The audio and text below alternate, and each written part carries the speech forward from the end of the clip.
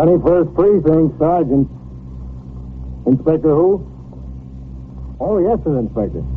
The detail is assembling here. I don't know, sir. Lieutenant King of the 21st Squad is in charge. You're in the muster room at the 21st Precinct. The nerve setter. An important case is about to break. Superior officers have been notified. They're assembling from their homes, from social functions, from all over the city. You will follow the action taken pursuant to these notifications from this minute until the final report is written in the 124 room at the 21st Precinct. Yes, sir. The brass has all been notified. They can start out any time. Yes, sir, any time now. 21st Precinct. It's just lines on a map of the city of New York. Most of the 173,000 people wedged into the 9/10 of a square mile between 5th Avenue and the East River wouldn't know if you asked them that they lived or worked in the 21st. Whether they know it or not, the security of their persons, their homes, and their property is my job. My job and the job of 160 patrolmen, 11 sergeants, and 4 lieutenants, of whom I'm the boss. My name is Kennelly, Frank Kennelly. I'm captain in command of the 21st.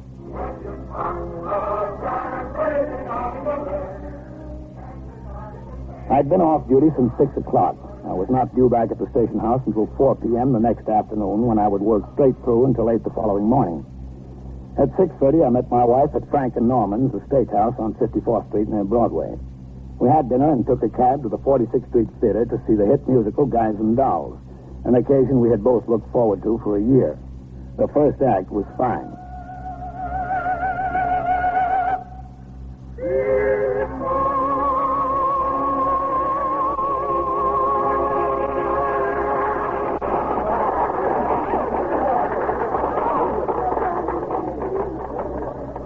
Wonderful, Frank. That's wonderful. I love it. Well, it's certainly been worth waiting for. You want a cigarette? We go down to the lounge. All right. I want to call in anyway. Oh, excuse us, please. I'm sorry. Pardon us, please. I beg your pardon. Thank you. Watch your step now, Ellen. I feel like dancing up the aisle. Da-da-dee-da-dum, da-da. I can hardly wait for the second act.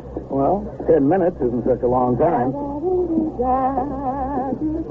According to the Manual of Procedure, a precinct commander, although off duty, is never relieved of the responsibility of his command. Consequently, he's obliged to keep the desk officer informed regarding his whereabouts. If he's beyond the reach of a telephone, he's required to call in at frequent intervals to be notified of any matter that would require his attention.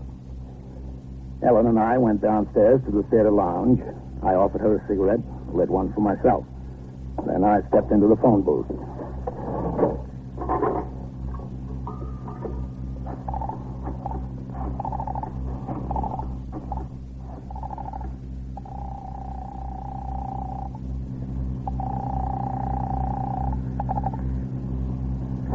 Precinct, Sergeant.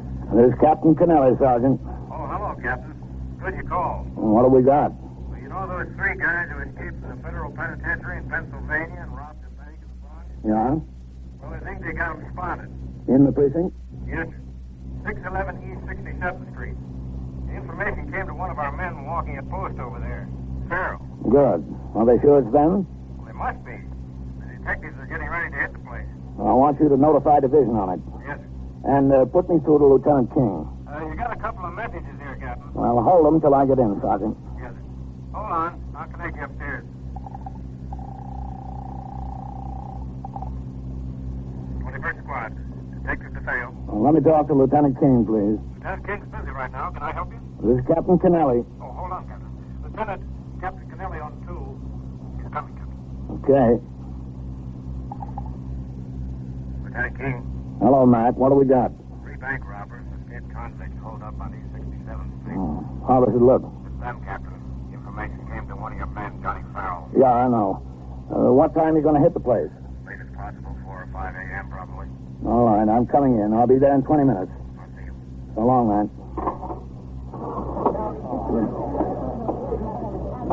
Frank, that took long enough. Did it? What happened? Did the roof fall in, as you always say?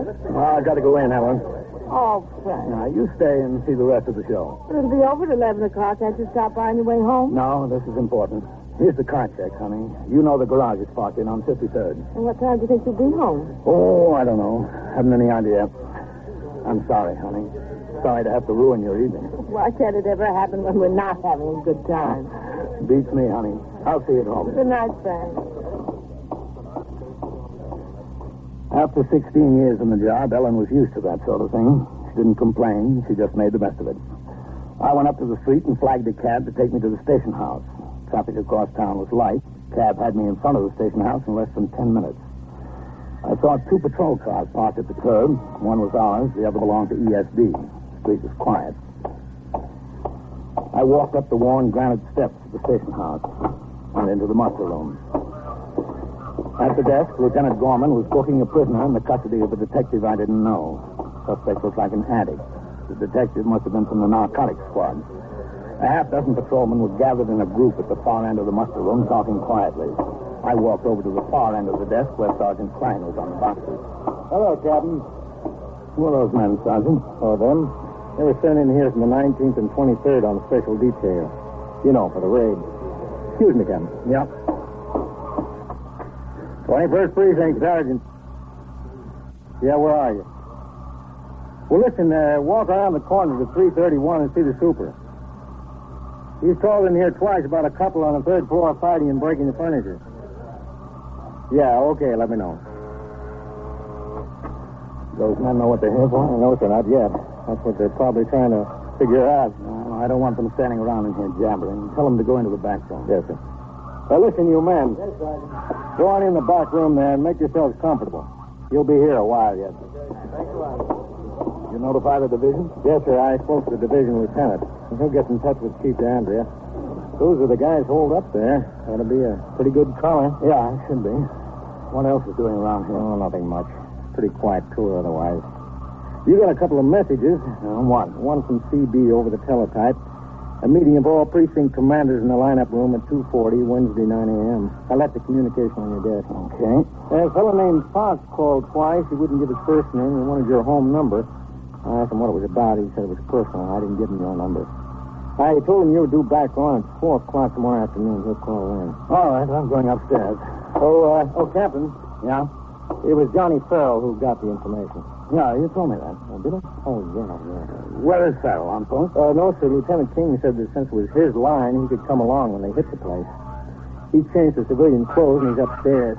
I put Melito on his post. All right, I'll check with you later. Yes. I left the muster room and headed toward the stairs to the 21st squad on the 2nd floor. In the back room, the special details from the 19th and 23rd were gathered around in little groups whispering, wondering what their job for the night would be. On the way upstairs, I grinned at the way everyone was so careful to point out that the information on the 3 bank robber escapees came to Patrolman Johnny Farrell. Johnny Farrell had been caught smoking on post by his sergeant the night before. The report was on my desk for disciplinary action. Inside the 21st squad, 9 or 10 detectives were standing around in small groups. I recognized a few of them as men who worked out of the 21st. The others had been brought in from Detective District headquarters and from the main office. In a corner near the fingerprint stand, sitting all by himself, was Patrolman Johnny Farrell. Hi, Captain. Hi. Hello, Johnny. Hello, Captain. Well, looks like a big night. Yes, sir. How'd you have to get a line on these boys? No way in particular.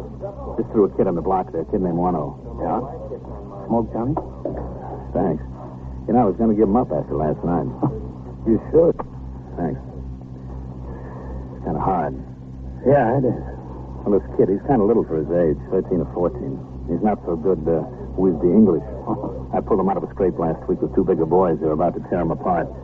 So I've been his best friend on the block since. Yeah. Anyway, tonight about 7:30, I saw one on the street. And he said, "Hey, police here. You, my friend, I got $2 you hold for me, huh? So they don't take it away from me, the big fellas?" Yeah. Starts waving $2 bills at me. I said, "Where'd you get it, Wano?" He said, "Oh, I don't steal it, Policia. I don't steal it. I earn it from the mans." I said, "What men?" Told me about the 3 men who were staying in the flat across the hall from him. Mm-hmm. Said one of them opened the door when he came out in the hall, asked him how he'd like to make some money. The guy gave him $3, sent him over to Times Square to buy some Philadelphia papers, last week's papers.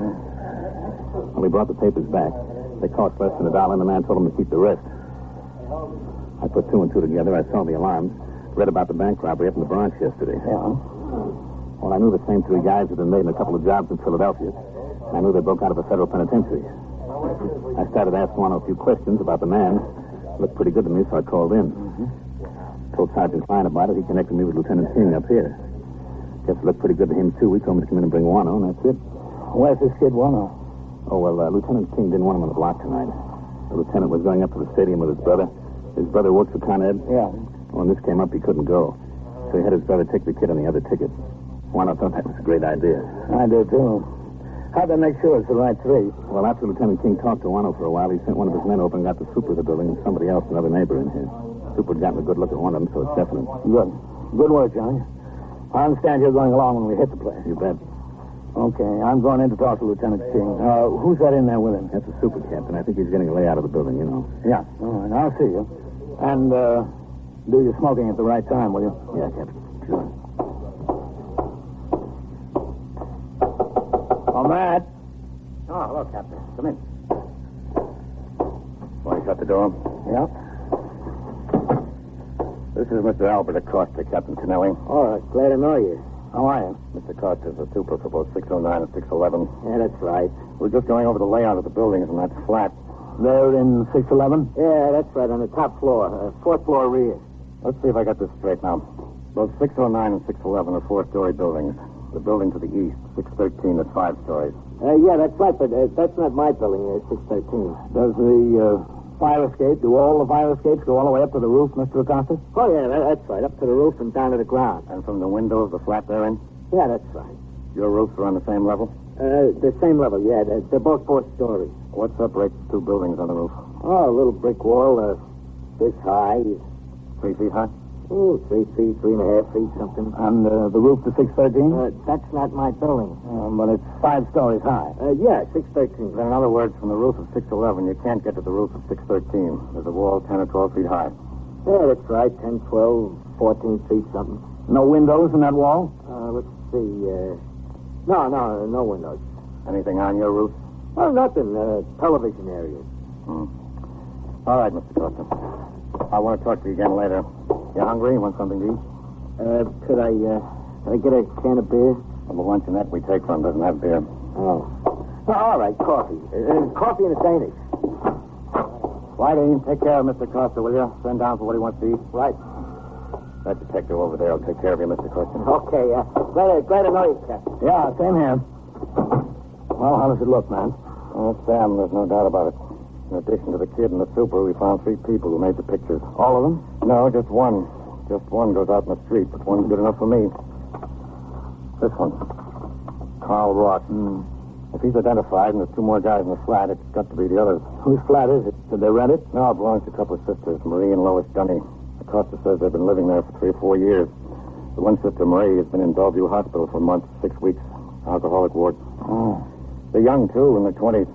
The other sister, Lois, is still living there. Acosta says he thinks she works as a waitress someplace, doesn't know where. Is she up in the flat now? Beats me, Captain. Nobody has gone out or come in since we got onto this thing. Got the place staked out. 2 neighbors that know her with the officers. They haven't seen her. Well, how about Bellevue? Is she down visiting her sister? Well, we checked that out, too. Got a man there. Well, how are you going to hit him? There's 3 rooms in that flat. It's in the back of the building and on the top floor. These boys are tough. There's no question about that. They had 2 guns apiece when they hit that bank. They roughed up a lot of people around Philadelphia. They were doing 25 years each when they broke. They're not going to sit still for a collar. It's going to be a hot one. Well, if they're on the top floor, you can't put anyone on the roof of 611. They'll be heard walking around. I know. We'll have men on the roofs of 609, 613 in case they come up the fire escape. Well, that's the way they'll probably go when they hear the law at the front door. Who's going to hit the door? Myself, Johnny Farrell, if he wants to. You want to. And 1 or 2 others. Including me? Yes, sir. I've got 2 men from the emergency squad detailed. They'll be there with access to work in the door if they give it a fight. All right. What time? I figure 4 a.m. There'll be less people on the street and less people up and around in the building. Also, these guys might be sound asleep by then. If we can nail them when they're asleep, or at least sleepy, there's not so much chance of fireworks. How about your notifications? They're all made. The brass will start streaming in here about midnight. There's 6 or 8 cops from the 19th and 23rd. They're in the back room now. Yeah, I know. How much of the show did you get to see? Mr. Jamie? Come in. Lieutenant, Whitey says the Theo's on 3. Wants to talk to you? Okay, thanks. Yep. 21st Squad, Lieutenant King. Hey, Lieutenant. Yeah, Dee. We got the girl at Lois Denny. We got her as she was walking into the house. Good, Dee. Fine. It's not so fine, Lieutenant. She told me they were expecting her home at 11 o'clock. 11 o'clock at the latest. Shall I bring her in, Lieutenant? No. Where are you? I'm using the phone in Mix's funeral chapel around the corner. Who's there? Just Mix. Business is slow. Okay, Dee. Stay there. We'll be right over. We've got trouble, Captain. Oh? They got the girl. Ross and them expect her back in the flat no later than 11. You can't wait until 4 a.m., Matt. You'll have to hit right away, as soon as possible. What about all the brass? They've been notified for 4 a.m. We can't wait, Matt. We'll notify them again. That's all. It's been moved up. Okay. Whitey, Ben, Al. Come in here, huh? All right, now listen. We're making a change. We've got to move and move quick. Got to hit them as soon as possible. Ben, get hold of ESG. You are listening to 21st Precinct, a factual account of the way the police work in the world's largest city. A new... Now back to 21st Precinct and Captain Frank Kennelly. Although we knew hardly more than her name, Lois Dunny had become the key to the situation. The fugitives expected her to return by 11 p.m. If she didn't show up, they might suspect she'd been apprehended. Lieutenant King got his detectives ready to spring immediately. I gave final instructions to the uniformed officers who were going to assist. And then together we drove up 2nd Avenue to Mix's funeral chapel. Okay, this is good. Captain? Go ahead, man. Find a place to park and walk on back here. Yes. Okay. Yeah, great place to start out from, Undertaker. Better to start out from there, man. He's got a point. Go ahead. At least it's air conditioned. There they are. Back in the office. Not a bad-looking head. No, not too bad. Hello, Dave. Hello, Lieutenant. Captain. Hi, Dave. This is Lois Dunny. How are you? Hello. You're in a big jam, you know that, don't you, miss? Yes, I suppose so. No supposing about it, you are. That's Carl Ross up in your apartment, isn't it? Yes. And the others? I showed you the pictures of all of them, Lieutenant. She identified them. I wasn't doing anything wrong. I just rented out some rooms to those boys for a little money. Anybody's entitled to make a little money. Not that much. How much? They've been there 3 days. They've already given her $275. Didn't you know who they were? No. Now, don't lie to us. You knew who they were. They knew you, or at least one of them did. Which one? I didn't know them. Now, look, come off it. I told you were in a jam. If you don't start telling us the truth, you'll be in a bigger jam. I'm not kidding. Now, how about it? Who are you anyway? I gotta know who I'm talking My to. name is Lieutenant King. This is Captain Kennelly. Is that good enough for you? I've been telling you the truth. Listen, you're a pretty bad liar. I'm going to tell this officer to take you downtown. Steve, float her in the car. Matt, wait a minute. Look, miss, you're not doing yourself a bit of good. All we want is the truth. You tell us the truth, and I'll see that you get every break you're entitled to. Which one did you know, Lois? Carl. I knew Carl. For how long? I worked in Pittsburgh a while, a couple of years ago. I knew him then. But I didn't know he was anything like what he is. Honest, I didn't. Not then. When did you hear it? After he got in trouble, I was back in New York. Somebody wrote me. One of my friends. If you have time to wait, the facts eventually will develop. But we had neither time to wait nor time to waste. There are 2 ways to get information quickly. One is to be stern, the other is to be full of sympathy. Most often, the lying witness will turn to the friendly officer and tell him exactly what he wants to know. Haven't heard from him in years, but one day there he is. He just turns up in the cafe where I work. There he is. By himself? Yeah, by himself then. When was that? Last Tuesday. I read about him and about how he and those others broke out of jail and what they did in Philadelphia and all that. Weren't you scared? No, not too. I told you, when I knew him in Pittsburgh, he seemed like a very nice boy. He was very nice to me. Did you ask him anything about that? Yeah, sure. Naturally. And he said that everybody had him and his friends wrong. They didn't mean any harm. Well, I mean, you know, he's good looking. He likes to spend money. How'd they come to stay in your flat? That was the first thing he asked me. Did I know where he and his friends could get a place?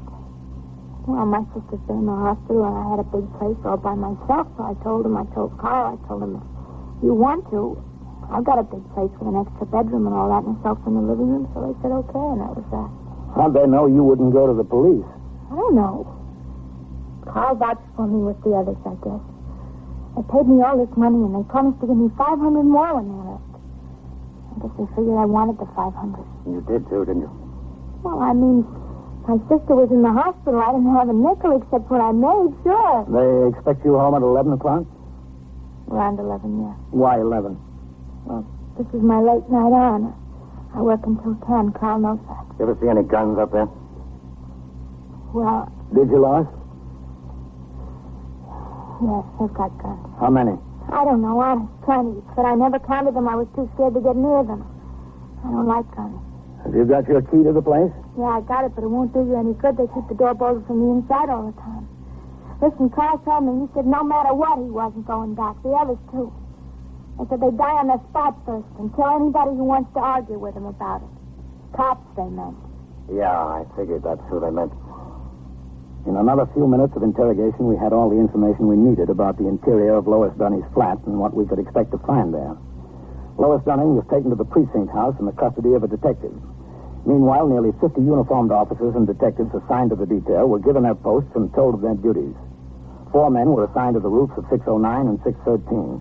8 men were posted in various places in front of and across the street from 611. 4 men were assigned to the rear courtyard behind 611. Men from the Emergency Service Division set up a portable generator floodlight on the roof directly across the rear courtyard of 611 so that the entire fire escape could be spotlighted. Another such unit was held in readiness for use in front of the house. Besides their service revolvers, these men were issued such additional arms as their particular situation called for. Submachine guns, riot guns, and tear gas. Lieutenant King, myself, Johnny Farrell, 2 other detectives from the 21st Squad, 3 men from ESD, 2 carrying axes, another a submachine gun, led the way into 611. Behind us followed a half dozen or so other officers. As we walked up the dim-lit stairs, 2 men dropped off on each floor to block any attempted escape and to keep curious tenants out of harm's way. 2 more were left at the top of the stairs in the 4th floor hallway. The rest of us walked to the 4th floor rear. We stopped at the door. We listened. The radio was on inside. Okay.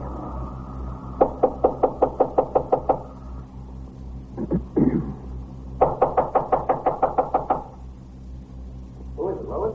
We're police officers. Open up. It's cops to the east. All right, okay. Open up, police officers. Knock it in. Use those axes. Right, come on. The lock. Hit the lock. Let go. Push it in. Come on, let's go. In the living room. There they are. Give up. We're through. Hold it. All right, so let's stop. Give it along. There they are. Nail them, Johnny. Here we are, cop. Chief. Yeah, Lieutenant. How about it? I'm set. Let's go. There you are. Get him. Hold him. Out. You lousy. Chief, bring that brownie up here. Get him. You hit 2. Let's go. There's the other one. Out the window. Hold up. Hold up, Ross. Up the fire escape, Captain. Let's go. Watch it, Matt. Stay away, cop. You okay, Matt? Yeah, I'm okay. Come on. Watch it up there, man. One's on his way up. Just one.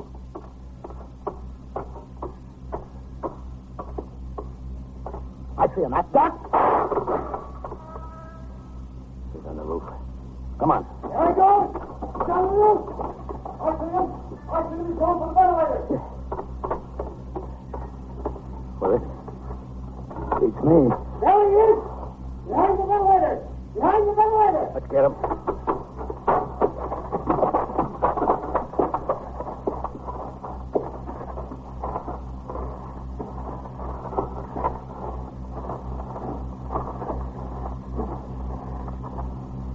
What do you say, Ross? What do you say? All right. Too many of you. Too many of you. Throw that gun out here.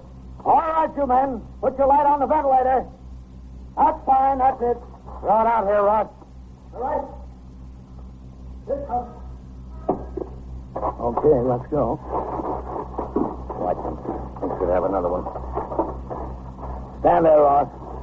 Get up again. All right. Take it easy. Anything on him? Too many of you. There's too many of you. Maybe. But now at least there's 3 less like you. The toll was heavy. 2 of the 3 fugitives were dead on the floor of the living room. Ross had a bullet through his shoulder. They weren't the only ones. Detective Carmine DeFeo, 21st Squad, dead. Patrolman John Farrell, 21st Precinct, wounded. 45 slug in the left hip. Patrolman Ezra Davis, Emergency Service Squad number 4, wounded. 38 slug through the left hand. The medical examiner and ambulances were summoned. The top command of both the uniformed and detective divisions came to the scene. At 2:15 a.m., I arrived back at the station house. There, I approved the unusual occurrence report and checked on the notification of the relatives of the wounded personnel under my command. At 2:35 a.m., conferences were held in my office with the top commanders of the department in connection with a special report concerning the incident. Subsequently, the press sought additional material and photographs. At 3:50, I signed the blotter and left the precinct house. Deputy Chief Inspector DeAndrea gave me a ride as far as Kew Gardens. There, I got a cab and went home. At 4:40 a.m., I unlocked the front door of the house as quietly as I could manage. I walked through the living room into the bedroom.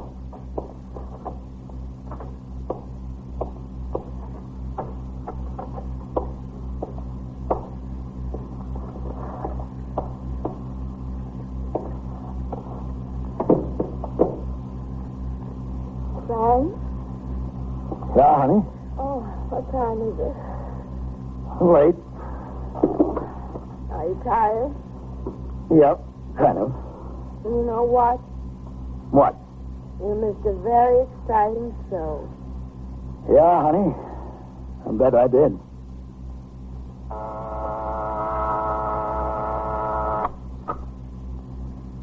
First Precinct, Sergeant. Where do you need an ambulance? 822? Is that in the building or on the street? What apartment number? What's the trouble there? How was he hurt? Was he stabbed? The incidents portrayed tonight on 21st Precinct occurred last year. Names were changed to protect the interests of persons involved. 21st Precinct is presented with the official cooperation of the Patrolmen's Benevolent Association of the City of New York. Everett Sloan in the role of Captain Kennelly, Ken Lynch as Lieutenant King. Featured in tonight's cast were Joan Loring and Barbara Weeks, Lawson Zerbe, Bill Lipton, Wendell Holmes, and Mandel Kramer. Written and directed by Stanley Niss, produced for CBS Radio by John Ives. Art Hanna speaking. This is the CBS Radio Network. Soon for the day tour. Captain, Yes? could I talk to you, Captain, please? Well, Oh, you're Mrs. Rostek, aren't you? Yes, Mrs. Grafton. Well, it's been a long time. You still got the store? Oh, yeah. Sure, I got it. When Joe died, I thought maybe I'd sell it, but I couldn't get nothing for a little store like that. I got the store. How much did 5 cents candy, 10 cents sodas mean in newspapers? Well, what can I do for you, Mrs. Rostek? It's my boy, George. You remember my boy, George? Yes. He got arrested. Where? Here, upstairs, with the detectives. What for? Captain, Yes? they're about to turn out. Do you want to talk to them? Yes, I'll be right there. Oh, if you're busy, Captain. Oh, you sit right down here, Mrs. Rostek. I'll be back. Oh, yes, sure, Captain, sure. I walked out into the muster room and stood behind the desk. The bell rang. In marched the platoon for the day tour. Patrol sergeant brought them to a halt. He reported the platoon inspected. The desk officer ordered the roll call. Martin, Rifkin, Rose, Shaw, Sutton, Thompson, Savastino, Gonzalez. Captain wants to talk to you. Well, a couple of things, men. We've had an alarm from the Harlem Valley State Hospital. An escaped mental case. His name is Lester C. Trey, age 58, 5 feet 10 and a half inches, 165 pounds. Gray hair, blue eyes, light complexion, medium build, and he walks with a slight limp in his right leg. They say this fellow used to hang out in bar and grills on 2nd Avenue in the 70s before he was confined. You sector men and you men on post there, keep your eyes out for him. Now, I don't like to talk about this. I'm not going to mention any names because I don't want to embarrass anybody. But get your house tax paid up. Those of you who are delinquent will have forthwith sent to your home. All right, Sergeant. Post the platoon. Platoon, stand, hut. There, face. Forward, hut. The men who would patrol the precinct on foot and in cars for the next 8 hours walked out the door and onto the street. I looked over entries in the blotter. Then I walked back around the desk toward my office where Mrs. Rostek was waiting. 21st Precinct, Sergeant Klein. All right, 671. All right, Mrs. Rostek. I don't want to take up your time, Captain. That's what I'm here for. What was your boy arrested for? I don't know. Robbery. Tell me what happened. I was asleep 2 or 3 o'clock this morning. I don't know. Mm-hmm. Somebody was knocking on the door. I thought George. I thought he forgot his key. It was 2 men, not policemen, detectives. Yeah. They said, "Where's George?" I said, "I don't know. He isn't home yet. He sleeps on the couch. He isn't home." And they said, "Could we wait?" And I didn't want them there, but I said, "All right." Mm-hmm. Then they want to look at George's things. I don't know. I told them I got no right to show them. Ask George. All right, they said. And pretty soon George come home. Maybe 3:30, 4 o'clock. There wasn't any trouble. No trouble. George showed them his things, and they said it would be better to come here and talk. George said, "Go back to sleep. I'll be home right away."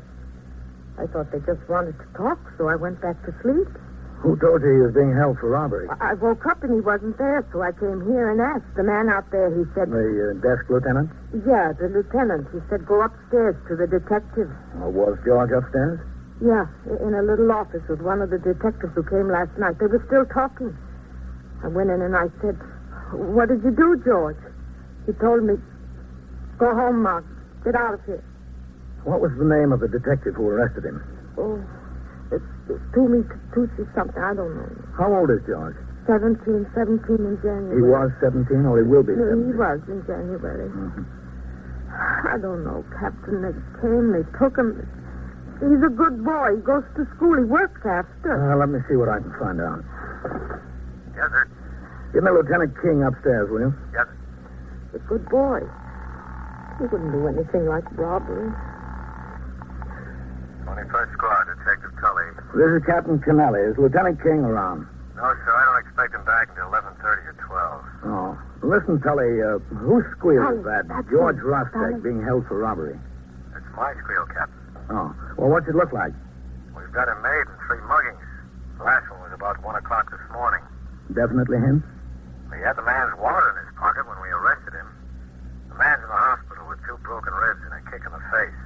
There was another wallet and the lady's pocketbook in his drawer at home. Those are the other 2. What does George say? Nothing, Captain. He's about the meanest, surliest kid I've seen all year. He won't tell me the right time of day. What are you going to do with him? We're waiting for the other victims, the man and the woman. When they get here, we'll have a lineup, and we'll take them down to court. Any particular reason you're interested, Captain? Well, his mother's here. Oh, yeah. He wouldn't even say hello to her when she was upstairs. She's had her hands full with that one, all right. Yeah. Well, thanks, Tully. Anytime, Captain. Yes, he's charged with robbery, Mrs. Rostek. I don't believe it. I don't. They say he mugged 3 people. Mugged? What's mugged? Beat them up and robbed them on the street.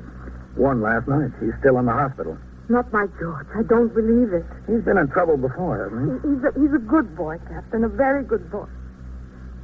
What are they going to do? What happens now? Well, they'll take him down to court this morning. Not for a trial. No, to felony court for a hearing to set bond. He needs a lawyer? Wouldn't be a bad idea. Oh, I don't know a lawyer. Do you know somebody, Captain? I can't recommend anyone, Mrs. Rostek. Oh, Mrs. DePronio from the hardware store. Her oldest boy is a lawyer. I'll ask her. Oh, what time in court? Where? Well, I've got to get through here first, but they'll go to felony court, 100 Center Street, in the criminal courts building. You sure it's not the trial? They won't send him away? All it's for is to set bail. Oh, how much does bail cost? You'd better get your lawyer, Mrs. Rostek. You can ask him all about that. Oh, all right. I don't know, Captain. I've raised him good. I sent him to school and to church. It's been hard since I buried his father, but I sent him. He's a good boy. You get your lawyer. I know you're very busy, Captain. Just one more thing. You know me, you know Joe a long time. 10, 12 years, I don't know. I do my best for him, Captain, my best. Yes, I'm sure you do. Please, one favor. If I can. Go upstairs. Talk to him. Say something to George. Ask him why. I want to know why he did this. I can't ask him. I can't. He needed money. I don't know. Well, that case is not in my hands, Mrs. Rostick. Please, Captain, please. All right. I'll talk to him. Come in. Captain, Yes? Patrolman Farrell has your car outside, Captain. He wants to know whether you're going to patrol any this morning. If not, he'll take it down to motor maintenance, have him look at a sticky valve. Oh, well, excuse me, Captain. Yes. Thanks for stopping in, Mrs. Rostick. Just talk to George. You'll see. He's a good boy. He's a very good boy. That's all right. Bye. Oh, what'd you say about my car, Sergeant? Farrell's got it outside, sir. If you're not going to patrol this morning, he'll drive down to motor maintenance and have him look at that sticky valve. Well, I was off all day yesterday. Why didn't you take it down there? Beats me, Captain. Well, you tell him to... Oh, just a second, yes. 21st Precinct, Captain Kennelly. Who? Oh, hello, Eddie. Yeah, sure. I got it down on my calendar. Wednesday, 4 p.m., Clinton Playground, softball field, Comets versus Eagles. The roof doesn't fall in on us. I'll be there to see at least part of the game. I'd sure like to. Thanks for calling to remind me, Eddie. Okay. Tell Farrell to come in here and talk to me about the car. Yes. Oh, and there's a communication from the Chief Inspector's office. Yes. We're getting 3 brand new rookies for the night tour today. Tell McCarty I want Sergeant Burns to put them on 6 posts tonight. Put them someplace he can keep an eye on them. Yes, sir, right away. My operator, Patrolman Johnny Farrell, came inside, and I told him to drive down to Motor Maintenance Service Station number 1 at 16th Street and Avenue C and get the valve repaired. I finished up the morning's paperwork and looked over the departmental records of the 3 new rookies who would report at 4 p.m. for the night tour. At 10 o'clock, I walked upstairs to the 21st Detective Squad to keep my promise to Mrs. Rostick. Most of the men were out, as they should have been, making investigations on squeals assigned to them. The on-duty detective sat at his desk, typing out a UF-61 report. A woman, obviously a narcotics addict, was on the bench in a corner waiting for detectives of the narcotics squad to come and talk to her. The door to Lieutenant King's office stood half open. Detective Jim Tully, who was inside, saw me come into the room and walked out to greet me. Hello, Captain. How are you, Tully? Dragging. No sleep. I promised the mother I'd talk to that Rostick boy. I've known her for years. You can talk to him, Captain, but he won't say anything to you. I know kids. I like kids. I got one of my own, his age, but this one, brother. Well, what does he say about these deals? He's not even sorry. He'd do it again. If you can figure him, Captain, you win the prize. He tried to pull away from me. I had to put the cuffs on him. You talk to your lawyer, man. Oh, hello, Matt. I didn't think you were here. Just got back, Captain. Intelligence, Lieutenant. Yeah, go ahead. His mother asked me to talk to him. Sure. Hello, George. If you're another cop, I don't want to talk to you. I've talked to enough cops. Now, listen, you're not in here to do what you want to do. Okay, Jim. I'm not in here because I want to be, either. George, this is Captain Kennelly. He's the commanding officer of this precinct. So? And I'm a friend of your mother's. What's that supposed to get you? Listen, boy, you're looking at a rough deal. There's no sense making it any rougher. Well, what else could I make it? What do you want, mister? I told you I talked to enough cops. I've known your mother for 10 years, George. And I knew your father. Good, hard-working people. That's the trouble with them. Slobs. Nothing but slobs, not a brain in their heads. He's dead, and he's just as smart now as he was before. You think you're so smart? Well, the 3 of you standing around trying to find out something from me, aren't you? We don't have to find out anything from you, boy. We've got you right. You mugged 3 people on the street in this precinct alone. We found that one man's wallet in your pocket. I picked it up in the subway. Lost it. Did he? Well, tell me how you got the property that belonged to the other 2. How did that wind up in your drawer? How should I know? This guy put it there to get something on me. Now, listen. You weren't happy enough taking the money from them. You had to knock them down and kick them all over the sidewalk. You're the one kind of guy we don't want around here, George. We're bringing every mugging victim in from the 19th and 23rd to have a look at you, boy. And if what I think is true, we'll just about clear the books. Sure, clear them all up. What do I 17 years, and you've already done more damage than the average guy we get in here. We're doing 70. We're no juvenile anymore. You can get the book thrown at you, George, and I'm going to help do the throwing. See, Captain, you can get back and tell my mother how nice they treat me around here. Give her a written report. Why don't you be sensible about this thing, George? Get it straightened out. Be a little help. Help for what? Come in. Whitey's back with the victims, Lieutenant. The woman, too? Yes, sir, he's here. All right, let's have a lineup. Who we got? There's a couple of fellas, 18 or 19, down in the cells, car thieves. All right, get them up here. Give them a hand getting it set up, Jim. Yeah, Lieutenant, you bet. Where's Whitey? What happens, huh? What gives now? Look, Captain, if you're a friend of my mother's, tell her to take these bracelets off, huh? Look at this. They got me chained to the chair like an animal. Look at that. Would you rather be locked up? They'll come off when you settle down. We can take them off now, Captain. What is this, a new deal? The people you kicked around and robbed are here, George. We're going to have a party. Yeah? You're the guest of honor. The purpose of a criminal investigation is to arrive at the truth through the accumulation of evidence. Because a police officer is at the scene of a crime only in rare instances, he cannot depend upon his own direct knowledge for the truth. In cases of robbery and assault, the greatest amount of help in arriving at the truth comes from victims and witnesses who can usually identify the assailant on sight. The process of identification is very exact and painstaking for two reasons. First, to protect the suspect against erroneous identification if he is innocent, and second, to establish the fact beyond all question if he is guilty. Come in. We're all set for the lineup, Lieutenant. Where are the witnesses, Jim? Across the hall. Hold them there for a minute, I'll tell you. Yes, sir. Would you like to stay around for this, Captain? Yeah, sure. Thanks, man. All right, George, on your feet. Why? Get up. Now, look, we're going out in the squad room. There's a couple more fellows we're holding out there. They and you and two young detectives are going to line up. And this woman, this Mrs. Brown, and the man, Mr. Clayman, are going to come in one at a time. They were both mugged on the street. What we want to see is, can they pick out the one who mugged them? It's a frame-up. It's all fixed. Is it? I guess it was all fixed that you had Mrs. Brown's pocketbook and Mr. Clayman's wallet at your house. Well, that's possible, isn't it? Look, George, the truth has to come out. Why don't you save everybody a lot of time and trouble? Why don't you save your advice? All right, come on. Okay, let's have the lineup. Yes, sir. All right, you boys, step over here. Over here. Come on. Well, what do you say, George?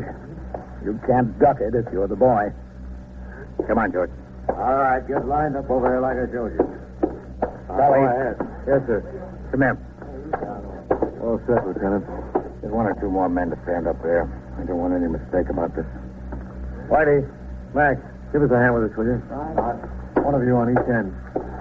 All right, keep it quiet. Okay, George, this is your party. Get wherever you like. Oh, what difference does it make? Go on, pick your spot. It's all a put-up job anyway. Great kid, Captain. Yeah, I know what you mean. 21st squad. Now stand up straight and don't jabber. Hold on. Captain Kennelly phoned for you. All right. Excuse me, man. Yeah, sure, Captain. We're about set, Lieutenant. Okay. Captain Kennelly. Sergeant Klein, Captain. All right, Whitey. Mr. Mrs. Brown here. Arsenal from the Corporation Stand still in Council. line there. Yeah? He wants some information about a woman who fell down the subway stairs on April 6th and has a claim against the city pending. Well, did you get out the aided case card? Yes, sir. He wants to talk to the officer who was on the job and the Open that door over there. Oh, well, who was the patrolman? Eichmann, sir. He worked a late tour last night.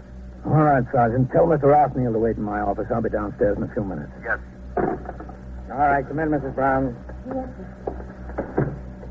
Come off this way, please. Take along, Nolen. I have an appointment. No, I don't think so. At the beauty parlor. This is Captain Kennelly, Mrs. Brown. How do you do? Hello. I'm Lieutenant King. Hello. You see those men standing over there, Mrs. Brown? Yes. Could you identify any of them as the man who robbed you? Well, it's an awful thing. I want you to be sure. I don't want any mistakes. Oh, there won't be any mistake. I'll be sure. I want you to look them all over good, every one of them. All right. Look them over twice if you have to. Keep quiet. If you see the one, tap him on the shoulder. Now? Yes, now. All right.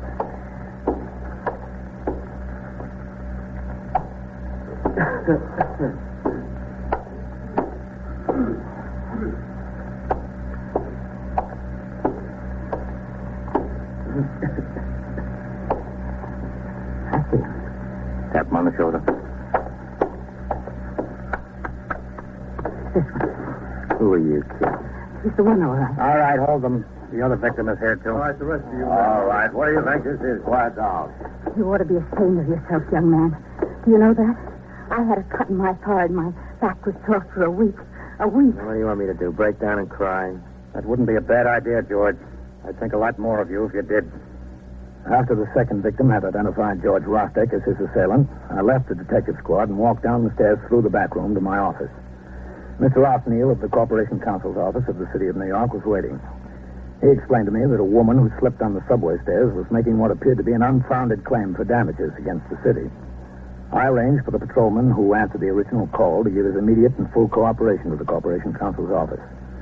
Meanwhile, the robbery suspect, George Rostek, had been taken by detectives to New York Hospital, where he was also identified by his latest victim. I was still at my desk when Detective Tully returned from the hospital with George Rostek with instructions to book the suspect on 3 charges of robbery and assault. The act of booking is the first step in the judicial process leading to trial. The charges and the circumstances of the arrest are entered in the arrest record by the desk officer in the muster room. I sat at my desk and watched the procedure through the open door of my office. Rostek, H-R-O-S-T-E-K, George. Any middle initial? No. No middle initial. Age? 17. Occupation? What are you, a student, George? When I work at it. Student. Robbery and assault, 3 times. He's going down to 240 to be mugged and printed and then to felony court. Yeah. Let's see what you got on you, George. Handkerchief. Comb. 50, 70... 78.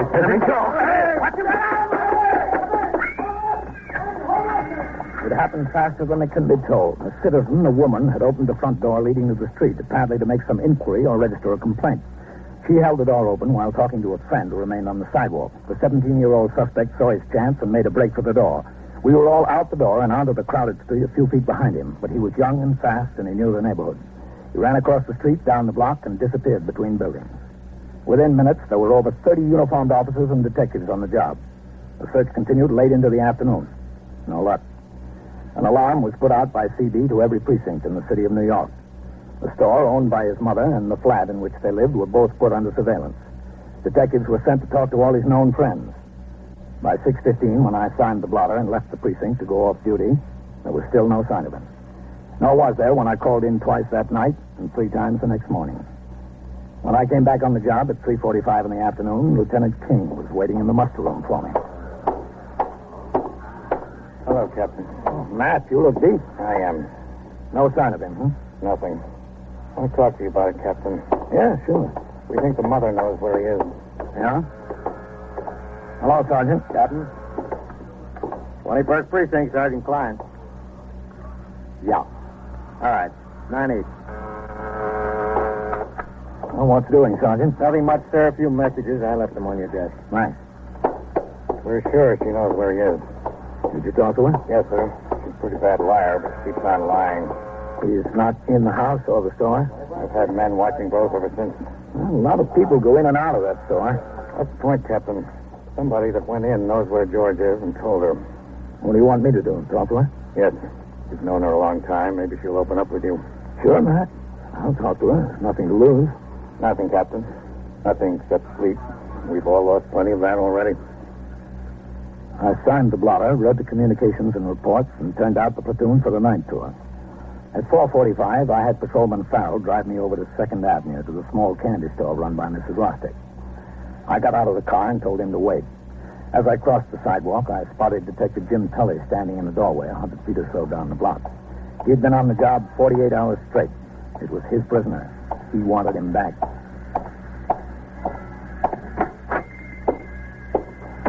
Hello, Mrs. Rostek. Captain. Hello.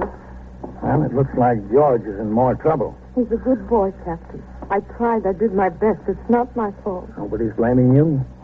A soda? Would you like a soda? No, thanks. I'll take one. It's hot out. Where is he, Mrs. Rostek? I don't know. Not even a glass of water? No. I'll have something myself. Chocolate's nice the way I make it. George, I don't know. Maybe I didn't raise him right. Maybe I don't give him what he needs. When Joe was alive, maybe I spent too much time in the store with Joe and not enough raising George. Now, since I buried Joe, I have not even as much time for George. Well, he was in trouble, sure. Kid trouble. Just kids fooling around. But I tried.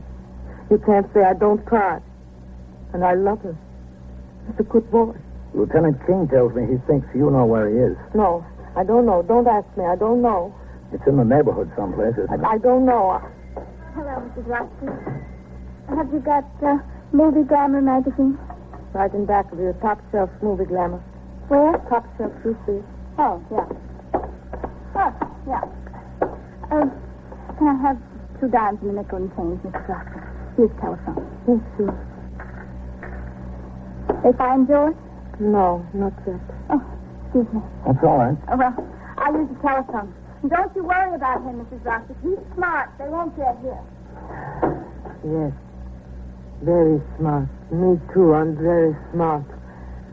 Are you sure no soda, Captain? Positive. An ice cream, yes? No? You tell me, Captain. You tell me what's best. If we don't get him soon, Mrs. Rostick, he's finished. He's young and he's got a chance to get straightened out. A good chance to get straightened out.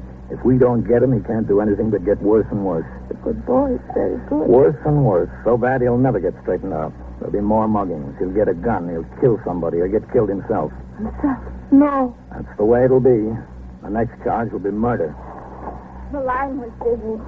So wait and try again. Oh, they're on the phone all the time. What's the use? No, thank you, Mrs. Roxy. Bye. Where is he? I don't know. You want him to get straightened out, don't you? I don't know, but he does, Jonas. Yeah? He's been coming in for money to buy him food. He's hiding in a clubroom someplace, a clubroom that the boys have got. I put money in the magazine, $5. Thanks, Mrs. Rostick. Captain. Yes? He's a good boy, Joe. A good boy. I hope he turns out to be. I looked both ways on the street. I saw that the girl had turned north and was walking slowly away from the store. I followed her until I got to the point where Detective Jim Tully was waiting in the vestibule. Jim. Hello, Captain. That girl, yellow dress and blonde hair. Yes, sir? George is hiding in the clubroom. Stay with her. She'll lead you there. Thanks. Who told you, the mother? Yep. I don't get it. She was a clam with us. Why? Because George is a good boy. Get going. You'll lose her. Yes, sir. And so it goes on, around the clock, through the week, every day, every year. A police precinct in the city of New York is a flesh and blood merry-go-round. Anyone can catch the brass ring, or the brass ring can catch anyone.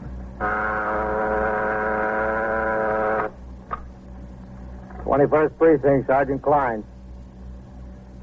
Yes, sir. What's the address? 205?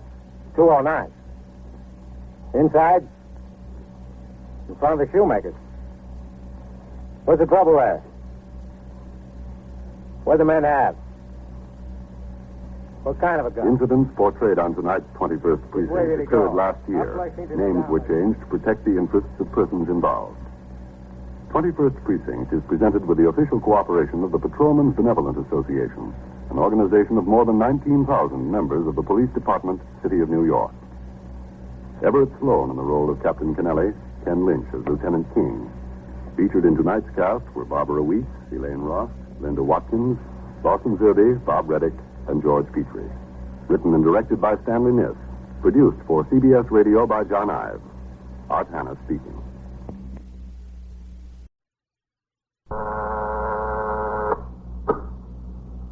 Twenty-first Precinct, Sergeant Klein. Yes? Where? 3120? In the bar and grill. Who's shot? What's his name? Where's the man with the gun? You are in the muster room at the 21st Precinct, the nerve Which center. way? A call is coming through. You will follow the action taken pursuant to that call from this minute until the final report is written in the 124 room at the 21st Precinct. I'll send the officers. What? Talk into the phone. It's on its way. The ambulance is already on its way. Just wait there for the officers.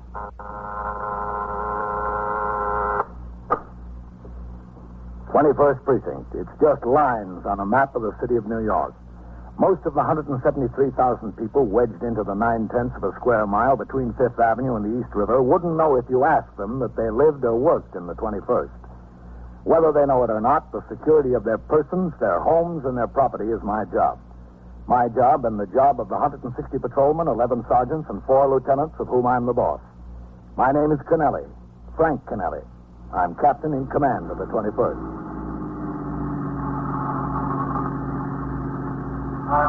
I was working my 6 p.m. to 8 a.m. tour. It was a hot, muggy night. After I turned out the platoon for the late tour, I went on patrol of the precinct with patrolman Johnny Farrell as operator and myself as recorder. At 2:55, we were driving south on Lexington Avenue in the 70s. There were few cars on the street and fewer pedestrians. All right, cut across east on 72nd, Johnny. We'll take a turn up first. Yes, sir. 8838. What was the matter with your boy, Johnny? I don't know, Captain. Analogy, the doctor said. 75. A rash like that could be caused by anything. Something he ate or one of his toys or weed or something. Hard to tell. Yeah, I know. And to keep him from scratching. How are you going to keep a kid 5 years old from scratching in his sleep unless you try Well, it? there's somebody running. Huh? Where? This side, down on the next block. Oh, yeah. Let's take a look. The man. Pull up ahead of him. Police officer, what's your hurry? No. Hold up. I was running to the police station. Okay, Captain. Yeah? Well, tell me, mister. Hold up, guys. They stopped my boss. Where? Bar and Grill. He's dead. I think he's dead. And where were you running? The police station. What was the matter with the phone? I don't know. I was so excited, I guess. What's your name? Charlie Burgess. I'm the bartender. Okay, get in the car. Open the door, Farrell. Yes, sir. He looked dead to me. All right, get in, Charlie. You go around, Johnny. Yes, sir. Where is this? The Bar and Grill, 2 blocks up. Oh, what's the street address? 3120. 3120, Johnny. Yes, sir. The 2 guys were there for an hour almost. Poor Dutch. All right, 620. Go ahead, 620. We picked up a man who reports a robbery and shooting at the Bar and Grill, 3120 Lexington. 3120. That's right. We've got the witness. We're on our way. Okay. You were running to the police station? Yeah, that's right. Police station's in the other direction. 21 Precinct, car 631 and 632. The address 3120 Lexington. All right, come on, Charlie. Let's go. Come on. I didn't know where the police station was. How should I know? Inside, Charlie. He's over there behind the bar. How come the music? Hold up, guys. Put a couple of quarters in the jukebox. I don't know. There. Is he dead? Yeah, he's dead. Here's the gun, Captain. Over here. All right, let it lay, Farrell. And pull the plug on that jukebox. That's it.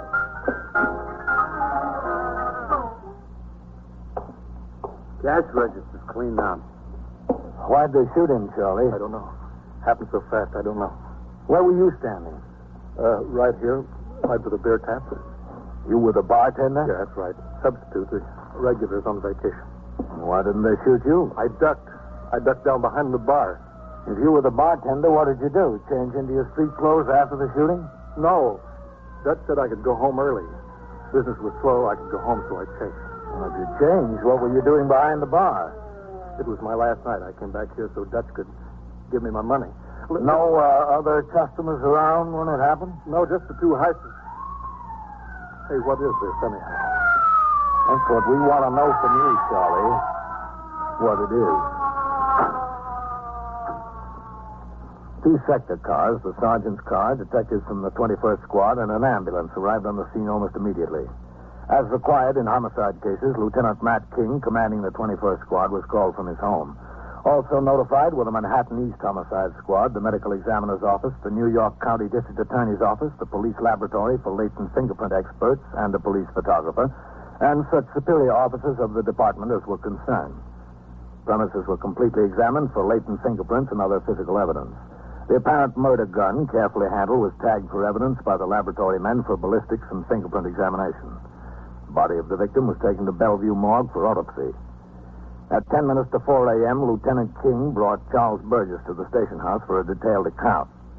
There in the 21st Squad, he was questioned by Lieutenant King in his office in the presence of Assistant District Attorney Louis Curley, 2 detectives, and myself.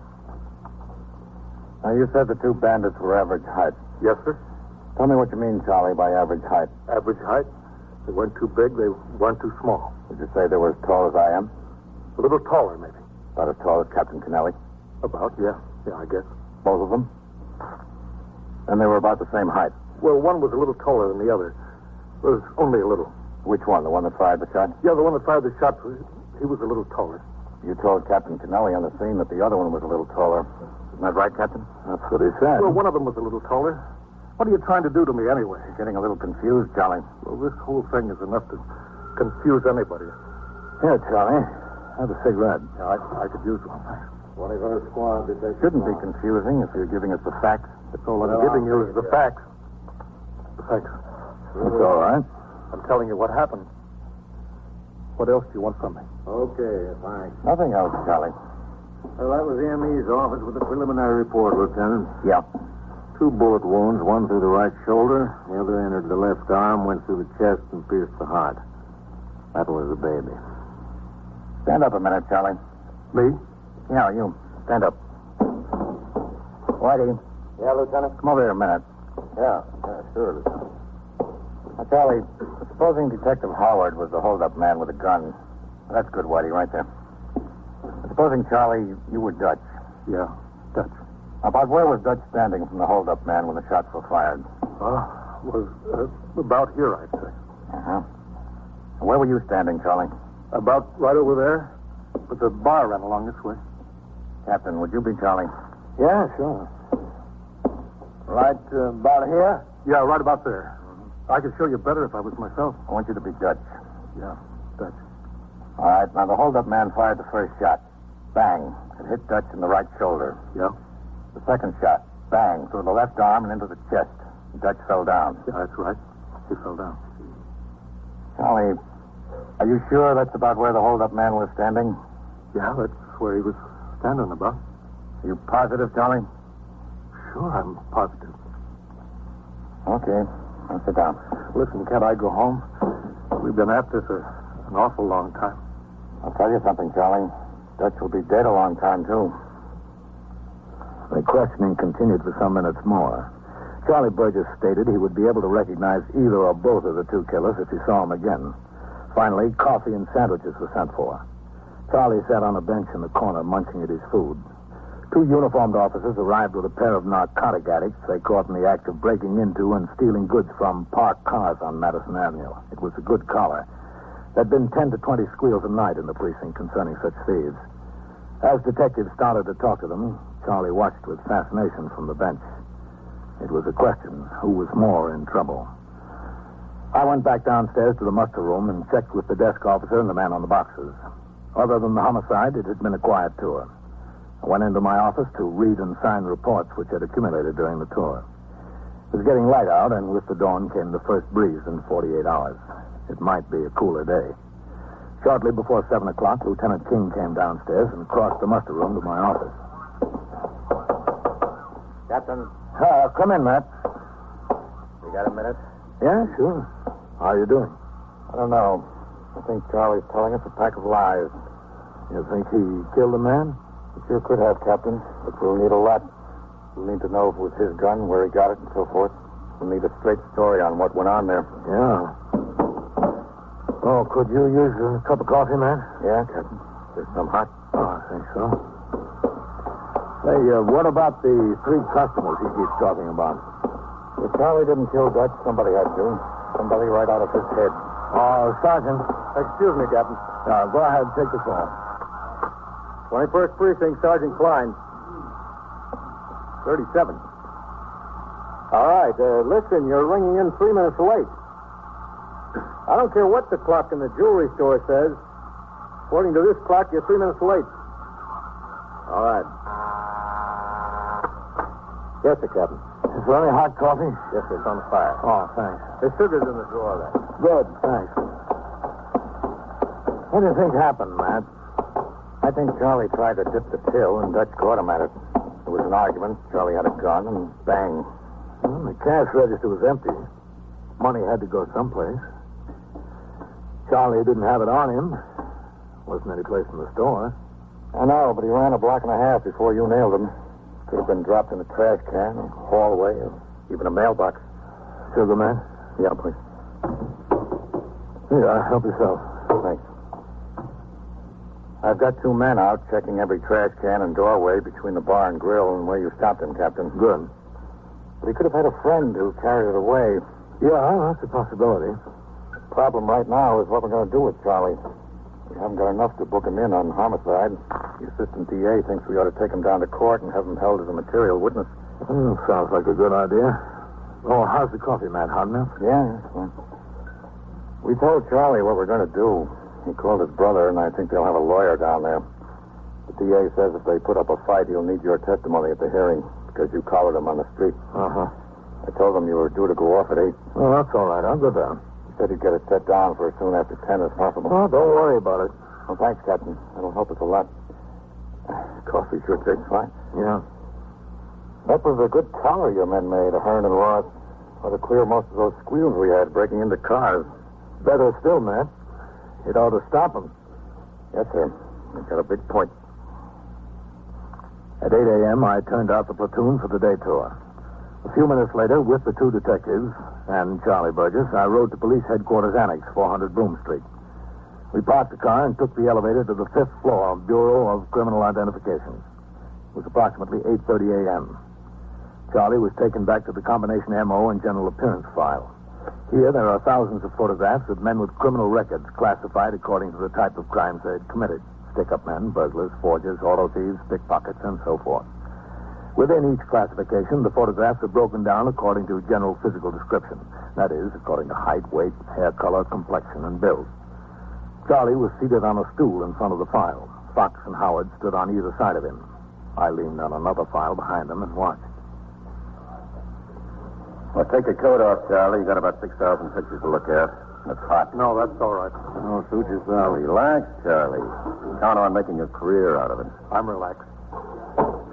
Now, this is what's known as a visible record file. There are 12 slides to a cabinet, 71 pockets on each slide. In each pocket, there's 2 pictures, full face and profile of the same man. I'll pull out a slide, start dropping the pockets in front of you. Say no, and I'll drop the next one. You all set? I'm set, I guess. Now, relax, Charlie. You'll be here a long time. All right, here goes. No, that's not him. Just say no or save your voice. No. That's the guy. That's him. This one? That's him, I tell you. That's the one that shot Dutch. That's him. Are you sure? I'm telling you. Okay, study it a little longer, make sure. I don't have to study. That's him. Study it anyway. Whitey, come here. Now, just sit there, Charlie. You believe him? You? I ask you first. Captain, you said it like it mattered. It's like hitting the sweepstakes. 50,000 mugs to look at, and he makes the third picture. Well, either Charlie lives right, or he's the best liar I ever met. You are listening to 21st Precinct, a factual account of the way the police work in the world's largest city. Charlie Burgess was put to work looking through the mugs for the number 2 man. Meanwhile, Detective Fox had an identification man pull the complete jacket on the suspect he identified, Al Hance, also known as Alfred Harrods, a man with a record of 2 arrests and 1 conviction, armed robbery. This information was telephoned to Lieutenant King. So was the report that the murder gun bore no readable fingerprints. By 9:45 a.m., Charlie had failed to identify a picture of the number 2 man. He was taken to the car, and we drove farther downtown to the criminal courts building at 100 Center Street. There, in felony court, he was met by his brother and an attorney. After considerable argument before the magistrate, Charles Burgess was ordered held as a material witness and $15,000 bail, which could not be posted immediately. The 2 detectives signed a receipt for Charlie and drove him back uptown to the 21st. I went with them. In there, Charlie, in the lieutenant's office.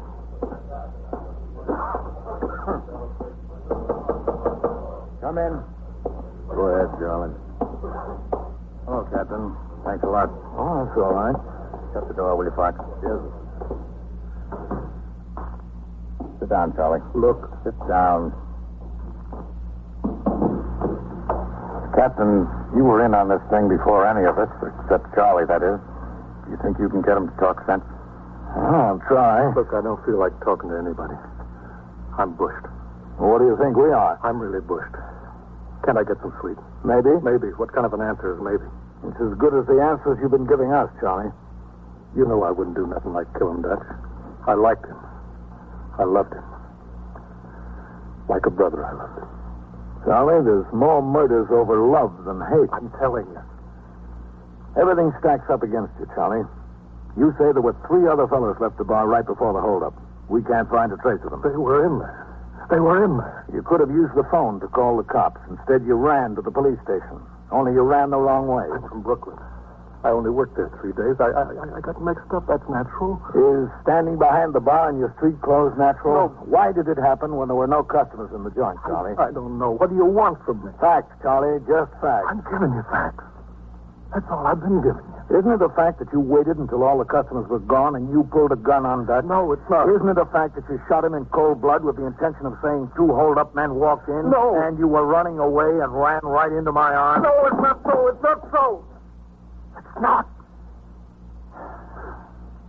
Well, Charlie, I hope it isn't so. For your sake. Because whoever did do it is going to wind up in the electric chair. That was as far as we could get with Charlie. I left him with Lieutenant King and went downstairs to the muster room. I signed the blotter and left the precinct, not due back on the job until 8 the next morning. In the meantime, Lieutenant King had detailed 2 men to trace Al Hance, the former convict whose picture was identified by Charlie Burgess. From different sources, they learned 2 facts. One, that Hance owned an automobile, a 1949 Plymouth Coupe painted 2-tone green, that Al Hance now lived someplace in the neighborhood of St. Mary's Park, the Bronx. That night and early the next morning, detectives cruised the streets within 10 blocks of each side of this park looking for such a car. At 4 o'clock in the morning, one was spotted parked near the Mott Haven yards of the New Haven Railroad. The registration was checked with the Motor Vehicle Bureau. The car was registered in the name of Al Hance. 2 men of the 21st Squad were assigned to a stakeout. By 8 a.m., he had not shown up. 2 detectives were sent in relief. They watched until 6 p.m. Still, no luck. At that time, Detectives Fox and Howard were sent in relief. They watched the car for 7 hours. That's him, Whitey. There he goes. Let's get him.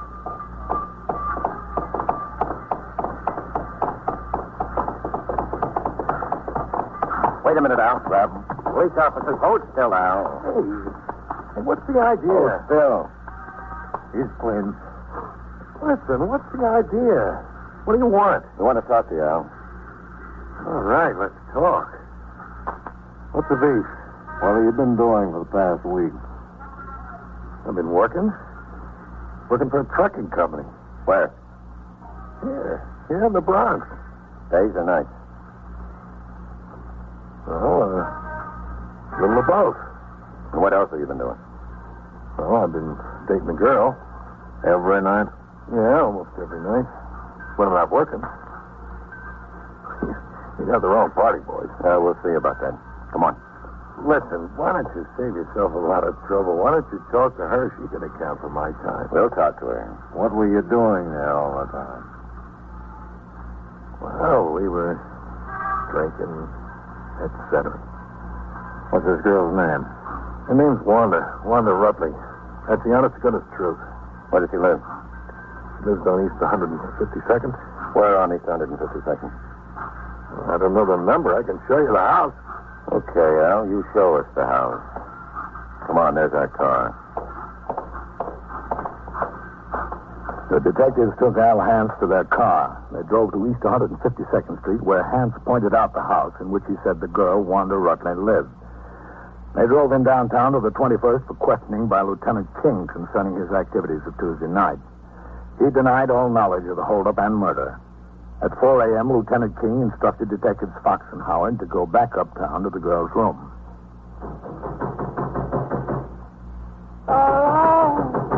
All right, I'm coming.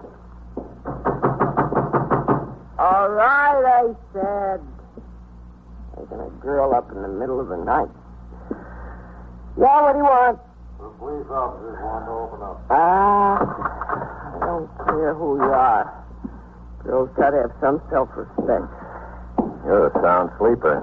I gotta take sleeping pills. Doctor's orders. Hey, don't any cops work the day shift? What are you always doing coming around in the middle of the night and disturbing somebody's self-respect like this? Look at me. Lucky I wasn't too groggy to put on a kimono. Wanda, you know Al Hance?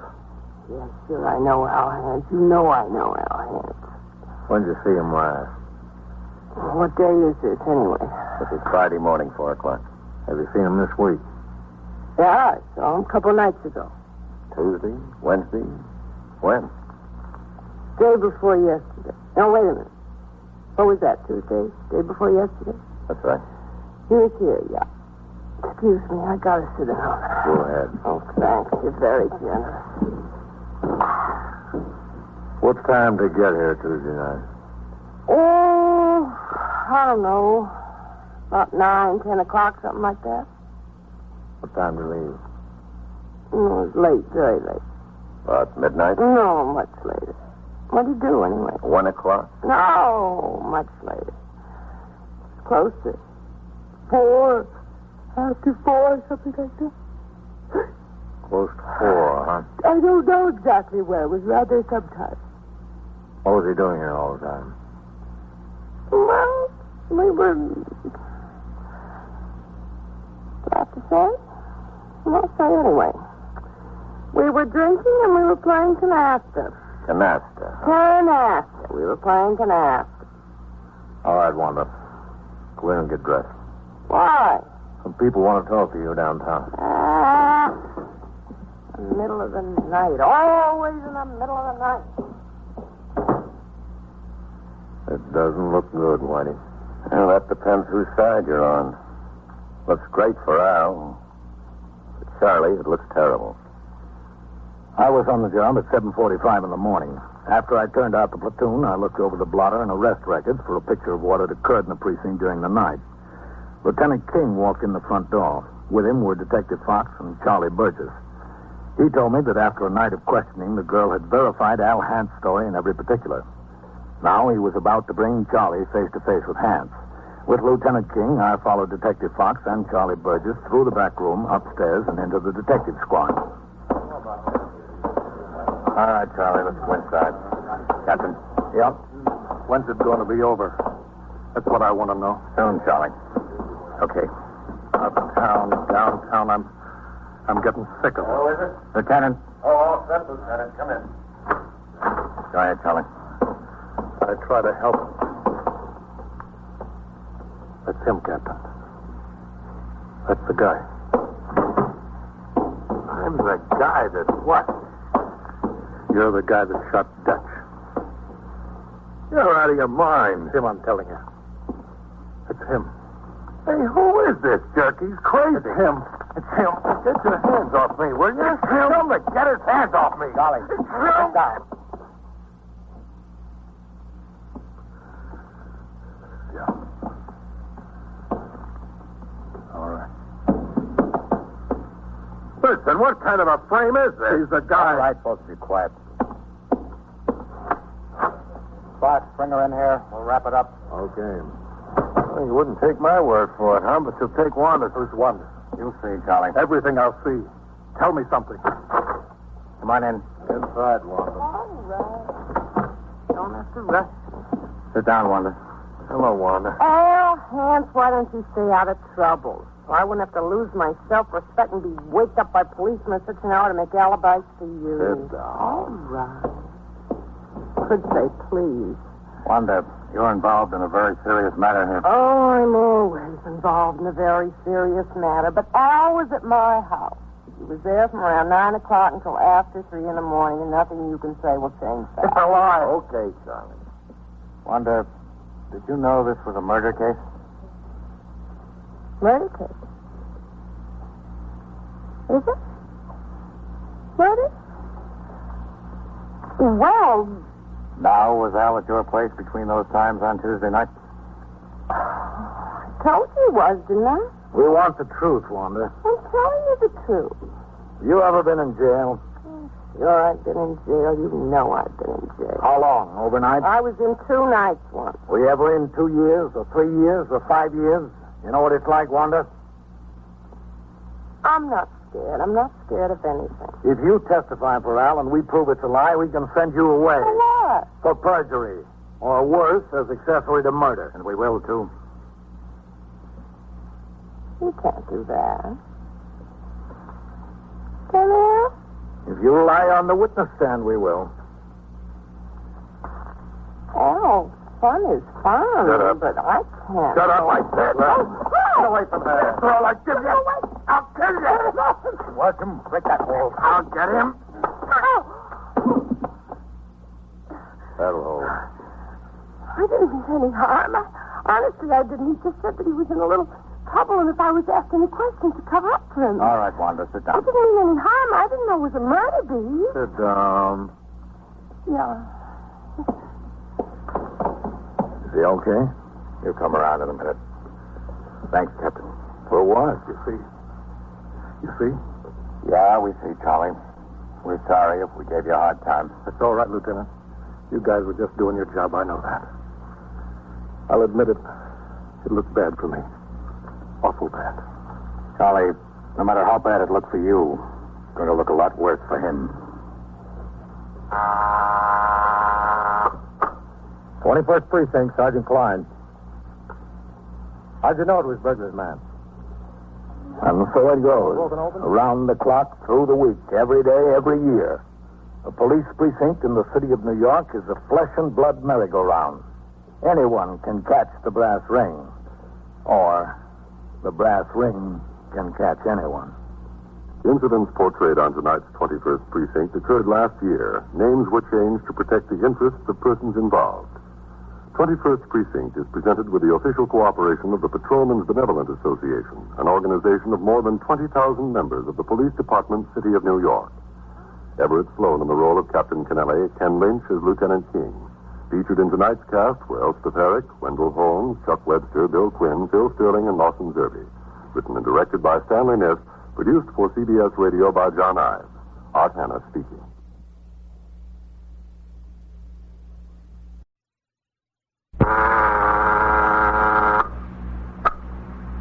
Twenty-first Precinct, Sergeant Klein. Yes, ma'am. Case? It isn't gas? What's the address? 614. You are in the muster room at the 21st Precinct, the nerve center. Call is coming in. You will follow the action taken pursuant to that call from this minute until the final report is written in the 124 room at the 21st Precinct. All right, ma'am. You'll have assistance there right away. Yes, ma'am, right away.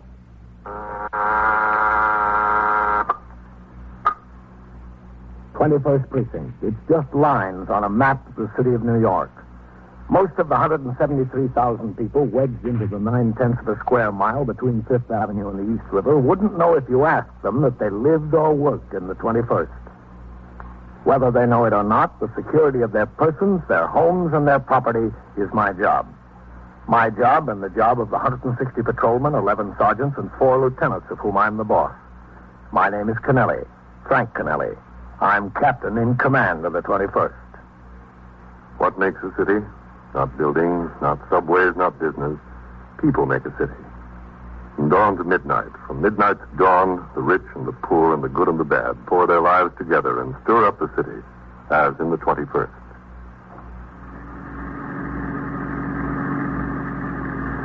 I was out of the precinct on my way to division headquarters. There was a meeting of precinct commanders in connection with new regulations for the supervision of cabarets and dance halls. It was 8:38 a.m. when the radio call went out. 21 Precinct, 5313 and 314. The address 614 East 7th Street on the second floor. All right, turn around, Johnny. Let's take a look. The emergency squad and ambulance responding, okay? When we turned into 76, I could see we had plenty of men on the job. 2 sector cars from the precinct were in front of 614, an old law tenement. So was the sergeant's car. Ahead of them were the emergency service car and an ambulance. You stay with the car, Johnny.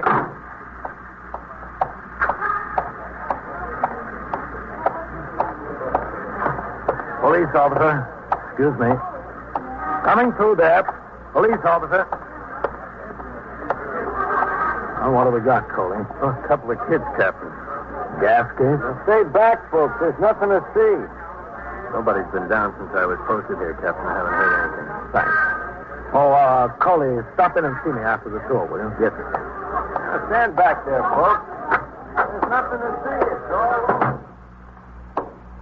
The house was no better, no worse than 1,000 others like it. No cleaner, no dirtier.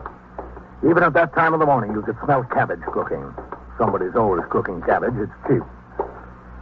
At the top of the stairs, a cop was posted in front of the rear flat on the second floor. All the neighbors had been shooed back behind their own doors. In the kitchen, a young woman, her hair in curlers and wearing a faded housecoat, sat in the corner sobbing. In the other room, the ESD men and the ambulance surgeon were laboring desperately with respirator equipment. Sergeant Burns was standing in the doorway between the two rooms. What do we got, Sergeant? 2 kids? Yes, sir. Is that the mother? Yeah. They're twins. 2 boys, 9 weeks old. How are they? I don't think it looks good. Let me try her pulse again here. Yes, sir. That's good. Hold it there. All right. Where's the father? He was a corporal in the Air Force. Killed in the crash in Alaska 7 or 8 months ago. Oh. She said that since she brought the twins home from the hospital, she'd been keeping them in a couple of dresser drawers. These. She said she puts the 2 drawers on the table at night right next to each other. Mm-hmm. Each of the twins got wrapped and tight in a blanket in his own drawer. Then she uses this yellow blanket across the top of both the drawers. That's what knocked them out. Blanket on top. What's her name? Lucas. Mrs. Ruth Lucas. Let's talk to her, Sergeant. How's it look, Doc? Not very good, Sergeant. Come on. Mrs. Lucas. This is Captain Kennelly. Oh, my baby. They're dead, aren't they? The doctor and the emergency squad are trying to save them. Respirator's still working. Poor little baby. We'd like to find out how this thing happened, Miss Lucas. If you want, I don't care. I was just going out today to buy a clip for them. I cut out an ad from the Mirror last night. At Kimball's, they're having a sale on baby things. I was going down there today. The ad's in my pocketbook in there if you want to see it. No, it's all right. If you don't mind, I think I ought to have my pocketbook anyway. I cashed my checks from the government yesterday. There's $100 in my pocketbook. More than 100. Where is your pocketbook? In there on the dresser. Would you get it, Sergeant? Yes, sir. Right away, Captain. How much do you get from the government, Miss Lucas? Altogether, you mean? Yeah, altogether. From both Social Security and the pension, it comes to about $145. A month? Yes, a month. That's for me and the baby. Mm-hmm. As soon as the checks come, I pay the rent. That's what I did yesterday, the rent and the little bill at the candy store. There's about $100 left. Is this it? Yeah, that's it. Thank you very much. Did you talk to the doctor? Is there any sign? You know. He was busy. Oh. As long as you've got your pocketbook, Miss Lucas, you said you wanted to show me that ad. Oh, yeah. I was going to get Mrs. Gonzalez to come and stay with them this morning while I went downtown. She stays with them when I have to go out. It's very nice for me. She lives upstairs on the 4th floor. This is the ad. It was in the Mirror. Mm-hmm. All your money there? Oh, yeah, I'm sure it is. Well, maybe you ought to look anyway. There's been a lot of people walking through here this morning. Yeah, it's all here. It's a funny time to be worrying about money. I'm sorry. Well, you've always got to worry about money. Weather's been pretty warm out, Miss Lucas. Seems to me you have them wrapped up in a lot of blankets. They've got to be kept warm. They're still so young. It was a blanket for each, the blue ones. I always wrap those around them. And then I always put the yellow one over the top of the drawers, you know. Did you tuck it in under the drawers, the yellow blanket? Yeah, I've never touched them.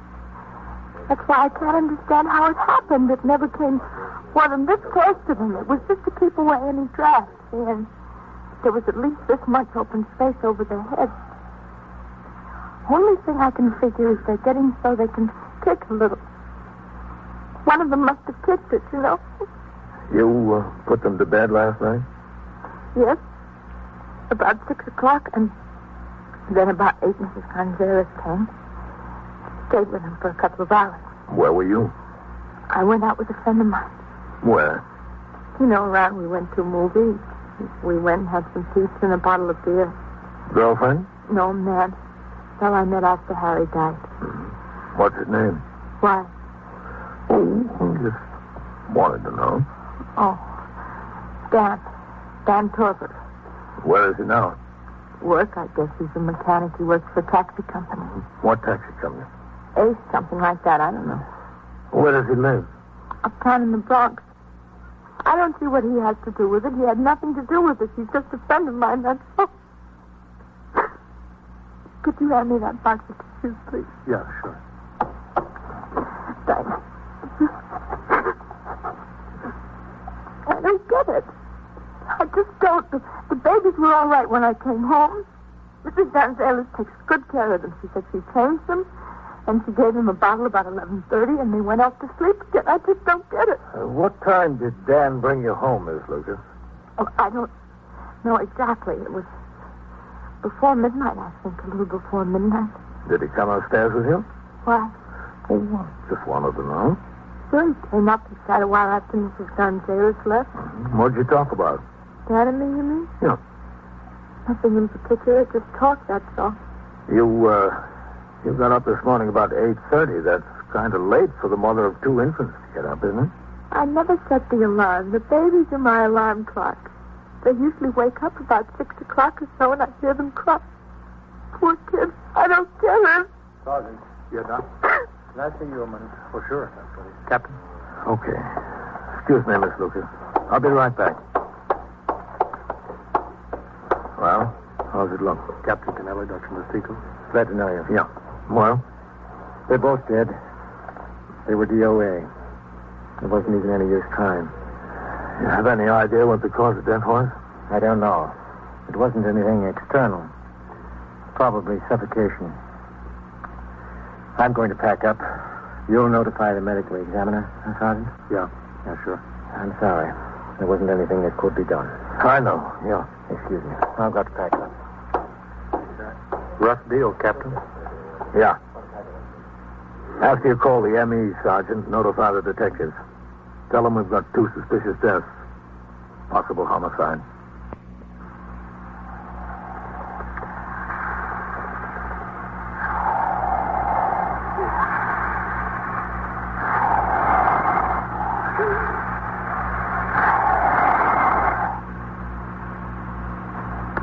The longer you're in the job, the easier it is to do the hard thing.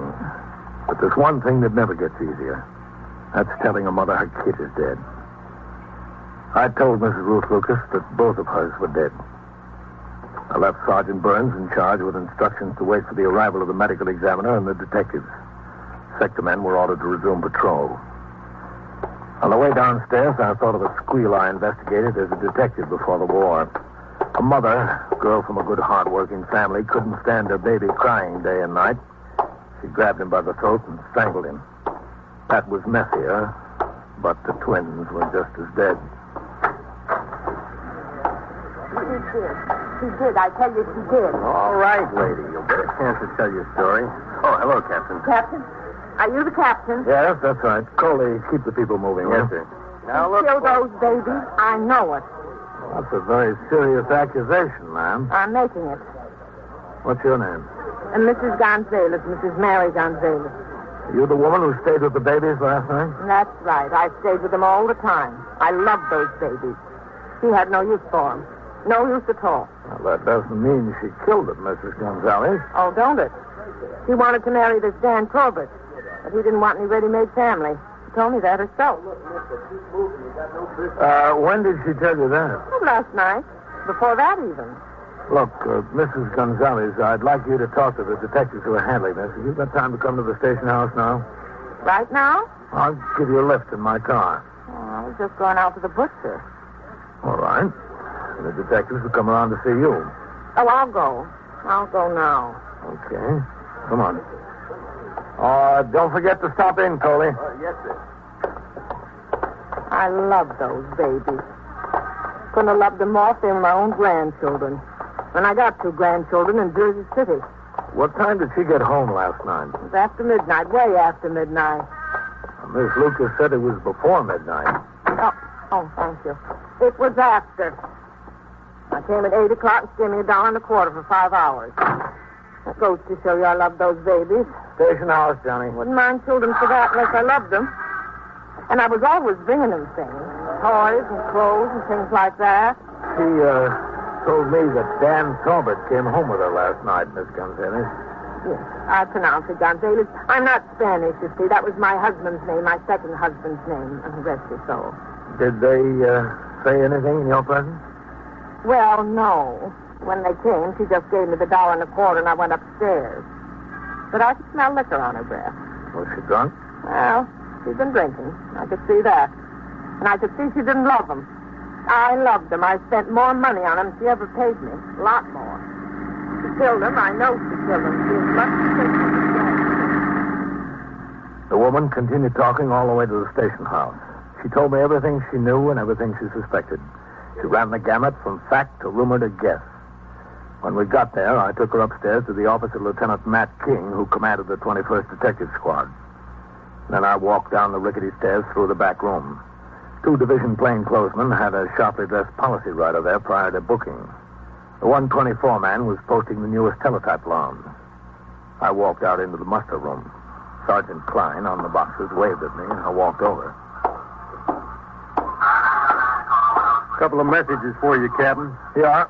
Call division headquarters. Okay. Mrs. Franklin called. She says she's president of the PS 181 Parent Teachers Association. Oh, yes. Call her back, Sergeant, and tell her the order came through. We're posting a patrolman at that crossing before and after school beginning Monday. Yes, sir. And Father Tanachi called and asked whether you'd like to speak to the boys' club this Wednesday or next Wednesday. Either date is open. Oh, which did he prefer? He didn't say anything, Captain. All right, I'll phone him. Get me in division. Okay, Captain. This is the 21st Precinct. Captain Kennelly to speak to Deputy Chief Inspector DeAndrea. Where'd you take it, Captain? In your office? No, I'll take it here. Captain Kennelly. Hello, Chief. Yes, sir. Yeah. Well, I was on my way. We had what looks like a double homicide. Yes, sir. Yes, sir. Well, I can come now. Oh.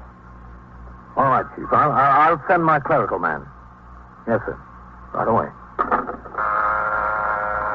Sergeant, send McCarty up to division to get notes on the meeting of precinct commanders that just broke up. Yes, sir. I'll be in my office. 21st Precinct, Sergeant Klein. Sergeant Burns on the 614 East 76. Brains and the ME showed up. I turned it over to them. I'm going back on the street. Well, give the street my love. What's with you? The chief just chewed out the skipper. Oh, is that all? I'll see you. A precinct commander's job runs from A to Z and back again.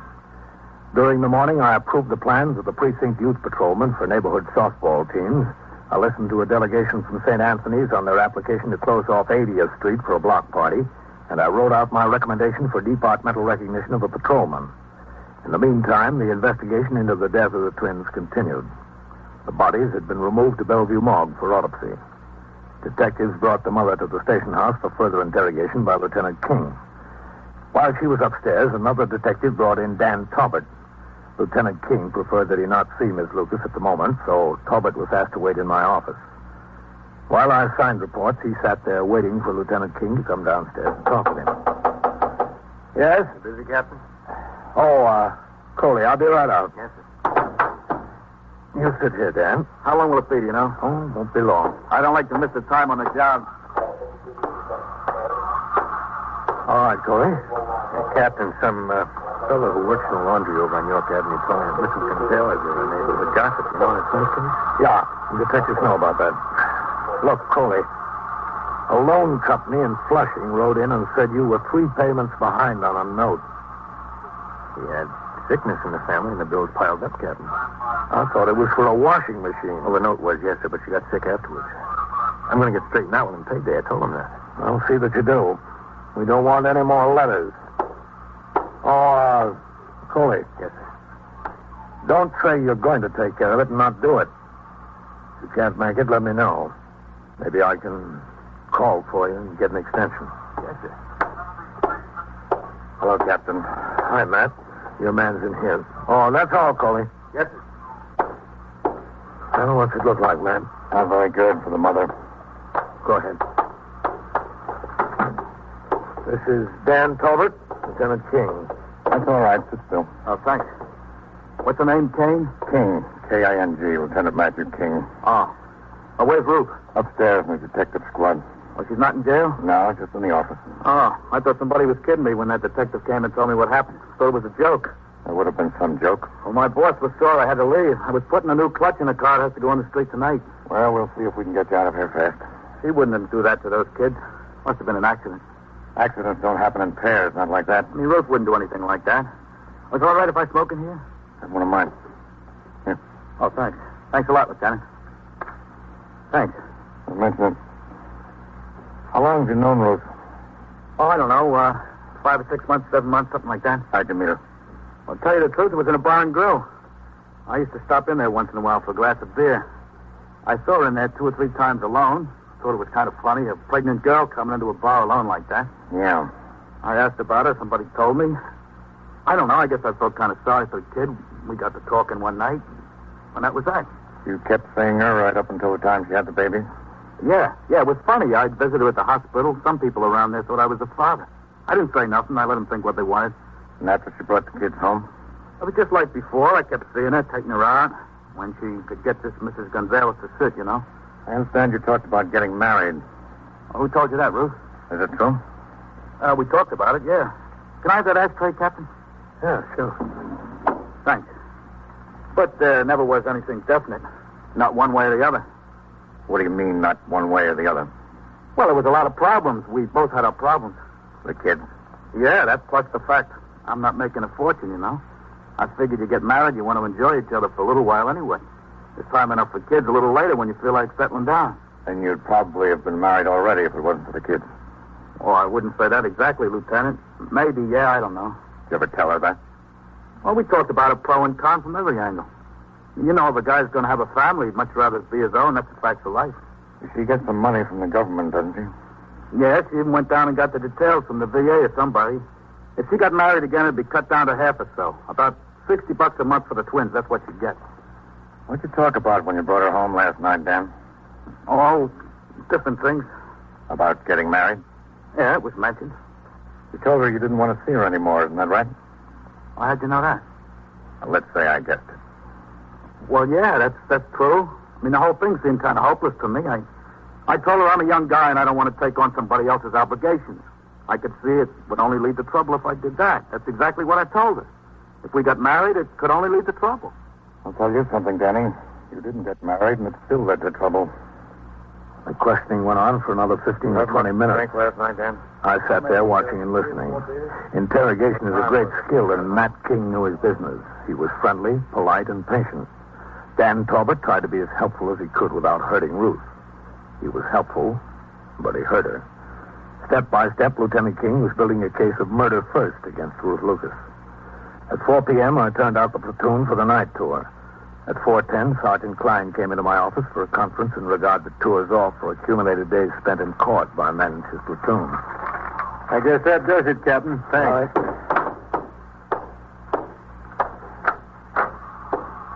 Is the captain in there? Well, he's busy now, ma'am. Can you tell me what it's about? I want to see the captain. Well, I said the captain... All right, Sergeant. I'll talk to her. Come in, Miss Gonzalez. It's hard to get some attention around here. That's all I can say. Certainly is hard. Sit down. No, thanks. I can stand. I gave a lot of time when Lieutenant King wanted to know all about everything this morning. Now I can't even see him. Well, I know that he's very busy this afternoon. Well, I gave my time when he wanted it.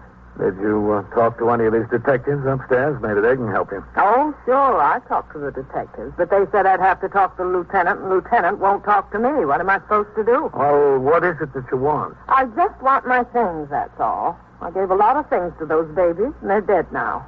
I want them to give to my own grandchildren. Should have given them to my own grandchildren in the first place. You'll get whatever is yours as soon as the investigation is over. Well, I just want to make sure they aren't turned over to some charity or something. After all, charity begins at home. Well, I suggest you make a list of what you claim is yours. I don't need a list. I know. There were 4 pairs of little Johnny coats and a raffle for each one of them, and there was a rubber sheet. Oh, Mrs. Gonzalez, I'm sure... Yes, come in. Excuse me, Captain. You said you wanted to ride over and take a look at conditions at First Avenue Playground after school. Yeah. Well, okay. I'll be right with you. Yes, sir. Oh, Sergeant. Yes, sir. What time does the messenger leave for the distributing room tonight? About 5:30, Captain. All right. Have him stop in here. I'll have these reports signed. Okay, Captain. And there was those 2 pillars. They're the most important. 2 pillars with real down. Took me a whole day to make them, and you know how much down is. Real down. Well, you'll be able to get all of it back if it's yours. Well, it's definitely mine. I didn't give her anything. I only loaned it.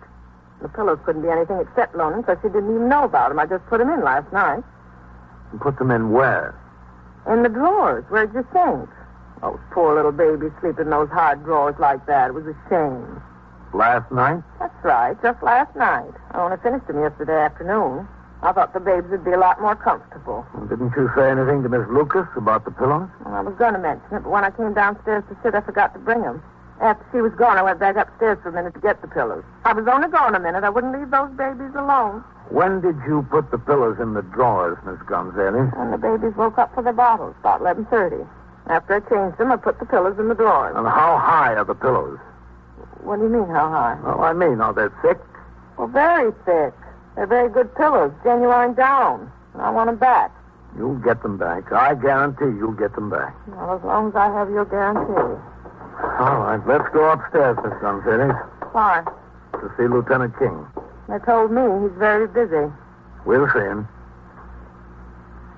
In Lieutenant King's presence, I had Miss Gonzalez repeat her story about putting the pillows in the drawers. She went through it word for word. Back to sleep. Now I want the pillows back. Don't you think I'm entitled to them?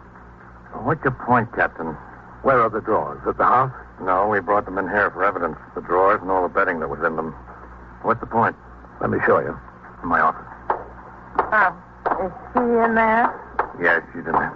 Well, I don't know if I want to talk to her. You don't have to talk to her, Mrs. Gonzalez. Got them over on the table.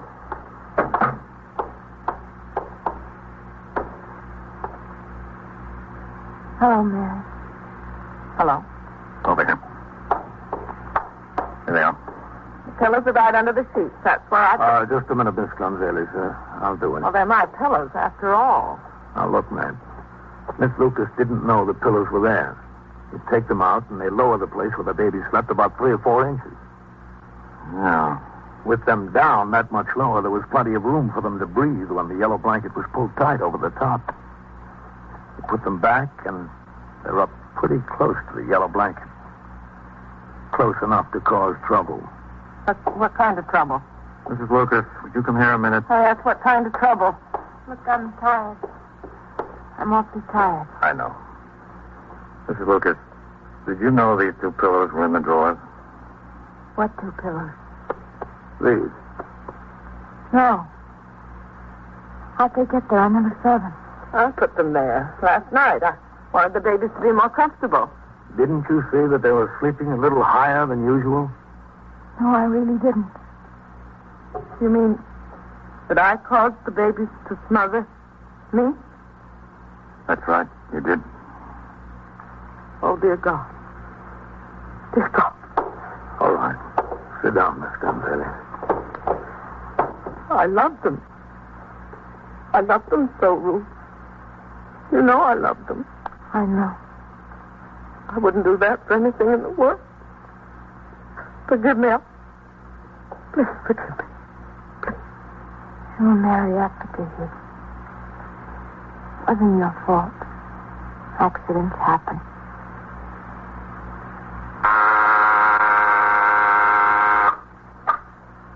"21st Precinct, Sergeant Klein." Yes, sir? What's the address?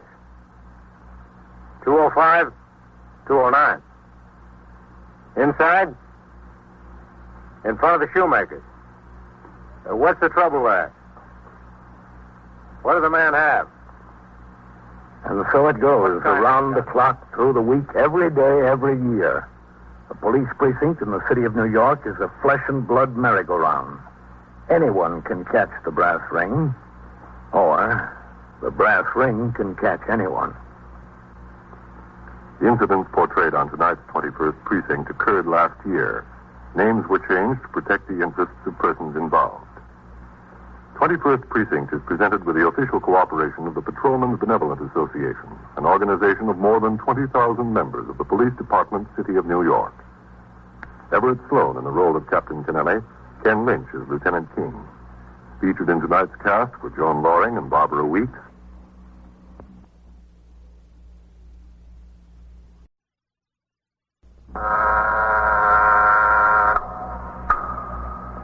First Precinct, Sergeant Klein. A what? How do you know something's wrong? How many days haven't you seen him? How do you know he's been in the apartment all that time? You are in the muster room at the 21st Precinct, the nerve center. A call is coming through. You will follow the action taken pursuant to that call from this minute until the final report is written in the 124 room at the 21st Precinct. Do you have a key to get in? What makes you sure it's been bolted from the inside? All right. I'll send the officers around to have a look. Where can they find you? All right. Just stay there. I'll send them right over.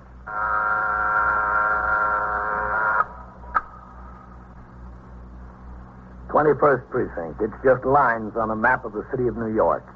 Most of the 173,000 people wedged into the 9/10 of a square mile between Fifth Avenue and the East River wouldn't know if you asked them that they lived or worked in the 21st. Whether they know it or not, the security of their persons, their homes, and their property is my job. My job and the job of the 160 patrolmen, 11 sergeants, and 4 lieutenants, of whom I'm the boss. My name is Kennelly, Frank Kennelly. I'm captain in command of the 21st. What makes a city? Not buildings, not subways, not business. People make a city. From dawn to midnight, from midnight to dawn, the rich and the poor and the good and the bad pour their lives together and stir up the city, as in the 21st, 7 days a week. It was Sunday morning and raining. I was on patrol when the chief inspector visited the precinct. In response to a radio signal, I returned to the house and conferred with the chief inspector, the commander of the uniformed force, for 35 minutes regarding conditions in the precinct. When the chief rose to leave, I walked outside with him to his car. It had stopped raining. Then I returned to the muster room and went around behind the desk to read the entry made in the blotter by Lieutenant Kenneth Gorman concerning the visit to the precinct by the chief inspector. But all right, Captain? Yeah. You walked in here big as life. Well, you've got to expect it, Ken. He's not going to call and tell you he's coming. Yeah, but not the day after I come back from my vacation, Captain. Could have waited until the night. Where'd you go, Ken? Maine. You like lobster, Captain? Who doesn't? You ought to go up the coast of Maine. You never had such lobster. Hey, listen, I heard they never heard of a broiled lobster in Maine. The only way they fix them is boiled. Is that right? Yeah, all these places have this great big kettle. You got to pick out the lobster you want from a little pen there. They're all crawling around live. They take and they dump it right in the kettle and cheap. Guess how much for lobster dinner for my wife, myself, and the 2 kids? And big lobsters, Captain. How much? $5.50. No kidding. Come in, sailor. Yes, sir. What's on your mind, sailor? I can't find my family, Lieutenant. What do you mean you can't find them? I'm on the cruise at St. Paul. We've been cruising the Mediterranean for 2 months. We just stopped at Brooklyn Navy Yard this morning. I can't find them. Were they supposed to meet you, son? No, sir. They didn't even know I was coming. Oh. Well, you see, we live in New York. I just came home and went to the house. It was burned out. There wasn't anybody there. There was a fire. 3 days ago, somebody told me. Where's this? 631 York Avenue. 21st Precinct, Sergeant. And the whole building's boarded up. It was really burned out. All right, 18. Just a second. Hold on. I can't find them. I don't know where they went. Hey, Lieutenant. Yes? Eisman's ringing in.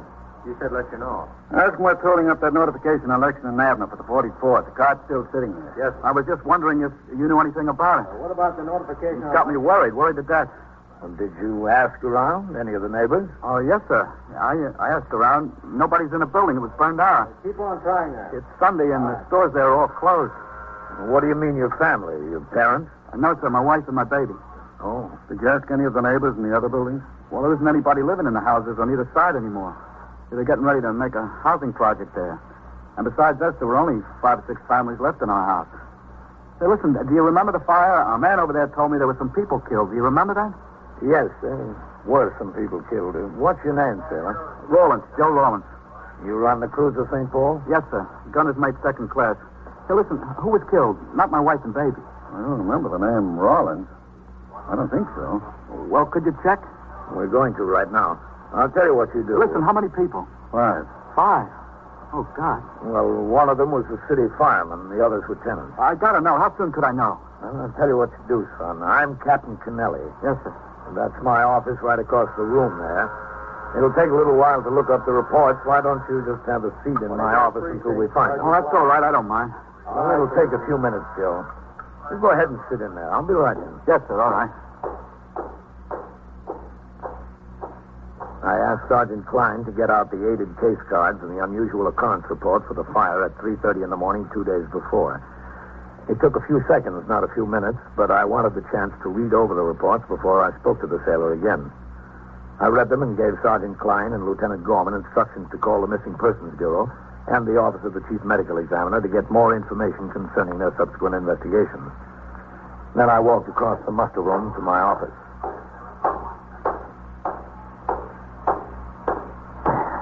All right, Joe. Well, they weren't killed? Their names weren't listed among the victims. No Rollinses. Oh, man. Sit down, son. Yeah, thanks. Thanks a lot. You don't know what a relief it is, Captain. I know. Have a cigarette, Joe? Thanks. Thanks. Well, where are they? Where could they have gone? Well, that's what we'll have to find out.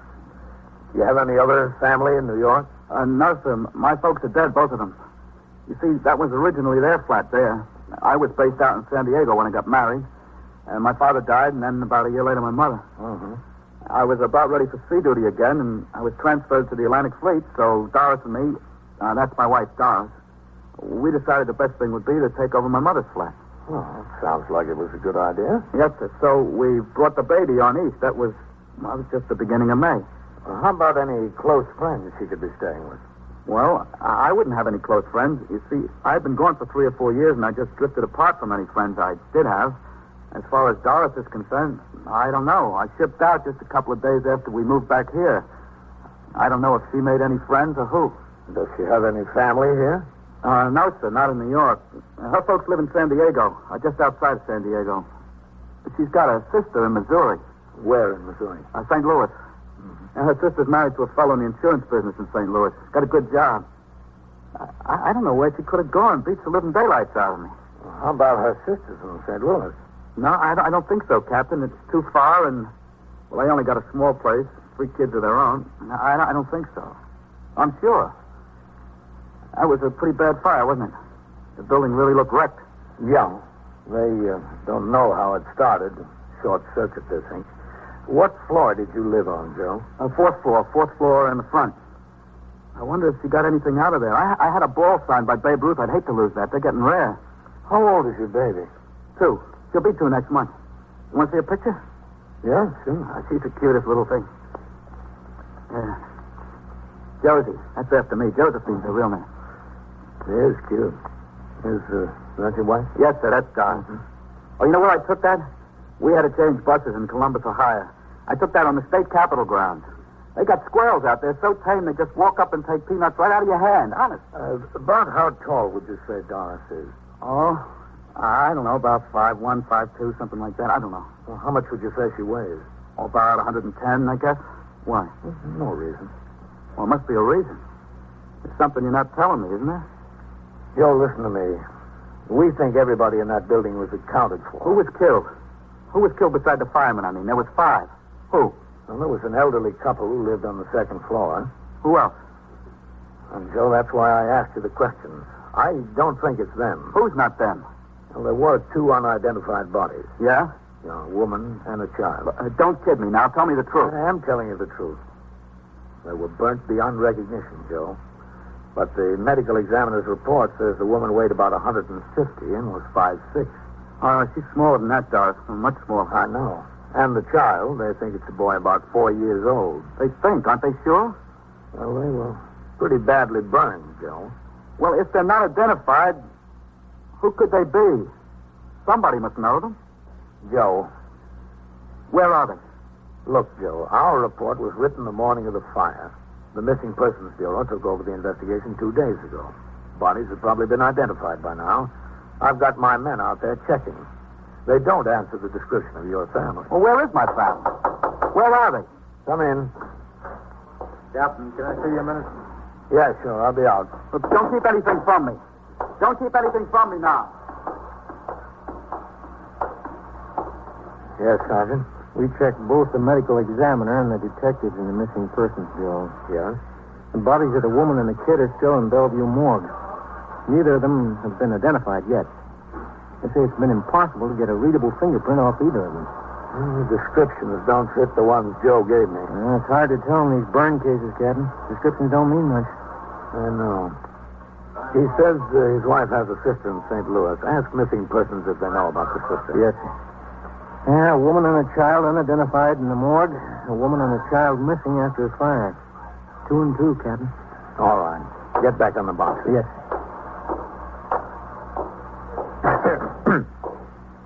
It's them, isn't it? That's what he told you? No, that's not what he told me. Well, then where are they? What happened to them? We haven't any idea, Joe. But we're sure going to find out. A little before noon that Sunday, I put out a call for the patrol sergeant, Timothy Waters. He was instructed to come by the station and pick up the sailor. Together, they drove over to the burned house and sought out the patrolman on post. Inquiries were made among residents in all the nearby buildings to determine whether they had any knowledge of the whereabouts of the woman and child. Meanwhile, at the precinct house, the desk officer, Lieutenant Gorman, the man on the boxes, Sergeant Klein, and Patrolman Ryan, the 124 man, were making telephone inquiries to the homes of all neighborhood merchants who might have done business with the woman. You don't remember her? Mrs. Rollins, yeah. Sorry. She never came in your store, huh? All right, thank you. Now, let's there either, Captain. You know what I think we ought to try, Ken? Yes, sir? Mrs. Rollins and the child were both Navy dependents. If they got out of the building, and if either of them were injured to any degree, she might have hopped in a cab and gone right to the Brooklyn Naval Hospital or St. Albans. That's possible, Captain. That's where Navy people would head. Shall I call them? No, you better call CB instead of direct. They might want to make the inquiry through the shore patrol. I don't know. Yes, sir. Sergeant. Yes, sir? Listen, Sergeant, I want you to Excuse me, call... Captain. Oh, yes, sir. Hello, Miss Cruz. This is Sergeant Klein of the 21st Precinct. You own the grocery store at 619 York Avenue? No, it's all right. Nothing's wrong. We just want a little information. You remember that fire in the building at 631 York? Lieutenant Gorman at the 21st. Yeah, that's right. We're looking for a woman and a child who've been missing since then. a little while ago and a woman and a child, Rollins. The name is Rawlins. Rawlins. Rawlense. Mrs. Doris Rawlins. Yeah, that's the one. Does she do business in your store? Made at St. Albans. Yeah, I see. Naval Hospital. In case either the woman or the child was admitted as a... About 5'2" or 3, 110 pounds. 22 years old, very pretty. You get back to it. No, blonde. She has a little girl, 2 years old. You don't know her? Never saw her. All right. Thanks, Mr. Cruz. I'm sorry to have disturbed you. Goodbye. Nothing, Captain. I called CB, Captain. I'll make inquiries. All right. Who'd you talk to upstairs, Sergeant? Whitey Howard, Captain. Said you'd try to locate Lieutenant King and have him go in. Okay. When did CB say they'd get back to us, Ken? Right away, Captain. Is this where I report something? Yes, ma'am. Can I help you? My car's gone. Where'd you park it, ma'am? On 64th Street, right near Park Avenue. I've just gone for a few minutes to take some flowers up to my friend. Was it locked? Well, of course it was locked. I got the keys. See? The doors and windows, too? Well, everything. I was just gone a few minutes. You're sure you didn't park it someplace else? Of course not. I parked it right in front of a building, right in front. It was gone. Sergeant, who's catching upstairs? They're all out, Lieutenant. They're busy with the safe and lock squad on a couple of burglaries we had last night. You see that door back there? Yes. The detectives are all out, man. You go through that door and talk to the officer. He'll take a report on it. Can I give you the report? No, ma'am. He'll take it. He's got the proper form.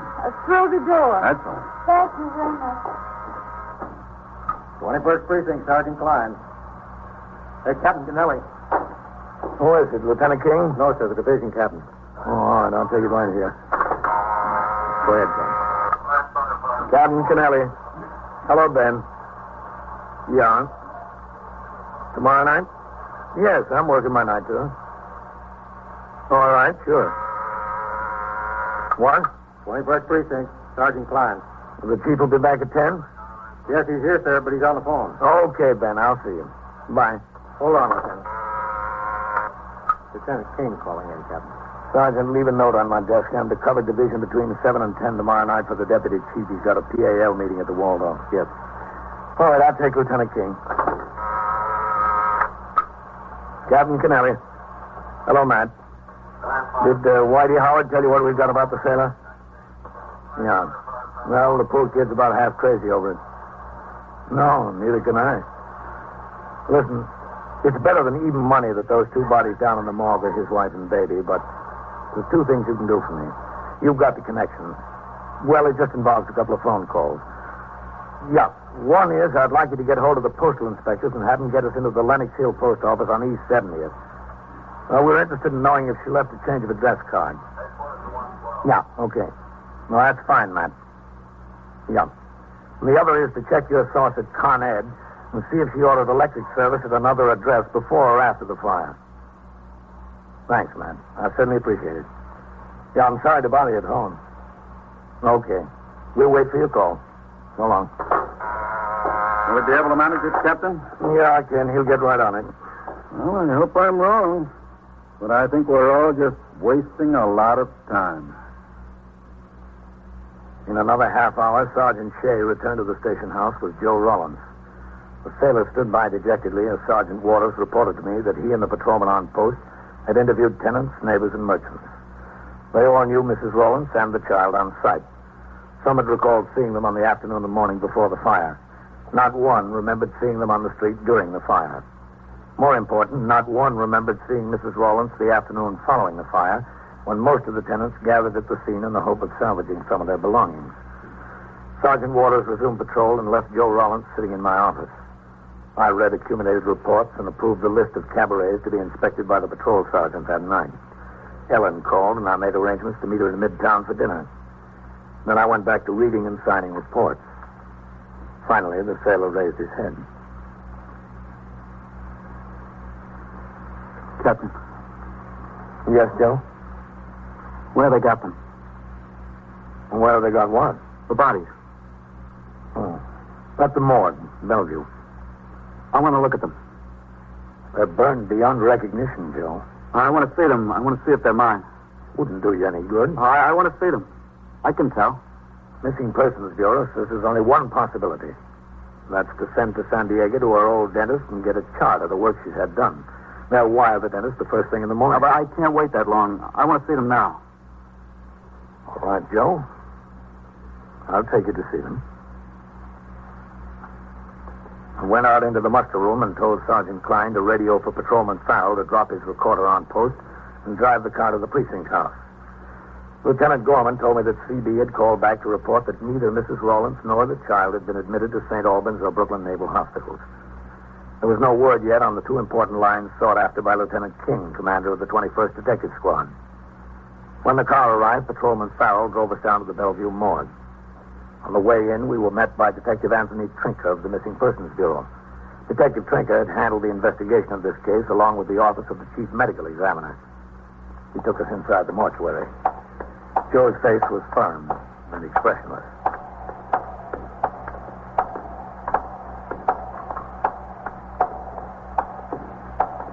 All right. That one, Arthur.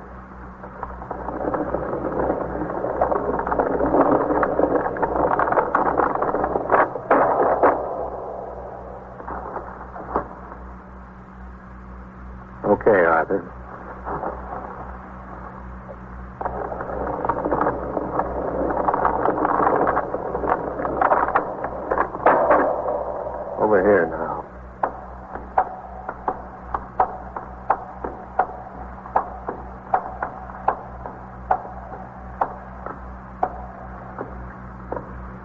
right.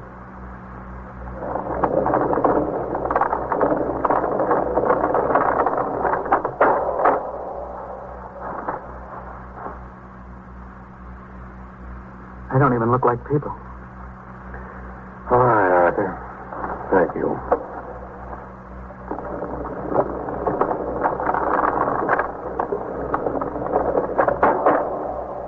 Let's go this way, huh? Not even like people. This was your idea, Joe.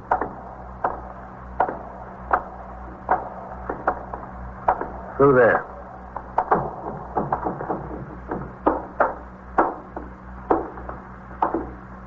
Have a seat over there. Captain? Thanks, Tony. Joe? Oh, it's all right. I told you identification would be impossible. I don't even know if we can identify the woman through dental charts or x-rays. As far as the child's concerned, we can't even tell for sure whether it's a boy or girl. That's how bad things are. Tony, you estimated the weight of the woman at 150 or so and the height 5'6". The child you said was about 4 years old, probably a boy. Those descriptions don't match up with Joe's family. Mm-hmm. I know they don't. Burn cases can have peculiar results. Some of the victims appear larger, some smaller, some the same size. It depends on a lot of factors. Look, I don't care about facts. Just give me facts.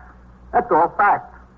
You want it straight, Joe? I've been asking for it straight. All day I've been asking for it straight. Nobody gives me an answer without a head. All right. It's as simple as this. If that isn't your family, where are they? I can answer that one. I know where they are. Detective Trinker told me he would not file his final report until after he received the dental charts and x-rays from San Diego. We walked back out to the car and rode uptown to the 21st in complete silence. Even the radio was quiet. Only 4 calls came over from 30th Street to the house. Inside the muster room, Lieutenant Gorman told me that Lieutenant King had called. Both of his lines fizzled. Conrad showed no change order in electric service for Mrs. Rollins, nor had she filed a change of address card at the East 70th Street post office. It was 4 o'clock. I turned out the platoon for the night tour. Joe Rollins stood in a corner. He watched blankly as I spoke to the men. He didn't seem to notice them as they marched out the door. He followed them out. I went after him. Joe. Where are you going, Joe? I don't know. Back to my ship, I guess. I won't bother you anymore, Captain. Wasn't any bother, Joe. It's the job. But I'm worried about you. Well, you don't have to worry about me, sir. I'll be all right. The only thing is how to let her mother know. How can I break the news to them? It's got to be done. They're such nice folks. It's just a shame. Yeah. Got to let her sister know, too. You know, we stopped there for a day on the way from the coast. She showed us a real time in St. Louis. Oh, we sure did have fun. We laughed and carried on. Everything was so funny. Very funny now. You've got to give these things time, Joe. Yeah. I think maybe I'll call her sister and then let her sister call her mother. That's the best thing. I'll do it right now while it's on my mind. It's the only way. Get it over with. Have they got a phone in there in that candy store? Yeah. Oh, just one more favor, Captain. You come with me while I call, just so I don't get cold feet. All right. That's what I'm afraid of. I'll get cold feet. Go ahead. I'll get some change. Oh, that's all right. I got lots of change. All right. I'll leave the door open, all right? Sure, if you want. I got her sister's number in my wallet. You know, in case of emergency. You dial 211. That's long distance.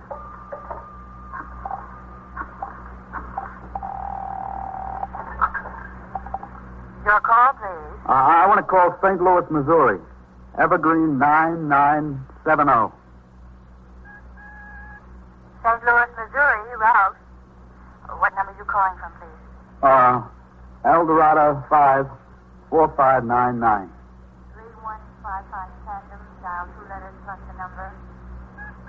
I don't know how I'm going to say it, Captain. Deposit $1.50 for 3 minutes, please. Yes, ma'am.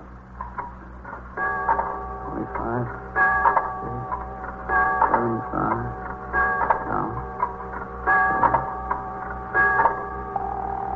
you.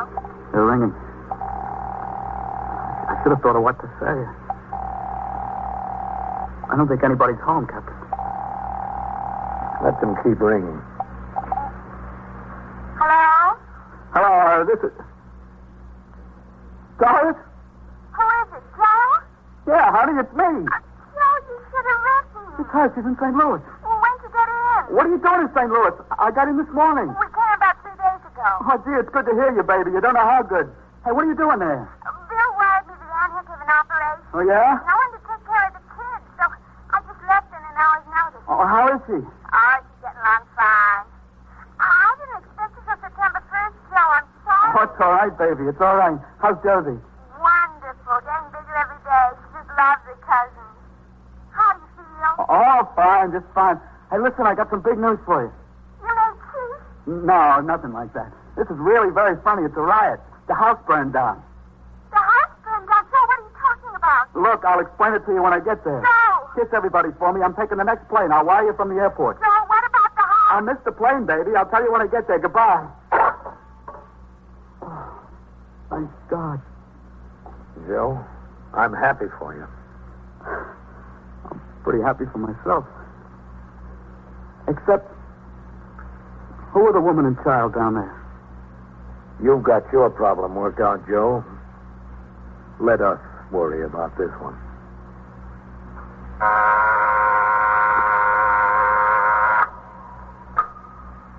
"21st Precinct, Sergeant Klein. A truck ran into what? A store? Where is it? Where? 622? Speak into the phone, please. Did it jump the sidewalk? Is anybody hurt? How many people are hurt? Speak a little louder, will you, please? What did he do? And so it goes, around the clock, through the What? week, every day, every year. A police precinct in the city of New York is a flesh and blood merry-go-round. Anyone can catch the brass ring, or the brass ring can catch anyone. 21st Precinct, a factual account of the way the police work in the world's largest city, is presented with the official cooperation of the Patrolmen's Benevolent Association, an organization of more than 20,000 members of the Police Department, City of New York. Everett Sloan in the role of Captain Kennelly, John Sylvester as Joe. Featured in tonight's cast were Jean Gillespie and Amzie Strickland, Lawson Zerbe, Santos Ortega, and Bob Simon. Written and directed by Stanley Niss, produced for CBS Radio by John Ives. Art Hannes speaking.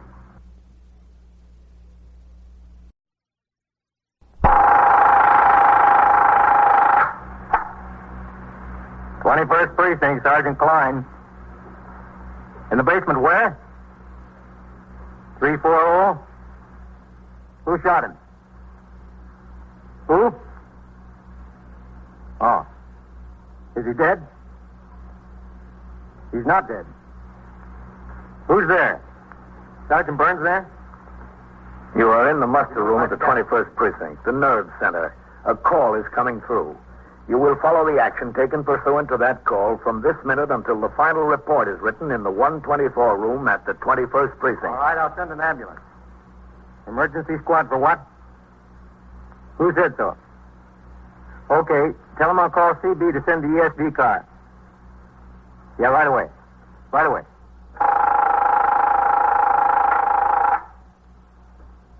"21st Precinct. It's just lines on a map of the city of New York. Most of the 173,000 people wedged into the 9/10 of a square mile between 5th Avenue and the East River wouldn't know if you asked them that they lived or worked in the 21st. Whether they know it or not, the security of their persons, their homes, and their property is my job. My job and the job of the 160 patrolmen, 11 sergeants, and 4 lieutenants of whom I'm the boss. My name is Kennelly, Frank Kennelly. I'm captain in command of the 21st. What makes a city? Not buildings, not subways, not business. People make a city. From dawn to midnight, from midnight to dawn, the rich and the poor and the good and the bad pour their lives together and stir up the city, as in the 21st, even on a quiet night. I was working my 6 p.m. to 8 a.m. tour. At 10, after I had finished reading and signing the reports and communications that had accumulated, I investigated 2 minor complaints about conditions in the precinct that had been brought to my attention. At midnight, I turned out the platoon for the late tour and went on patrol until shortly after 2 a.m. Then I returned to the station house where Lieutenant Gorman, as desk officer, and Sergeant Klein were on duty in the muster room.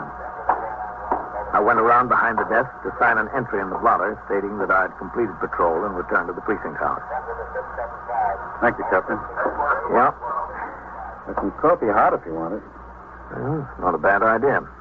What's doing? Nothing much, Captain. A hack driver turned in a woman's purse he found in the back of the cab. It had $62.08 in it, that's all. Any identification in it? No, sir. Just the money in a small change purse, compact, a handkerchief, and a pack of cigarettes. Nothing else. She thought he was a big hero. All right, 29. I told him you guys are supposed to look in the back seat of your hacks every time you discharge a passenger. Next time you get sent down to the hack bureau on a violation. Well, I'll get that coffee. Yes, sir. No, Sergeant. Oh, yes, sir. All right, go ahead. Take the call. Yes, sir. 21st Precinct, Sergeant Klein. All right, 15. You take the meal period down. All right. Okay? Yes, sir, Captain. I had a communication from the Telegraph Bureau. They're interested in the QD-76 report dated last week. Car jumped the curb and knocked over a call box on Park Avenue. The driver didn't answer the summons in court, and they want to issue a warrant. Will you get it out? Yes, sir, but can I wait a few minutes? What's the trouble? I got a man on post 6 minutes late ringing in. Who's that? Patrolman Bevan, post number 4, Captain. All right, go ahead. Yes, sir. When did he ring in last? 142, Captain, from box number 23, on time to the minute. Communications Bureau, Patrolman Thomas. This is Sergeant Klein, 21st Precinct. Yes, sir. Have 604 to call the 21st. 604, yes, sir. He's not taking his meal, is he? No, sir, he's not due for his meal until 3:30, 3:30 to 4. He's 7 minutes late now. What's the trouble? Patrolman Bevan, post number 4. He's 7 minutes late ringing in. No kidding. He's been a good man, Captain. One of the best folks we got in here in that last bunch. Yes, I know. Did he ring in on time earlier? Right on time. 21st Precinct, Sergeant Klein. Box 31, Sergeant Burns. Oh, hello. It's Sergeant Burns. Listen, right over to post number 4 and see if you can locate Bevan. He's 8 minutes late ringing in. Bevan? Yeah. I rode by there about 20, 25 minutes ago. I saw him on post. Did you stop and talk to him? Yeah? You didn't get many calls, did you? No, not a thing from here. Okay, I'll get back to you. Well, he said he rode by there about 20 or 25 minutes ago and saw him. Is he riding over there now? Yes, sir. He's a good kid, that Bevan. Father was a lieutenant in Brooklyn East Borough headquarters. Retired a year or so ago. Did you know him, Captain? No. Get out that QD-76, Sergeant. Yes, sir, right away. The insurance in the drawer, Captain. 21st Precinct, Sergeant Klein. What? Well, who is it that stabbed? Who? Speak into the phone. I went into the 124 room and had a What's cup of the coffee. address? Patrolman Ryan, the clerical man, called to my attention an MV-104A report concerning an accident on Franklin D. Roosevelt Drive along the East River, which had occurred during the day tour. A passenger in one of the cars involved had died of injuries in Mount Sinai Hospital at 1:50 a.m. I instructed him to have the desk officer notify the Communications Bureau and the Manhattan East Motor Vehicle Homicide Squad. I went back to my office to read and sign more reports to be sent to the 6th Division Headquarters, 160 East 35th Street. At 2:35 a.m., Sergeant Klein walked across the muster room and stuck his head in the open door of my office. Captain. Come in. Sergeant Burns just rang in. Yes? He's been over every inch of post number 4. He can't find any sign of Bevan. Where'd he look? Just on the street? Well, so far, Captain, that's all he had time for. All right, come on. Call the sector car from over there. Yes. Have him drop his recorder on post number 4 and bring the car by here for me. Yes. It's beginning not to make sense, Captain. No sense at all. Communications Bureau, Patrolman Thomas. Sergeant Klein, 21st Precinct. Have 608 call the 21st, will you? Yes, sir, 608, right away. All right, let's take a look at the map, Sergeant. That's a pretty quiet post normally, Captain. Yeah. There's not much open around there this time of night. 3 or 4 bars and grills, maybe. An all-night luncheonette here. There's another luncheonette here. It's open all night. That's real crazy, the whole thing. What time was Bevan due to ring in last? 2:12, Captain. He's almost a half hour late. I stood behind the desk for a few minutes and watched as 2 robbery, assault, and Section 1897 suspects were brought down by Lieutenant Matt King, commander of the 21st Detective Squad, for booking. The sector car came and Patrolman Farrell drove me to post number 4. We located Sergeant Burns. He already had his operator, Patrolman Mercado, and Patrolman Eisman on the job, making a building-by-building search for Patrolman Bevan. Post number 4 consists of 3 square blocks between 1st and 2nd Avenues. As in many parts of New York, the complexion of the streets changed from building to building. An old law tenement might be flanked by a fine apartment house on one side and a garage on the other. We shook every door, went in every basement, inspected every courtyard, and climbed to every roof. In this, we had assistance from the men on adjacent posts, from the men on the ESD car patrolling the district, and from Lieutenant King and 2 of his detectives of the 21st Squad. By 3:18 a.m., there was still no sign of Patrolman Bevan. Beats me, Captain. Just beats the living daylights out of me. Yeah? Bevan was the kind of a guy that... Wait a minute. There's somebody walking. Where, Captain? Oh, yeah. Hey, mister. Mister, wait a minute. We want to talk to you. Oh, no. Have you been around here for the last hour? Look, officer, all I had was 2 beers. That's all. Just 2 beers. You can't kill a man over 2 beers, can you? What's your name? My name is Joseph Lance Baldwin Jr. Junior because I was named after my father who had the same name, only senior. 2 beers, and that's all. Look, have you seen a policeman around here tonight? A policeman? Yeah, I've seen a cop around here. When? Right now, him. He's a cop.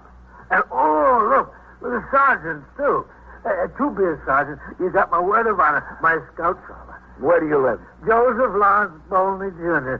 2 beers. No. You told us your name. Where do you live? There, right there. I almost made it, too, didn't I? Almost. Listen, you won't tell Alma. Please don't tell Alma. All right, come along. Take me to jail, lock me up, and throw the 2 beers away, but don't tell Alma. Come along. That's all I had. You can ask anybody. Is this the house? Yeah, this is it. 728. 728. Apartment 6B. You're not going to tell Alma. Got your keys? I think so. I think I got my keys, but please don't tell Alma. We'll let you tell her yourself. You make the stand? Oh, yeah, sure. Thank you very much. Well, good night, gentlemen. Good night. It was a pleasure to have found with you. Oh, there's Matt King. Captain. Hello, Matt. We found him, Captain. Where? The next block in the basement of a tenement, 740. He was shot. How bad? He's not dead, but it's pretty bad. Through the jaw and neck and right side. Is he conscious? No, he lost a lot of blood. Even if he was conscious, I don't think he'd be able to talk. That's the ambulance, I guess. Who shot him? You have any idea? Yes, sir. Who? It looks like he shot himself.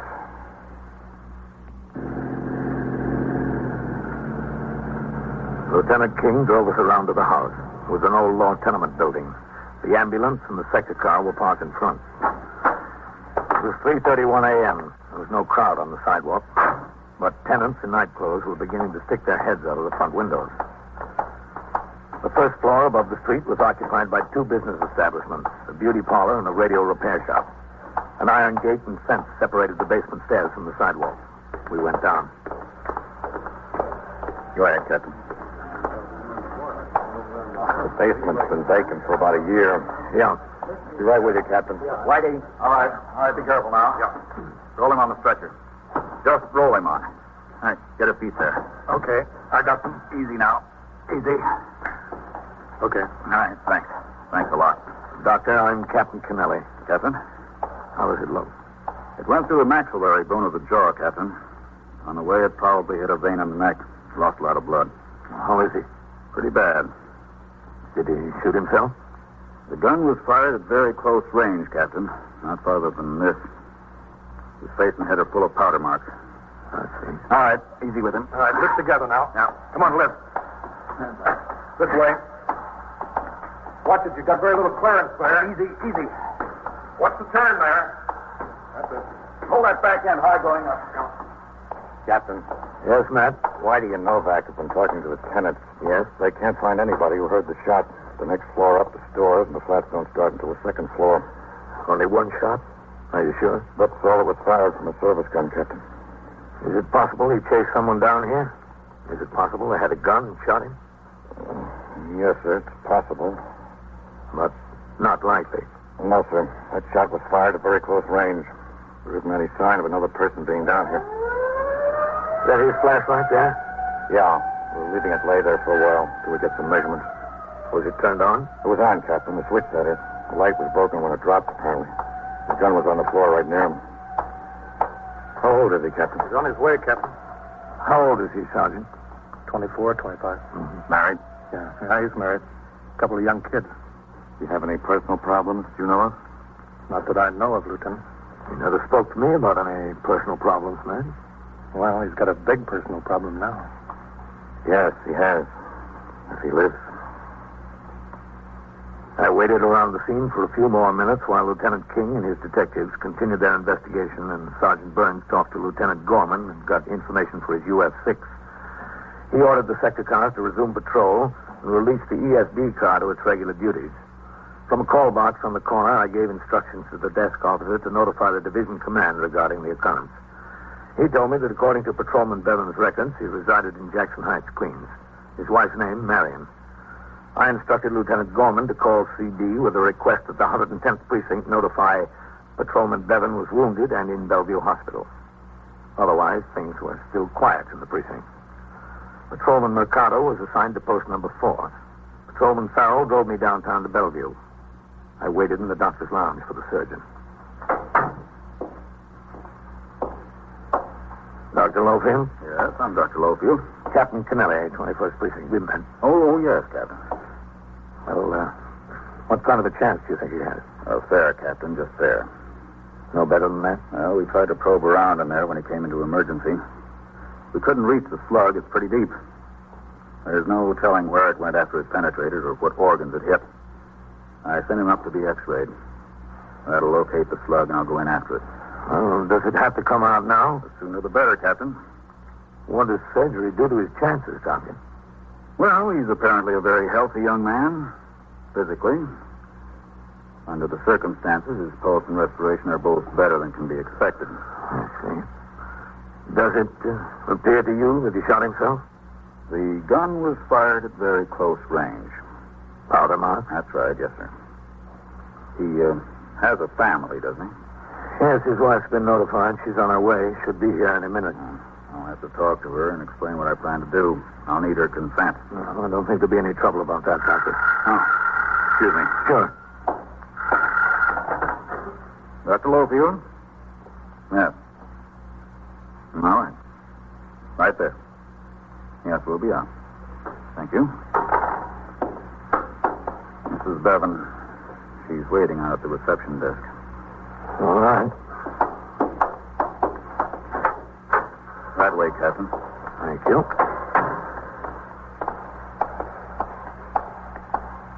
This is the worst part of my job, Captain. Not the best part of mine. That's her, I guess. I'll talk to her.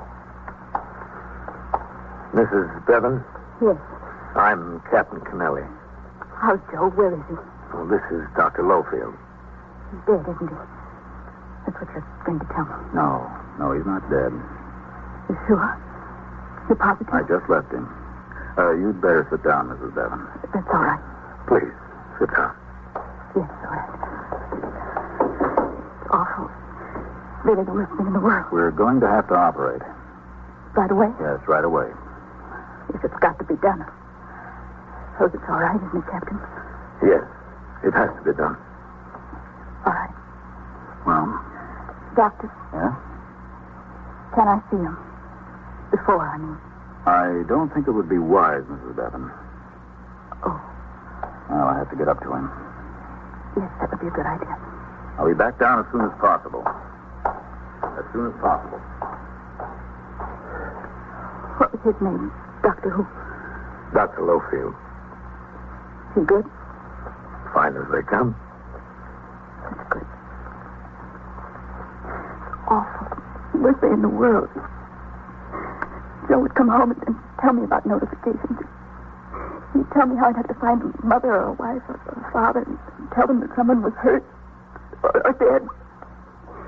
He'd tell me how I'd always get a neighbor who knew the person he had to notify. And then the doorbell rang and there was Mrs. Petey from next door and then Mr. Pullman. I screamed. I really screamed. I don't know what it's like. I know, Mrs. Bevan. I knew what they were going to say. They were nice, very nice.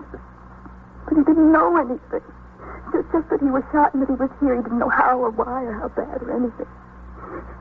Make it worse, the kids woke up. Or one of them, Jackie, I think. Mrs. Creedy's staying with them. But she's glad her husband isn't a cop.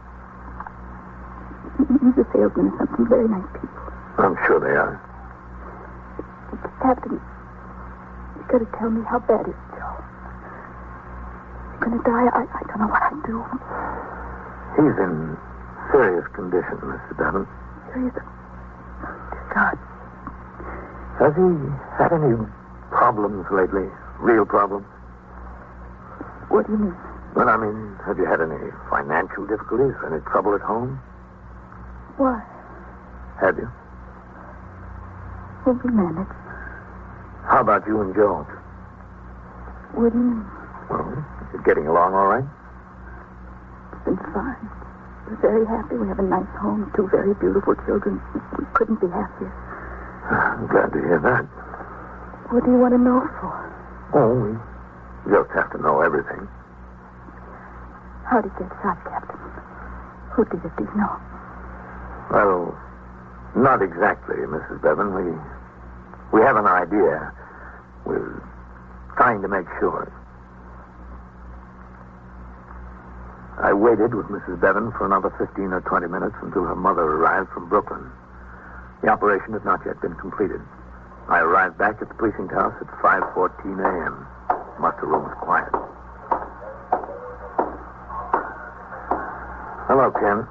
How is he, Captain? Not too good. They hadn't brought him downstairs yet when I left. That can be a rough operation, I guess. Yeah. What's doing around here? Nothing new, Captain. All right, 31. Hello, Captain. Any messages, Sergeant? Just division headquarters. The division captain wants you to call if there's any change in Bevan's condition. You needn't bother unless there's a change. Okay. Hasn't been a change, has there? No. Still critical. Beats me. Sure beats me. There's some hot coffee, Captain. No, thanks. 21st Precinct, Sergeant Klein. Captain Kennelly there. Who is this calling, please? Dr. Lowfield at Bellevue. It's important. Hold on, please. Captain, Dr. Lowfield at Bellevue. All right, I'll take it here. Captain Kennelly. Dr. Lowfield, Captain. Yes, Doctor. I finished the operation. I think he's going to be all right. Good. That's good news. The bullet was lodged in the buccinator muscle on the contralateral side of the mouth. I got it out. He has a fractured jawbone, which I set, and he lost a lot of blood. So I think he'll pull out of it all right. He's not conscious, is he, Doctor? No, he isn't. Listen, Captain. Yes? Do all your men carry a standard service revolver? What do you mean? Well, do you all carry 38s? In uniform, the men are required to carry a 38 special. Why? Is that what Patrolman Bevan had? Yes, what's your point? Well, the slug I took out of him was a little beat up, but it doesn't look like a 38 to me. Doesn't it? I'm no expert on guns, but, well, I used to fool around with them a little bit in the Army. It looks more like a 32 than a 38, Captain. Where is this slug? Well, I'm holding it, Captain. A detective from your precinct asked me to. Lieutenant King? Yes, I think Lieutenant King. Well, hang on to it, Doctor. Just hang on to it. I will. I intend to. And thanks. Thanks a lot. All right. Bye, Doctor. Any change in his condition, Captain? There have been all kinds of changes. I'm going upstairs to see Lieutenant King.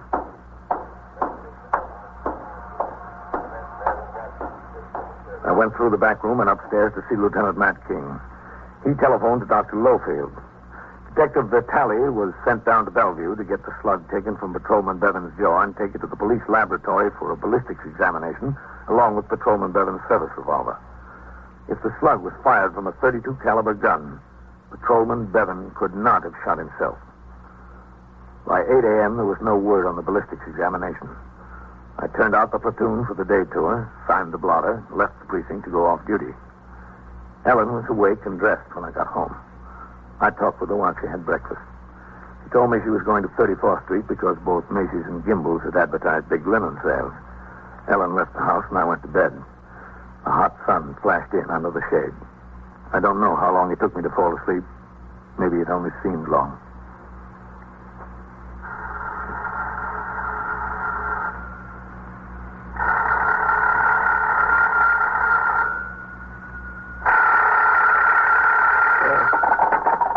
Hello?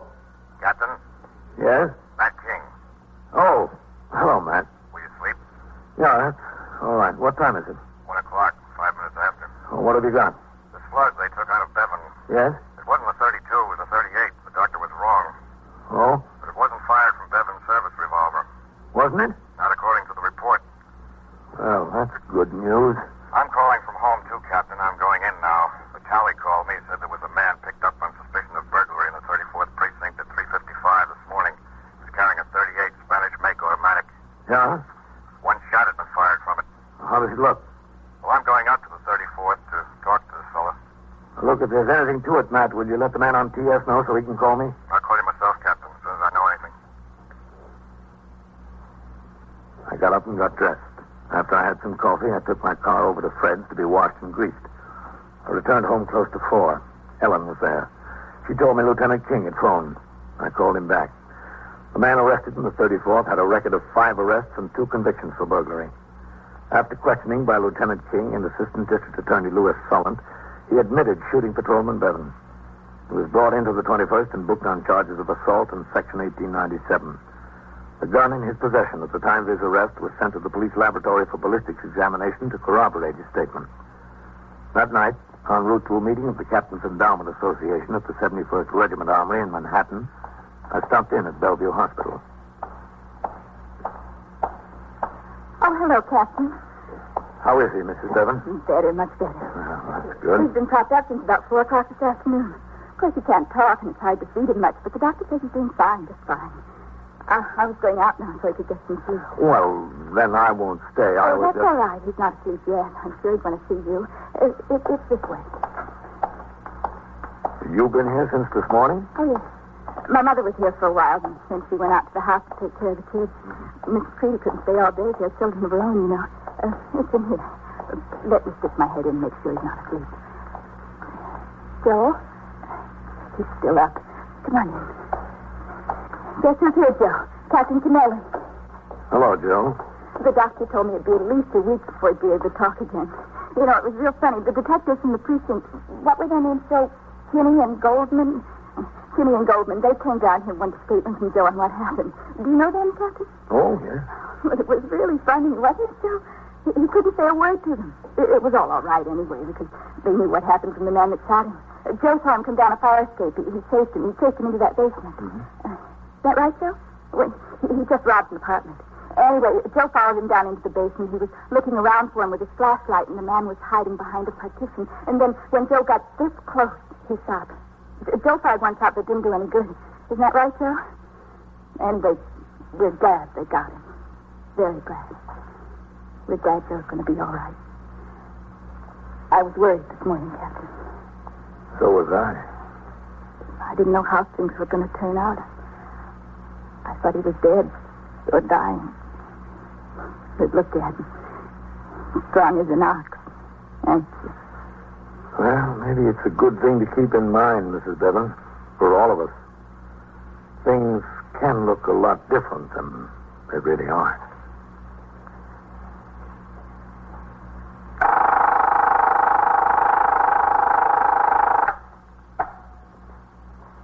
"21st Precinct, Sergeant Klein. I can hear you. What's the trouble there? You all alone? How much is on the clock? $2 and what? Why can't you pay it? Where'd she lose it? Where? Doesn't she have any money? Nothing, huh? Well, all right. You're driving a hack. Drive her into the station house. We'll talk about it when you get here. And so it goes. Around the clock, through the week, every day, every year. A police precinct in the city of New York is a flesh and blood merry-go-round. Anyone can catch the brass ring, or the brass ring can catch anyone. 21st Precinct, a factual account of the way the police work in the world's largest city, is presented with the official cooperation of the Patrolmen's Benevolent Association, an organization of more than 20,000 members of the Police Department, City of New York. Everett Sloan in the role of Captain Kennelly, Ken Lynch as Lieutenant King. Written and directed by Stanley Niss. Produced for CBS Radio by John Ives. Art Hanna speaking.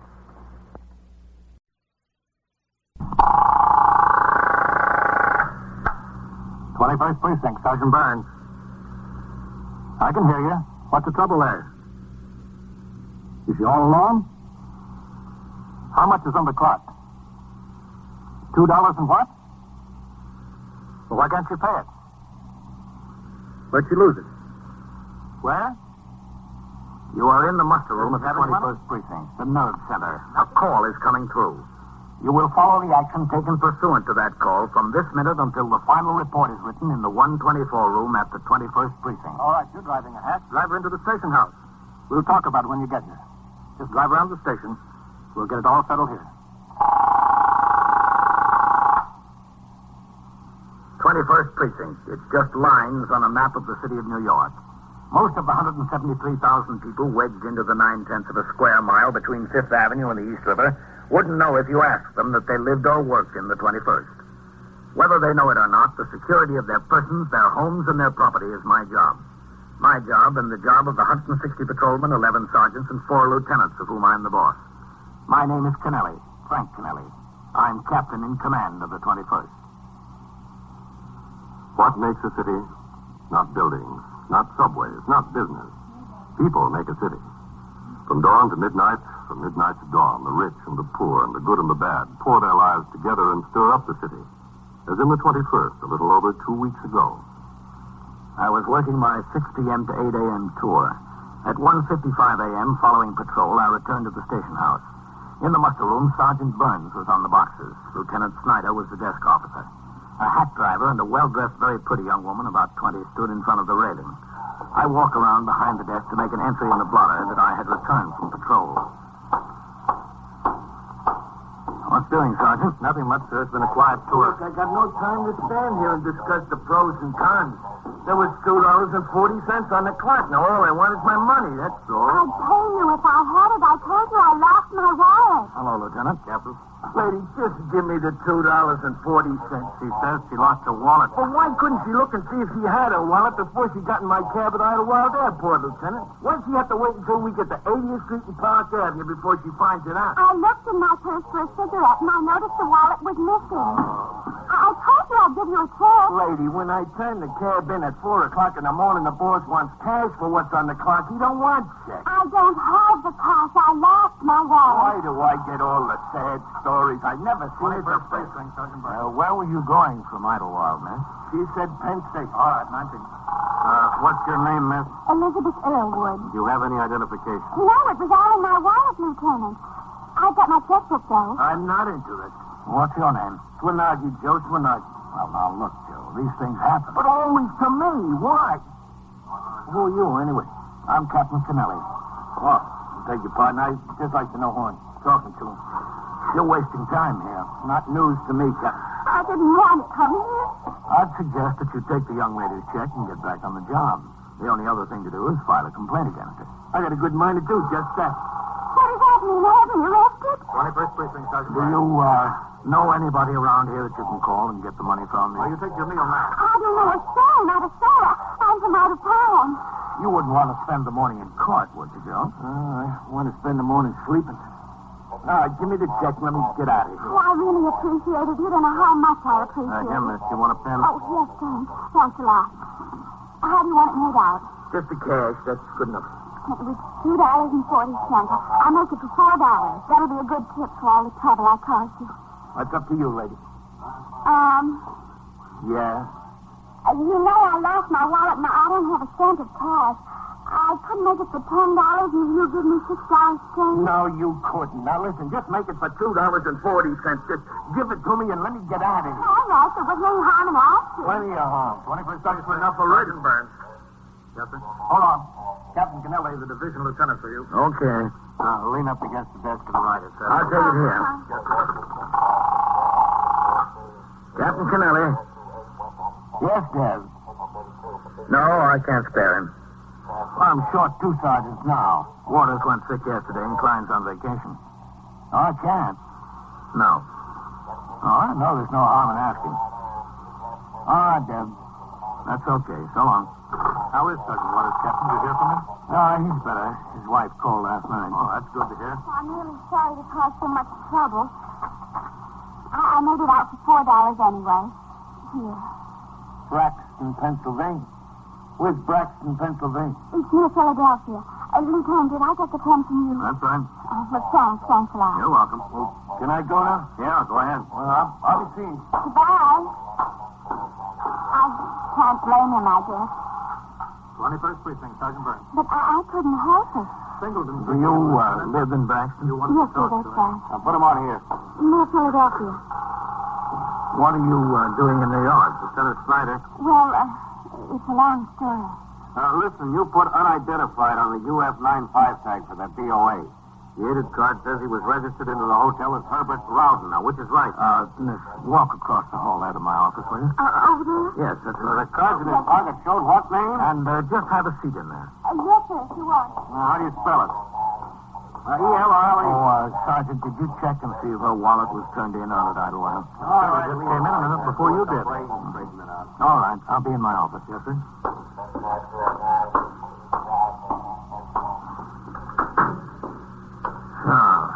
Elizabeth Elwood. How do you spell that? E-R-L-W-O-O-D.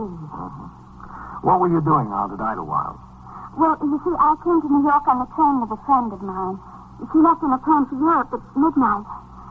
I was going back to Philadelphia. All right. That's okay. I'm sorry. And I put her in the plane and took a cab to go back to Penn Station. When I opened my pocketbook for a cigarette, I noticed my wallet was missing. I thought there was to it. I couldn't help it. Did you have your pocketbook open at the airport? Oh, yes, several times. I bought her a couple of magazines and we went to the bar and had a drink. Several times. You didn't miss it before you got in the cab? No, sir. I told you I was going to smoke a cigarette. You were on your way to Penn Station to get a train to Philadelphia? Yes, sir. That's right, to Philadelphia. Then I'd have to change there for Braxton. That's on the other side of Philadelphia, on the main line. I really couldn't help it. I can't blame the cab driver for being mad. He's entitled to his money, but I couldn't help it. I didn't want to lose my wallet. Yes, I know. Do you have any friends in New York? Well, there are a couple of people. Girls I went to school with, but I wouldn't know where they are exactly. Would you like to call your home? Oh, I don't think that would be a good idea at this time of night. You see, I didn't even tell my mother and father I was coming to New York. They'd get scared to death. She's nervous anyway. And he's probably not home. He stays in town a lot. Philadelphia, that is. Grover C. Irwood, did you ever hear of him? No. Oh, he's a pretty big man. Well, if you don't call him, you have to do something. All I want to do is get to Penn Station and get on the train, that's all. I had a return ticket, but that was in my wallet, too. How much money did you have? Oh, I don't know. $35 or $40, something like that, not much. Excuse me. Captain Kennelly. Sergeant Burns, Captain. I called both the 103rd and the Port Authority police at Idlewild. There's been no wallet turned in. Okay, thanks. Well, your wallet hasn't been turned in, not as yet. Oh, I don't know what I'm going to do. Look at me. I look terrible, don't I? Well, there's no reason for you to have been crying. I'll be all right. I just had the money to get home, that's all I need. About $10. Captain, would you post a check for me for $10? Miss. $10, that's all. I could get a train home and pay the cab fare from the Braxton station to my house. That's all it would take, $10. Look, Miss Elwood, if I cashed a check for everyone who walked in the door... Good, I promise it's good. Oh, I don't doubt that. I'll leave my watch with you. Look, it's a beautiful watch. My father gave it to me. 17 jewels and a gold case. You keep it until you're sure about the check. All right, never mind the watch, Miss Elwood. Just write out the check. I'll cash it for you. Oh, thanks. You don't have any idea how this saves my life. It really saves my life. I took the young woman's check and gave her $10 from my own pocket. She powdered her nose, thanked me profusely, and left the station house at 2:20 a.m. The rest of the tour was quiet.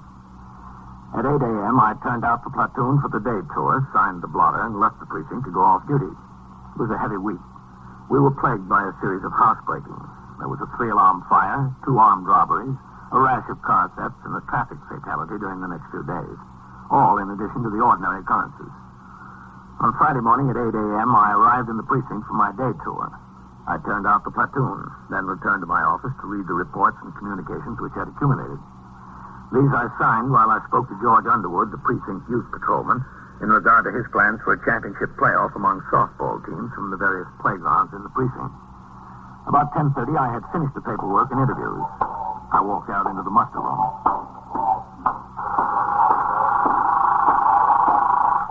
21st Precinct, Sergeant Burns. Oh, Rolf, walk around to 346 and see the super. City Marshal's on his way to serve an eviction notice. Super says the tenant might give a little trouble. He's a fighter. Yeah, that's right. Okay, let me know. What have we got, Sergeant? Nothing much, Captain. Pretty quiet. Hey, Captain. Just got a minute. Yeah, sure. Hello, man. Hi. Hello, Lieutenant. Wait. What's the trouble? Listen, Captain. Did you take a check from a girl a few days ago? A kid, 18 to 20, honey-colored hair, very pretty. Yes, that's right. For $10. How did you know about it? I just got a call from downtown. They were notified by the Pennsylvania State Police. It was forged. You're kidding, no? Your bank will notify you today. I guess that girl's been papering the town with those checks. Put out a couple of dozen of them. How do you like that? The forgery squad got in the whole list this morning. Somebody down there recognized your name. They phoned up and asked if it was you. It's me. Who is she? Do they know? No.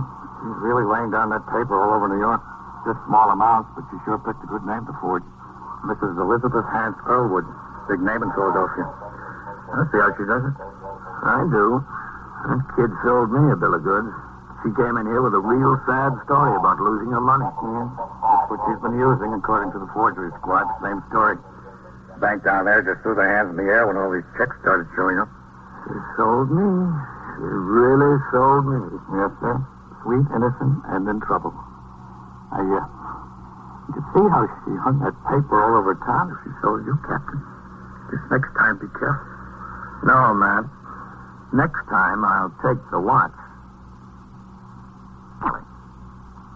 An alarm was put out for the young woman who forged the name of Elizabeth Hance Earlwood to more than 24 checks and passed them on various merchants and individuals in the city of New York.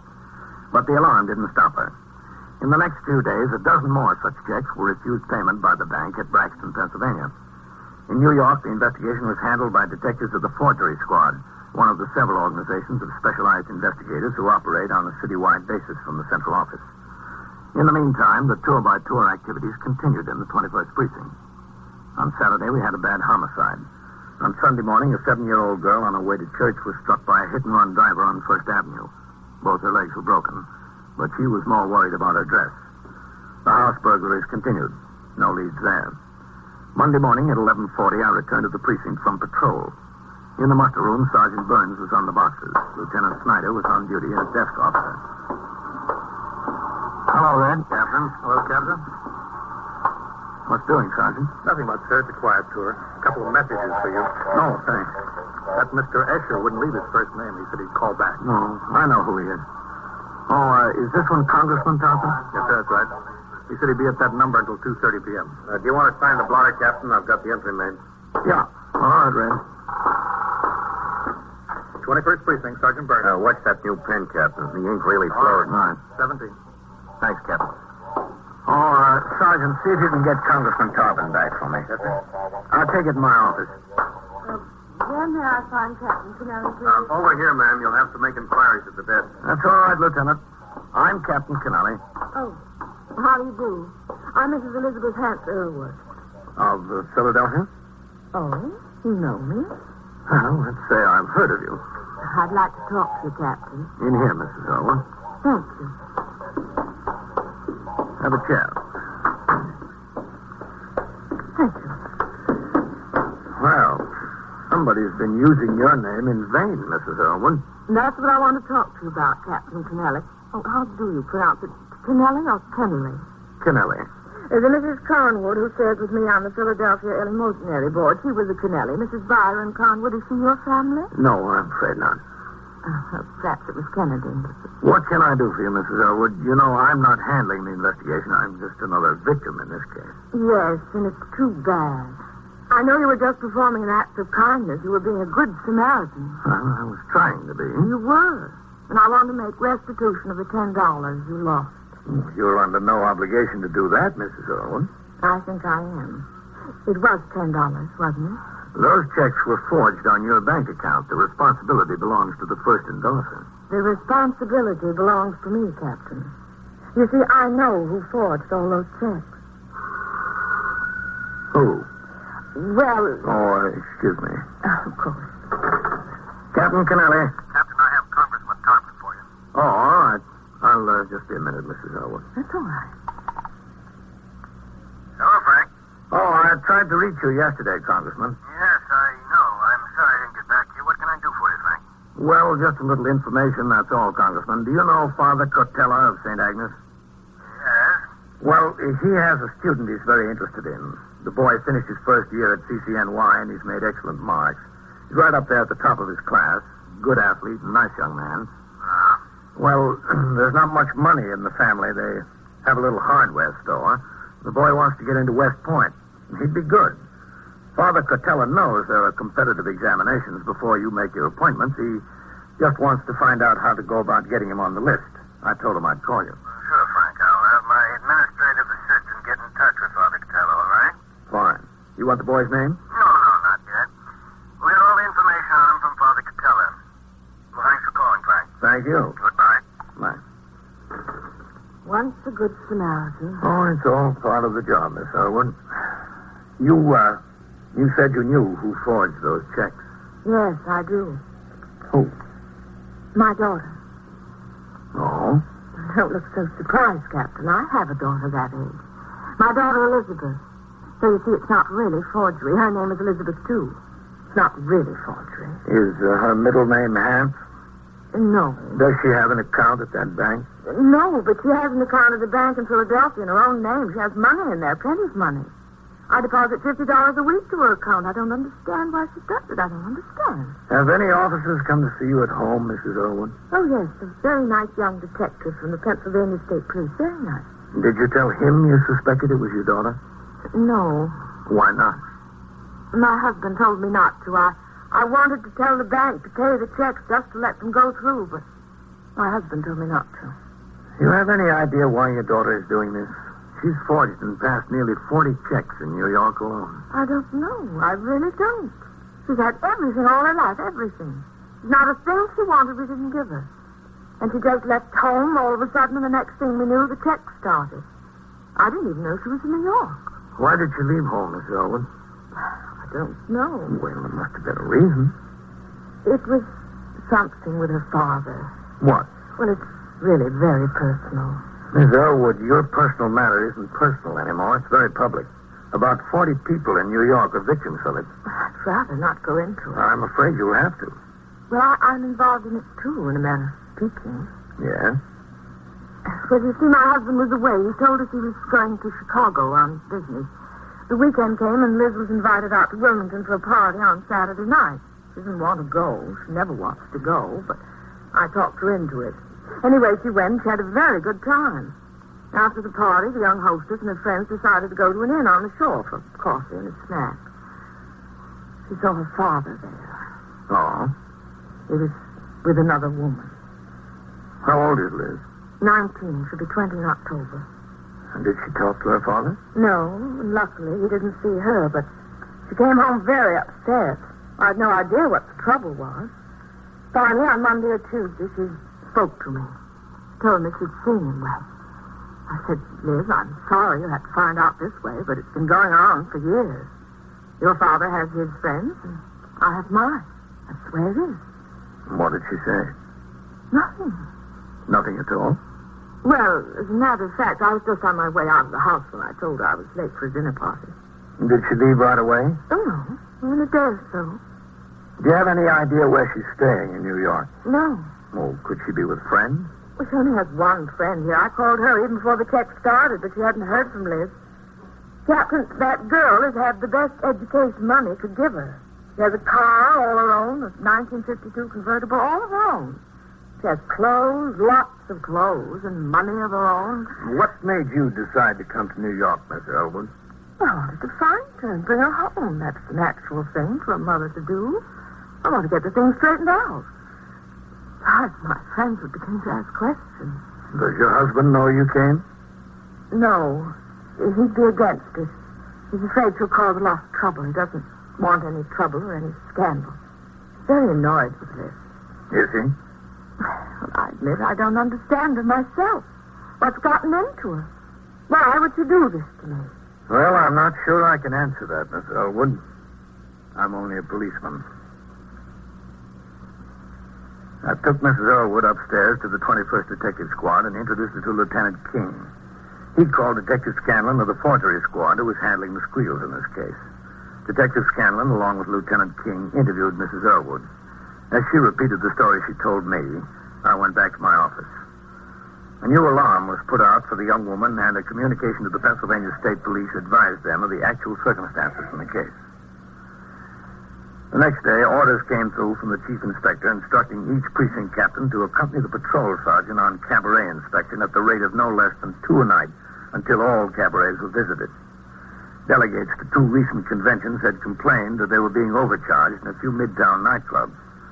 We were instructed to look for such violations of the state liquor law and city licensing regulations as might lead to the clipping of patrons.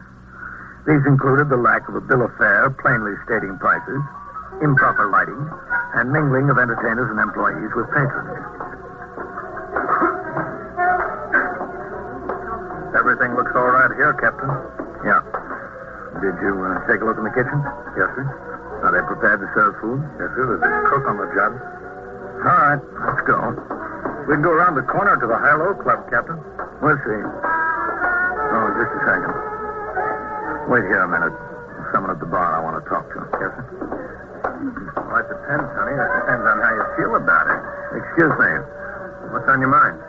I want to talk to the young lady. What do you want to talk to me about? Listen, it's a private conversation, fella. Get lost. I'm a police officer.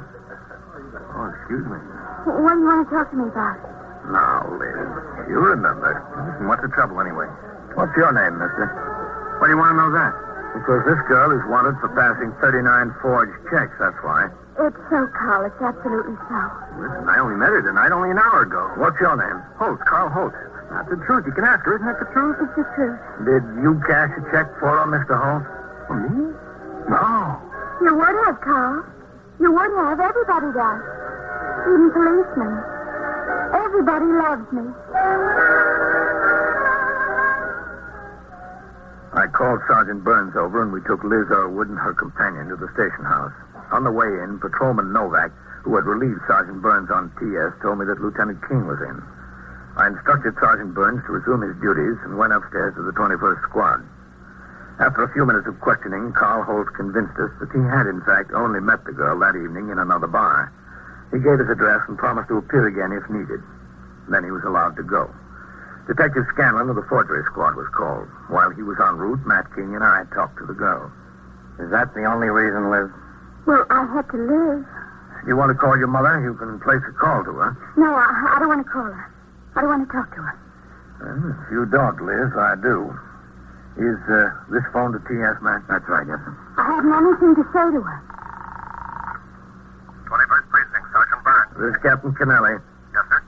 Would you step in my office and look in the corner of my desk blotter? There's a note with the number of Mrs. Elizabeth Hance Irwood in Braxton, Pennsylvania. Braxton? Yeah, that's right. Place a collect call to Mrs. Elwood at that number. Right away, Captain. Right. You have a bank account of your own, Liz. Why'd you have to forge checks in your mother's name? I don't know. It seems like I should. What made you? I don't know. If I knew, I'd tell you. You know you hurt a lot of people. Did I? I didn't mean to. About 40 people, including Captain Kennelly. I'm sorry. I didn't mean to hurt anyone. You know I'm sorry, Captain. I hope you are. I didn't mean to hurt anyone. I just wanted to get money from people to prove they liked me, that's all. If they were willing to take a check from me, that proved they liked me, didn't it? That's all I wanted to prove. You could have given checks on your own account to prove the same thing. No, that's not so. It wouldn't prove the same thing. It wouldn't prove the same thing because... I don't know. It just wouldn't. What were you doing out at Idlewild that night? Idlewild? Yes, the airport. When? When you said you didn't have money to pay the cab driver. Oh. What were you doing there? I went out there just to cash a check, that's all. I thought that would be a nice place. I'm sorry I didn't realize I'd cause so much trouble. I really didn't. If that's my mother, I don't want to talk to her. I don't. All right, I get it now. I won't. Captain Kennelly. Sergeant Burns, Captain. I have Mrs. Earlwood. Oh, all right. Go ahead. Hello. Captain Kennelly? Yes, this is Captain Kennelly. We have Liz here, Mrs. Earlwood. Oh, you have? How is she? Is she all right? I won't talk to her. Yes, she seems all right. Not all quiver? Liz? No, I told you no. I'm sorry, Miss Earlwood. She won't come to the phone. Why won't she? Well, she just refuses, Mrs. Earlwood. Well, tell her I'll be there. Tell her I love her. Tell her I'll take the next train. Her father, too. All right. Goodbye. The next train. I couldn't talk. I'm sorry. I couldn't. I'm not ashamed or anything, but I couldn't talk to her. She said to tell you that she loves you. She and your father are taking the next train. They won't be here. They told the captain they would. No, they won't. All they'll do is send money. They always send money. They think it's the same thing. But it isn't. It really isn't the same. Is it? No, Liz. There's a big difference. All the difference in the world.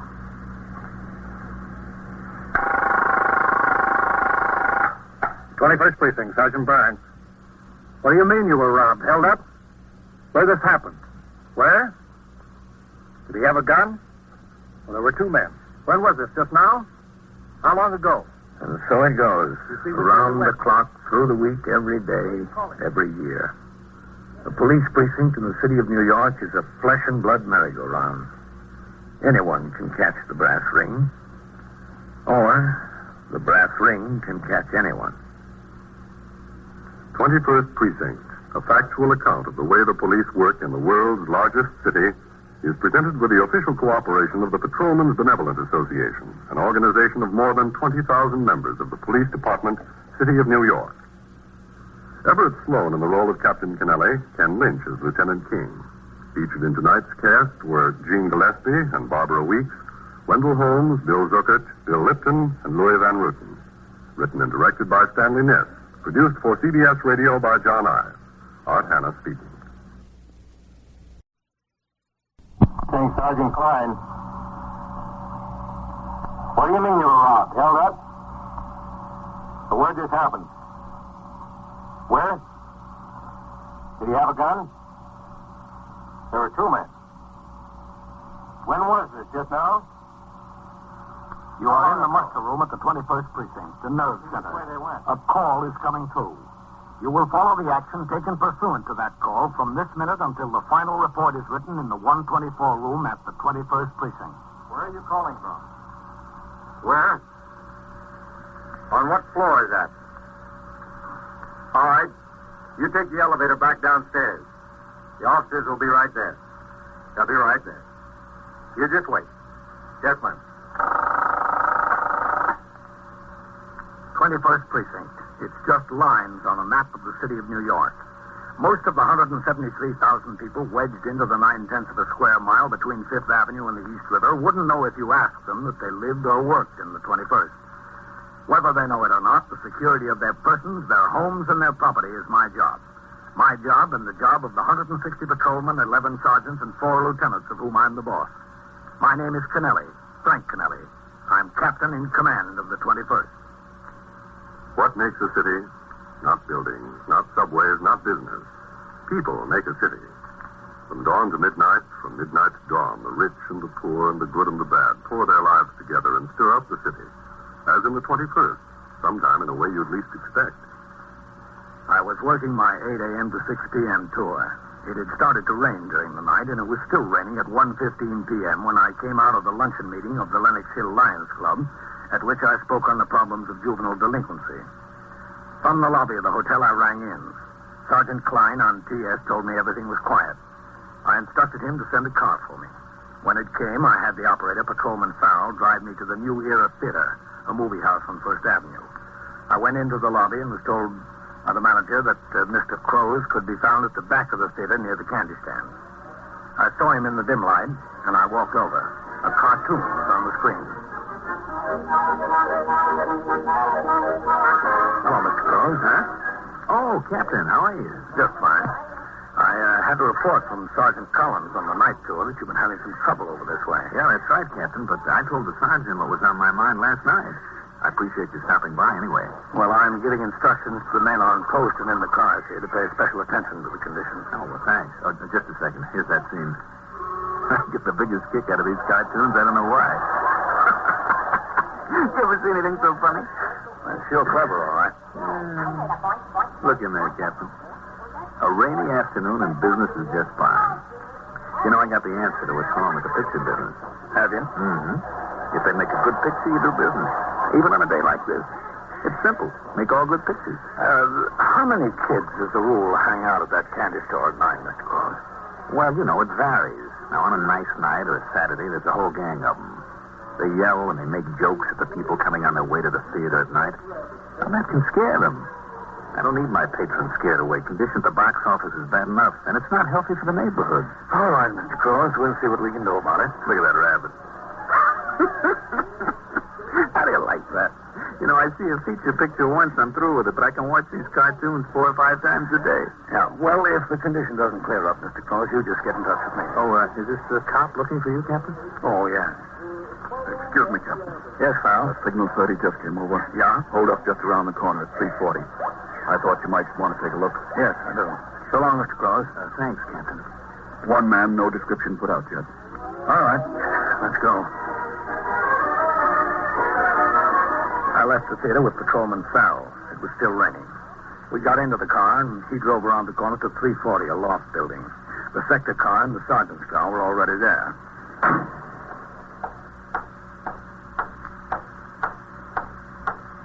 Sergeant Burns had posted his operator at the front door of the building to keep the curious out of the lobby. He held the door open and nodded as I went in. The lobby was long and narrow, the building old and grimy. At the far end of the lobby was a single old-fashioned elevator. Sergeant Burns was talking to a woman dressed in a raincoat, a woman about 35. The sector men and the patrolman on post were questioning the elevator operator several feet away. I walked to Sergeant Burns. Do you know how much was in the envelope exactly? Hello, Sergeant. Well, Captain? there was $1,362.25. Exactly? Yes. How did you know that? I just came from the bank. It was the payroll. Oh. Captain Kennelly, this is Miss Beatrice Parazoni. How do you do? Is that how you pronounce it, Parazoni? Pleased to meet you. Yes, that's right. She's a bookkeeper for a firm up on the 6th floor, Captain. Mm-hmm. She was coming back from the bank with a payroll. Man followed her into the lobby and onto the elevator, pulled a gun, took the package. Then he forced the elevator operator to take them back down to the ground level. He got off, told him to go straight up to the top. Is that about right, Miss Parazoni? Yes, that's right, exactly. Did you get a description, Sergeant? Yes, sir, as good as they could give me. I didn't remember much. I honestly didn't. I could only look at that gun. That's all I could see. The elevator operator's not so good with the English. I called TS, gave him the best description we could get. Good. What kind of company is it you work for? Well, it's a place that makes optical lenses, you know, for eyeglasses. Yeah. It's just a small company, about 14, 15 men working in the shop and myself in the office with the boss, that's all. That was the whole payroll, $1,362.25, the whole payroll for a week. Where's your boss? Did you tell him about it? I stopped up on the floor to call the police. He's not there. He's out selling. He's usually in the shop in the morning and he goes out seeing customers in the afternoon. How long have you been employed there, Miss Parazoni? Almost 10 years, between 9 and 10. You never had anything like this happen before, did you? Oh, no, nothing like this at all, never. Well, it's 5 minutes after 3 now, Miss Parazoni. What time did you leave the office for the bank? Well, it was just about 2 o'clock. On payday, I usually work all morning until I get the payroll finished, and then I write out the check, and the boss signs it before he leaves to call on customers. I had the check, and I went out to lunch. And then I was going to the bank right before it closed to come back here in time to make up the payroll for when the men go home. You follow this pattern pretty much every week? What do you mean? Well, I mean, you pay on the same day every week? Oh, yeah. And do you go to the bank just about the same time? Yes, they're usually right before it closes. Oh, Sergeant, you ought to have the sector car and get back on patrol. We don't need them here anymore. Yes, sir, Captain. All right, Ryan, Thomas. I really ought to be getting upstairs and back to work, Captain. I don't know what I'm going to do about the payroll today. I don't know where I can reach the boss, and the bank is closed. It'll be a shame for the men to go home without their money. Can I go upstairs now and see if I can get it straightened out? Well, the detectives will be here any minute, Miss Parazoni. They'll want to talk to you. I think you ought to wait down here until they come. Oh, ring in when you get back in service. I don't see what I have to wait for the detectives for. I told you everything I know. I told you and that sergeant and that policeman there. Yes, well, it's the detective's case. It's up to them to conduct the investigation. I see. Out of all people, Captain, I don't know. Why did he pick on me? The funny thing, he picked on me. Is it?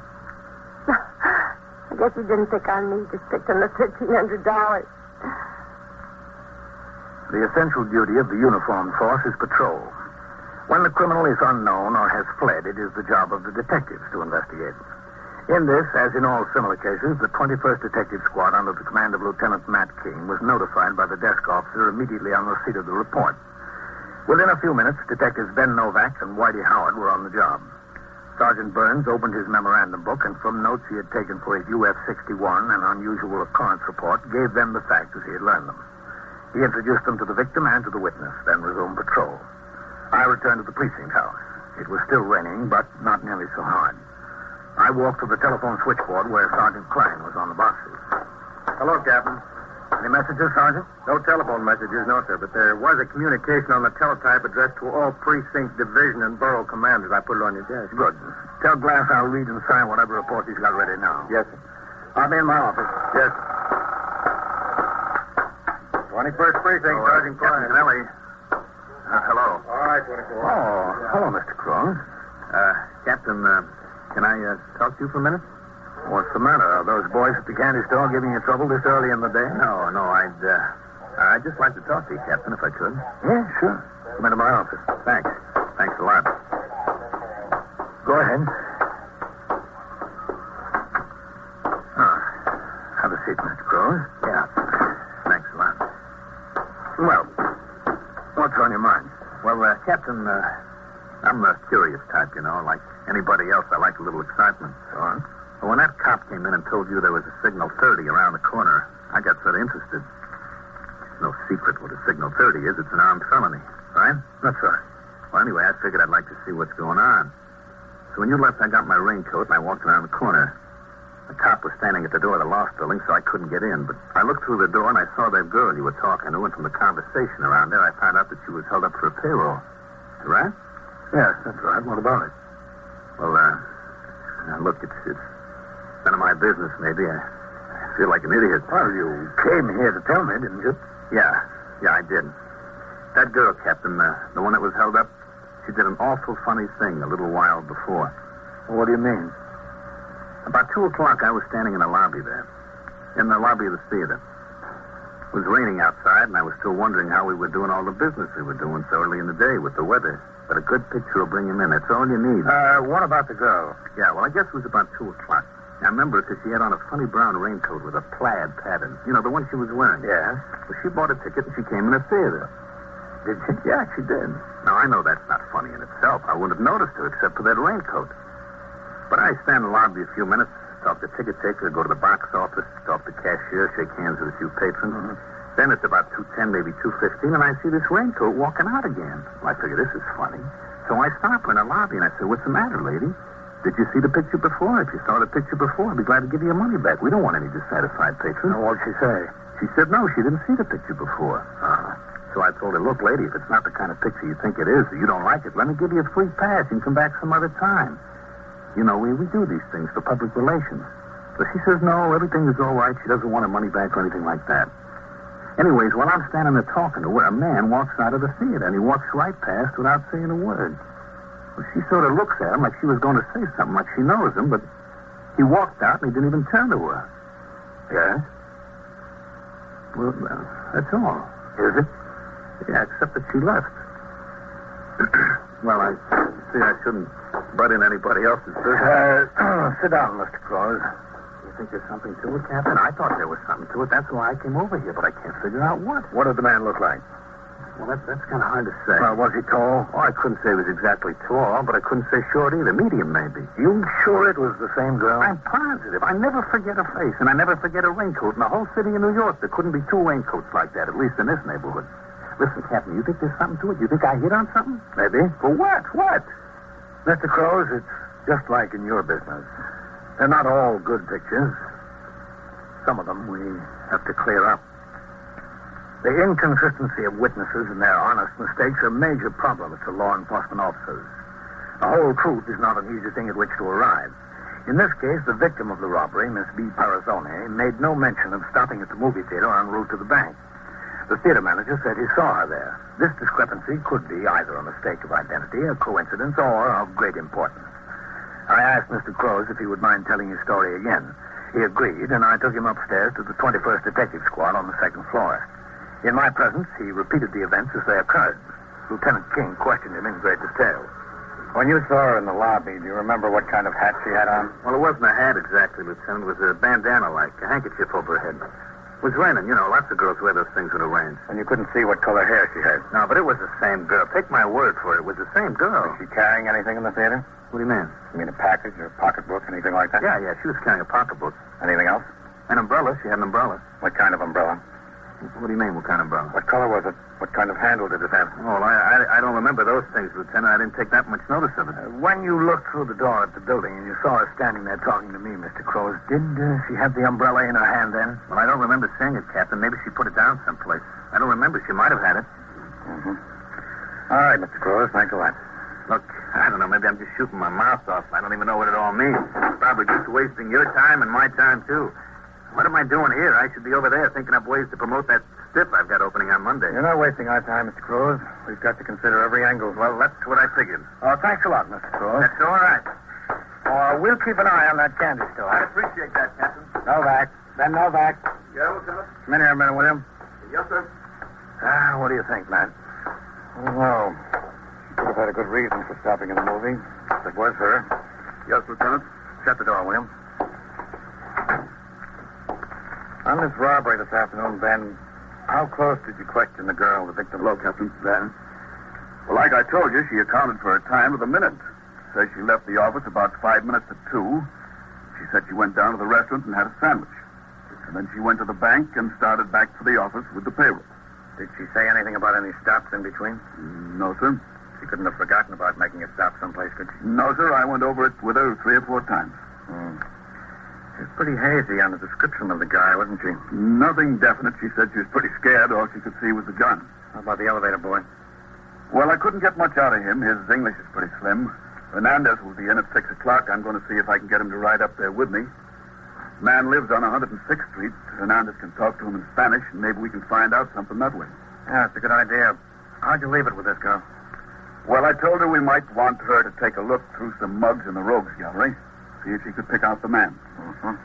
When did you say you might do this? I said I might call her this afternoon. She said she'd be willing to ride downtown with me after she got finished work. Did you talk to her boss, Ben? Yes, sir. What did he say about her? He says she's been there about 10 years. She's a good bookkeeper. He says she practically runs his business when he's away. Mm-hmm. She's 36 years old.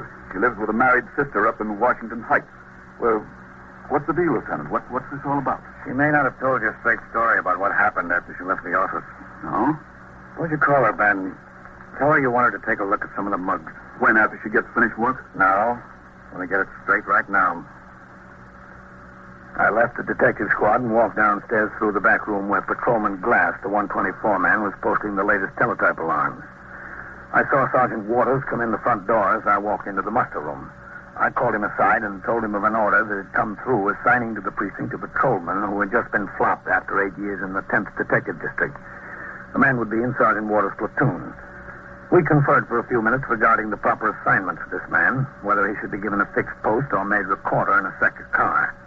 We looked over his departmental record and discussed the mental effect that emotion might have on the performance of his duties as a patrolman. It was decided to put him on post number 3. Sergeant Waters went into the locker room to change to his uniform. Other men of the night tour were coming into the station house. I walked over to TS. 21st Precinct, Sergeant Klein. Yes, sir, Captain. That's all right. Go ahead. Take the call. Who? Somebody's kidding you, mister. This is the 21st Precinct of the Police Department. All right. Yes, Captain. Get me division, will you, Sergeant? Yes, sir. Oh, hold it a minute. I didn't know we were coming here. Just a second now, miss. I've got to call upstairs. I thought we were going downtown to look over some pictures. We are, yeah, but I've got to check something here first about the car. Sergeant, could you ring upstairs for me? Yeah, sure, Ben. Hello, Miss Tarazone. Oh, hello. Well, are you feeling better now? Oh, yes, a lot. Well, who do you want up there, Ben? Lieutenant King. Is Lieutenant King there? This is Sergeant Klein on TS. Ben Novak wants to talk to Got him. any idea yet who that hold-up man was? Well, the detectives are handling it now, miss. Oh. Lieutenant King is on his way downstairs, Ben. Oh, good. Oh, here he comes now. I just called up for you, Lieutenant. Yep. Hi, Captain. Hello, man. Lieutenant, this is Miss Beatrice Parazzoni. She was the victim in that hold-up before. Oh, yes. How do you do, Miss Parazzoni? Hello. We're on our way downtown to look over some mugs to see if she can identify the man. How's the car? Is it tied up? I sent Whitey up to the 23rd to pick up a fellow that we're holding there. He'll be back in a minute. Can you wait? Have you got time, Miss Parazzoni? Yes, I guess so. How long do you think it'll take downtown to look at the pictures in it? Well, there's a lot of pictures, isn't there, Captain? Yeah, plenty. Well, I'll call my sister. She's expecting me home for dinner. Oh, I think you'll be home for dinner, all right. We're kind of early. Now, according to Detective Novak, you said you went downstairs about 2 o'clock or 5 minutes after. You went to a restaurant, had a sandwich for lunch, then went to the bank. You got the payroll and started back at the office. That's what she said she told you. Is that right, then? Yes, sir, that's what she said. Well, that's what I did then. I just wanted to get it straight. How long has your boss been in business there, Miss Parazzoni? He started just before the war.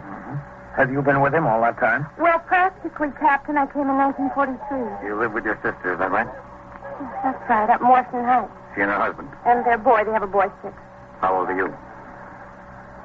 36? You ever married? No, sir. What do you do when you're not working, Miss Parazzoni?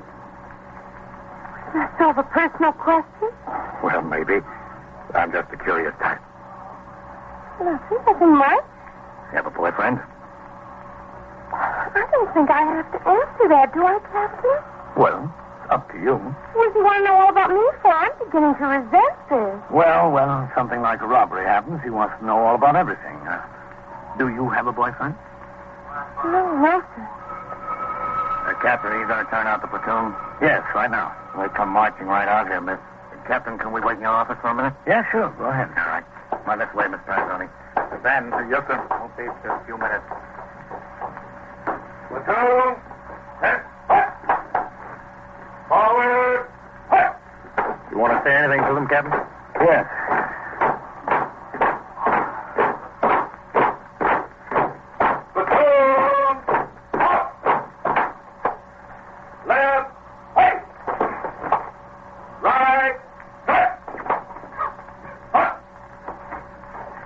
Second platoon. Platoon Inspector, sir.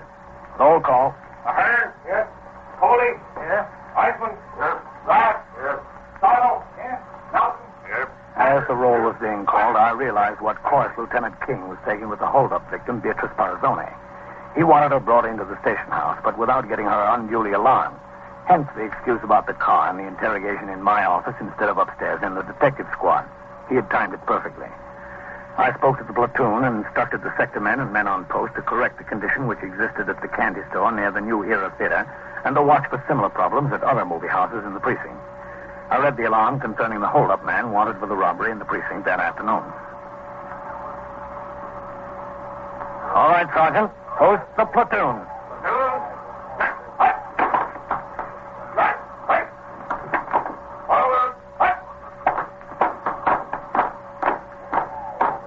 I'll be in my office, Sergeant. Yes, sir.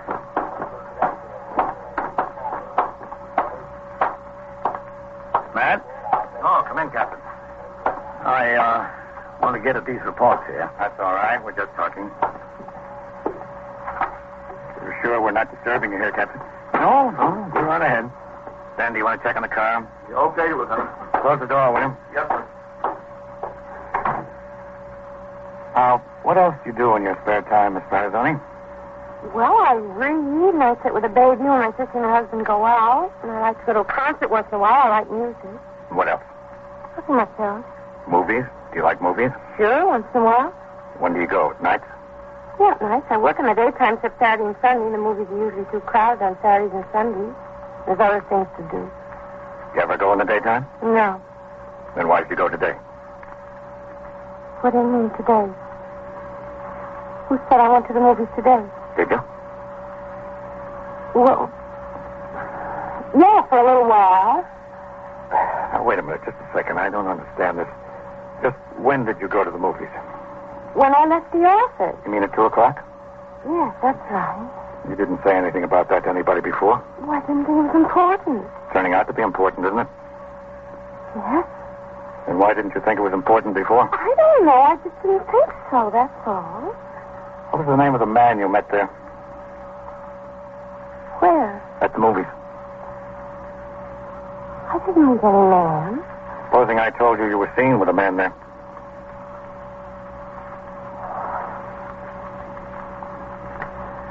All right.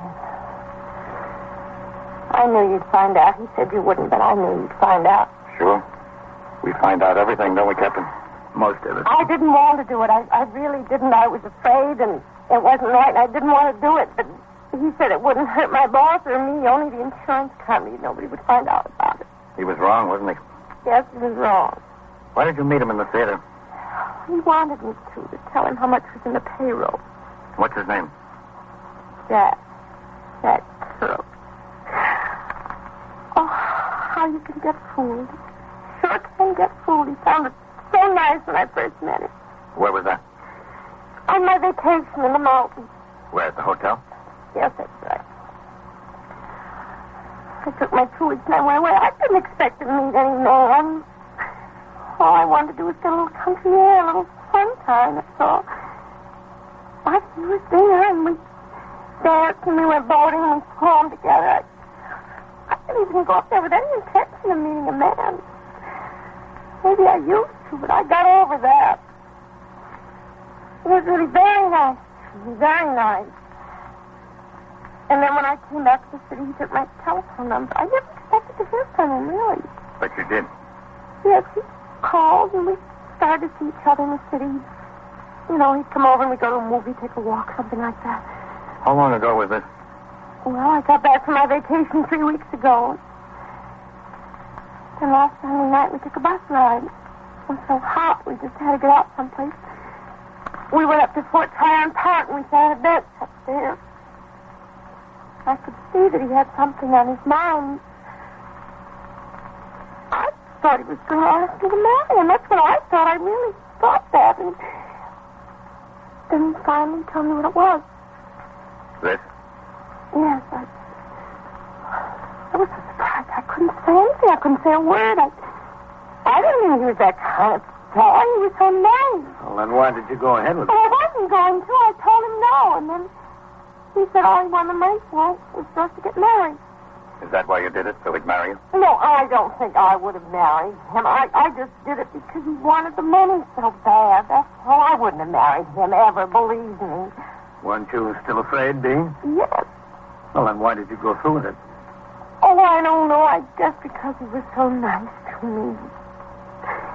At least for a month, I had a good time. I figured I owed him something, that's all.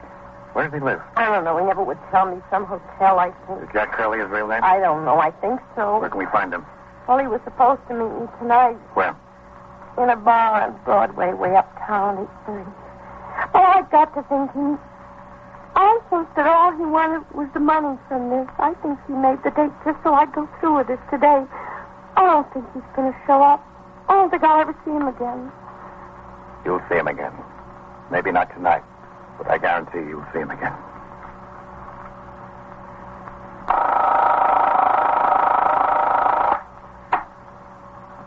21st Precinct, Sergeant Klein. Who's dead? Who? She was killed. Ah. Where is it? Where? 88 East what? East 70th. Who is this calling? What's your name? Doris what?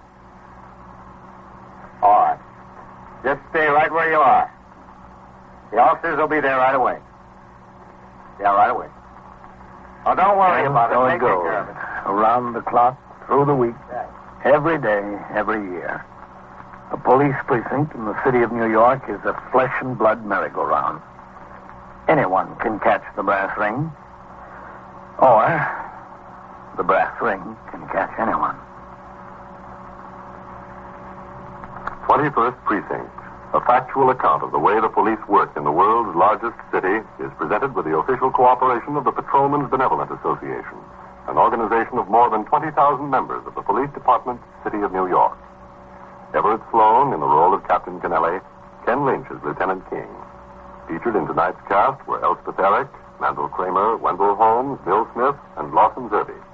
Written and directed by Stanley Niss. Produced for CBS Radio by John Ives. Art Hanna speaking.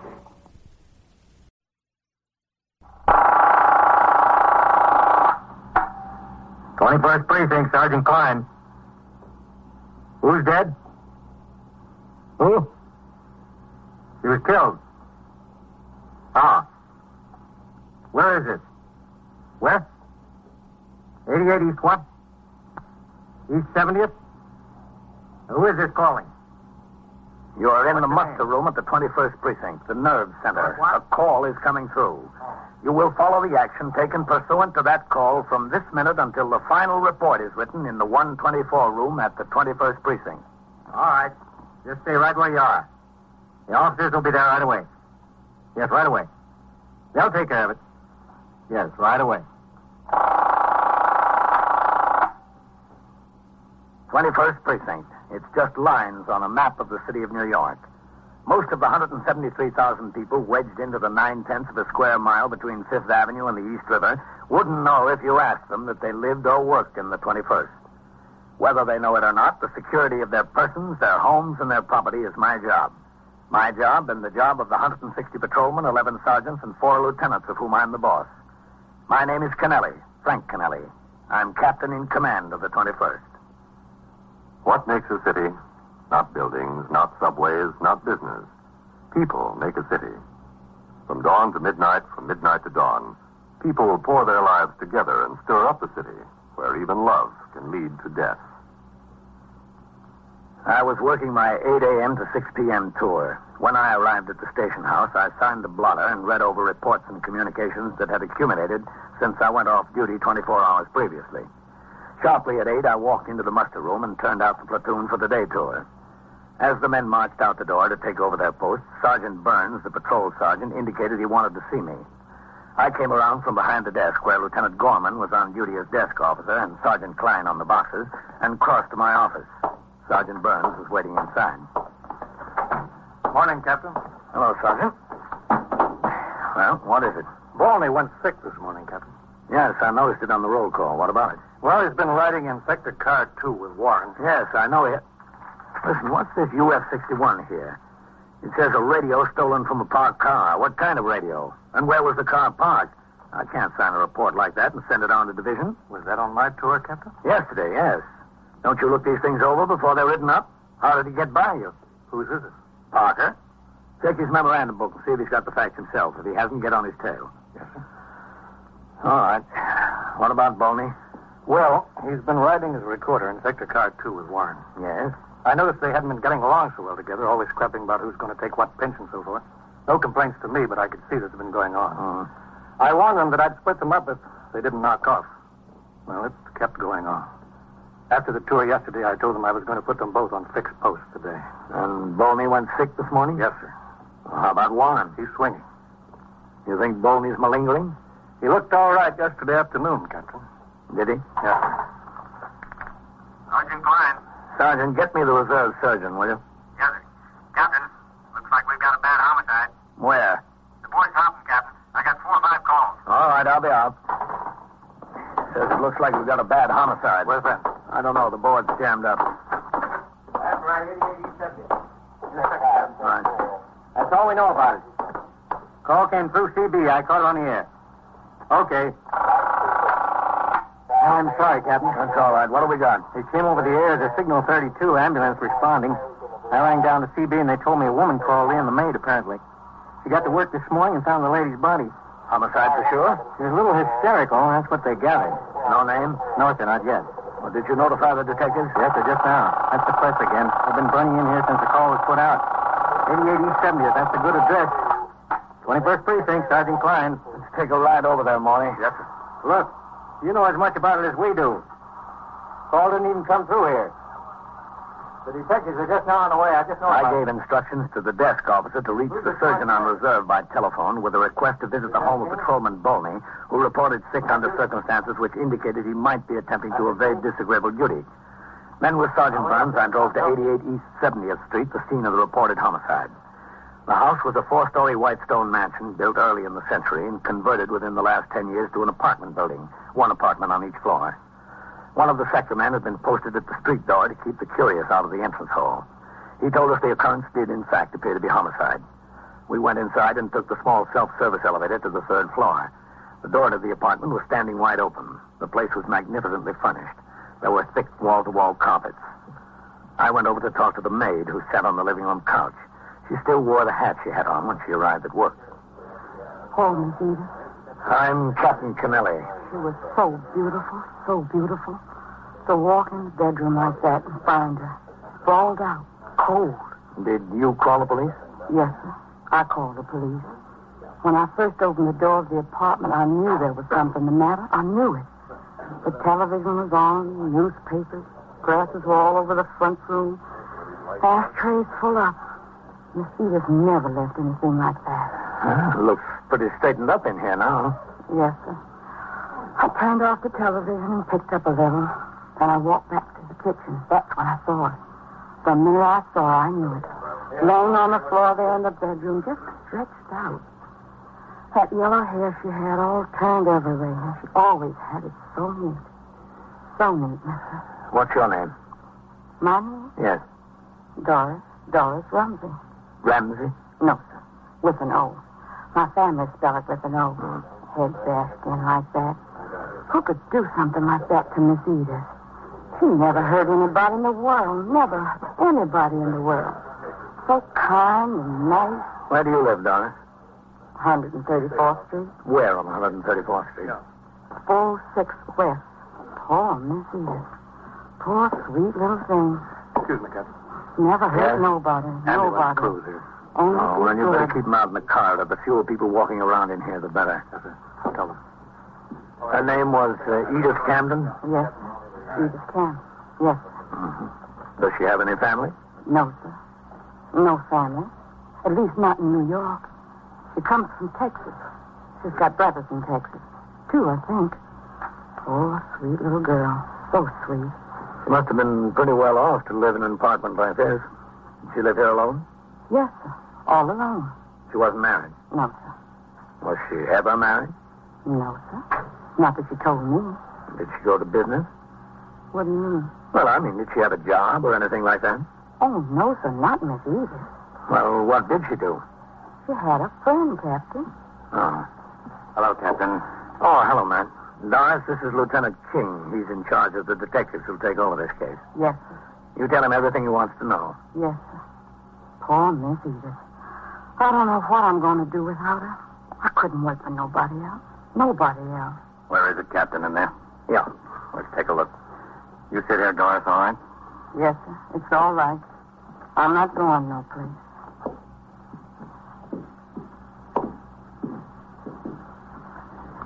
What do you think the rent is on this place, Captain? $400 or $500 a month? Yeah, something like that, I guess. Pretty steep. Not if someone else pays it. In here, man.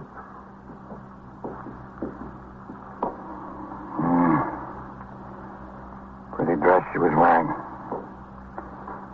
Not torn. She wasn't struggling with anyone.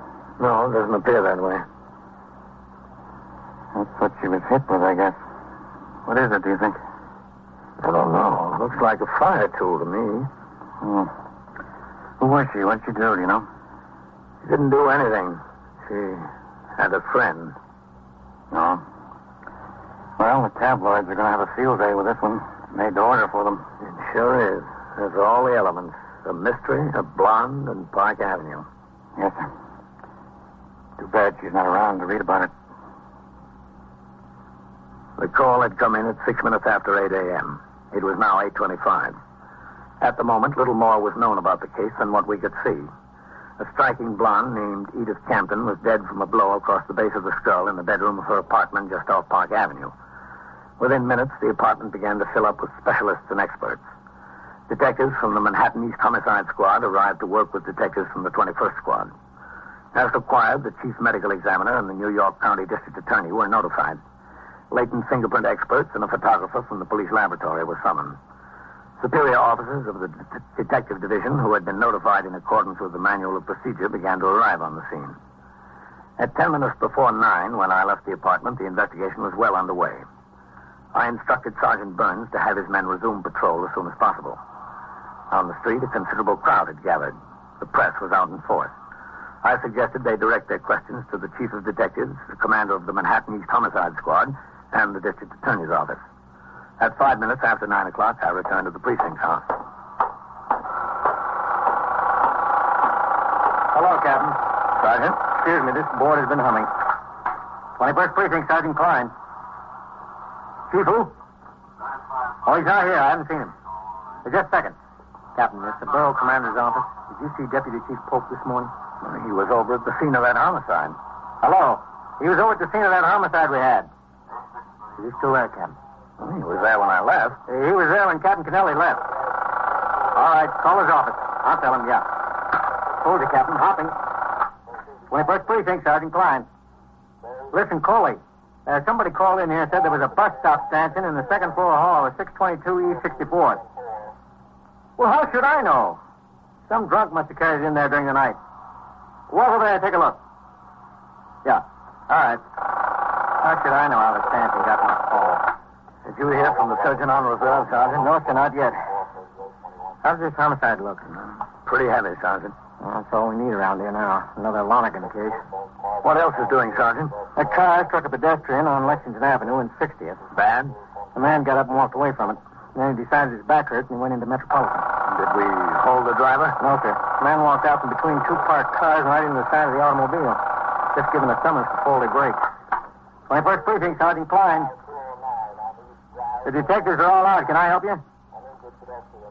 Well, that's what the detectives are all out on, that homicide. No, I don't know anything more about it. Okay. You're welcome. Some guy from the journal. You'll have that all day, Sergeant. You might as well be ready for it. I know. What's it look like, Captain? What do you mean?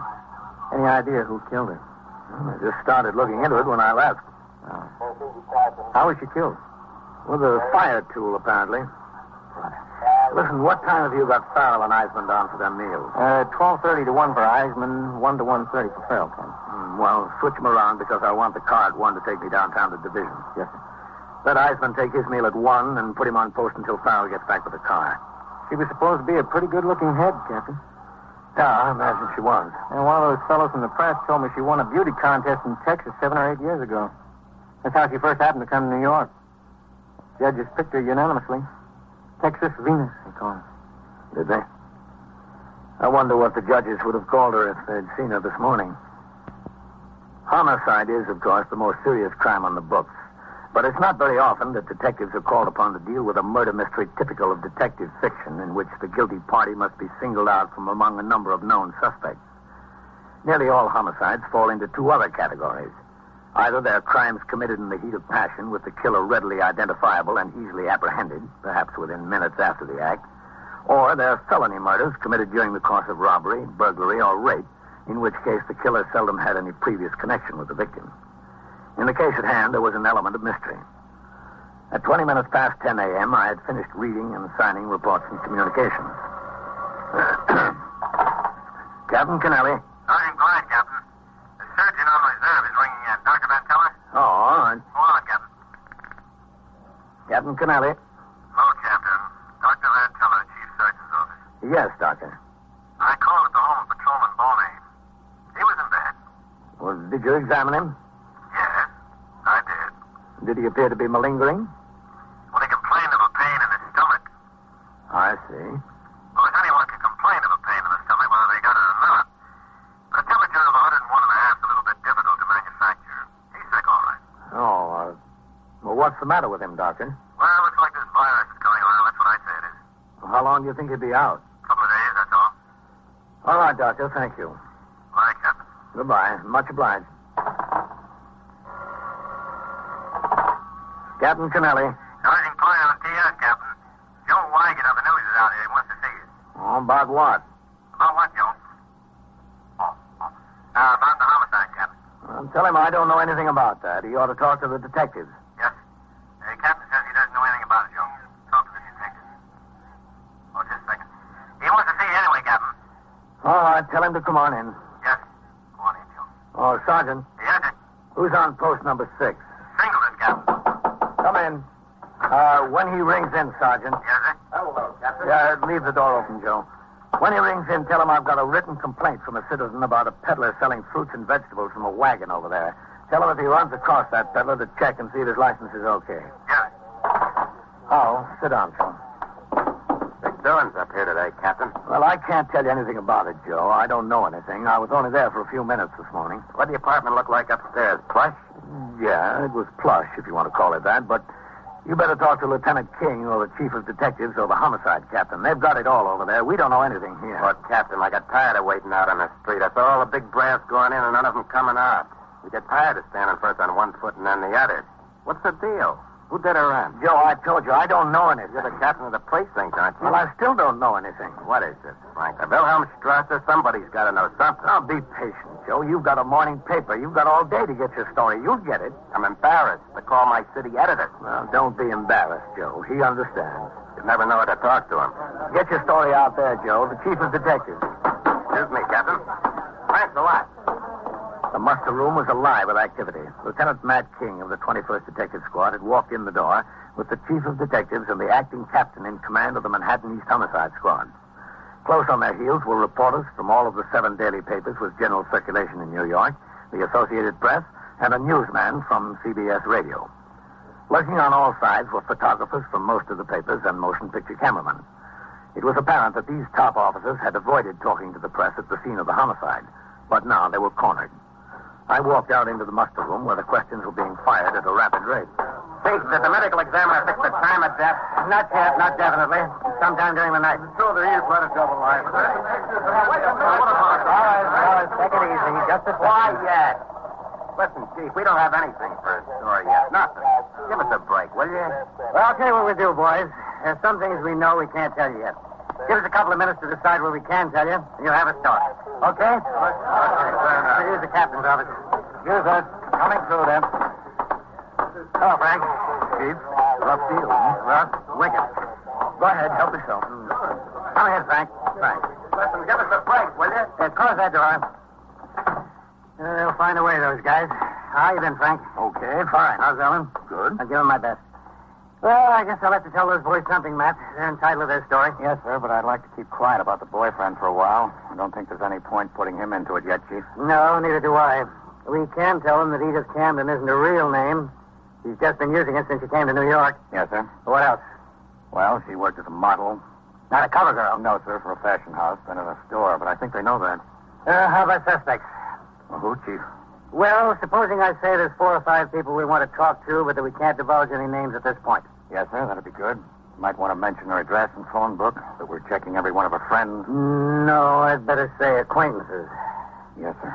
Yes, just that address and phone book ought to make them happy. Always does. 30 detectives assigned to the case. How's that? Fine.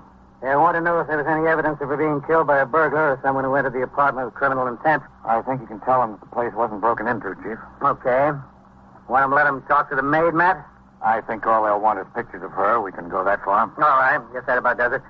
Frank, let's get together some night, huh? Oh, I'd be glad to, Chief. I'll tell Mary to call Ellen and set it up, okay? Fine. Okay, Matt. Show me to the wolves. Yes, sir.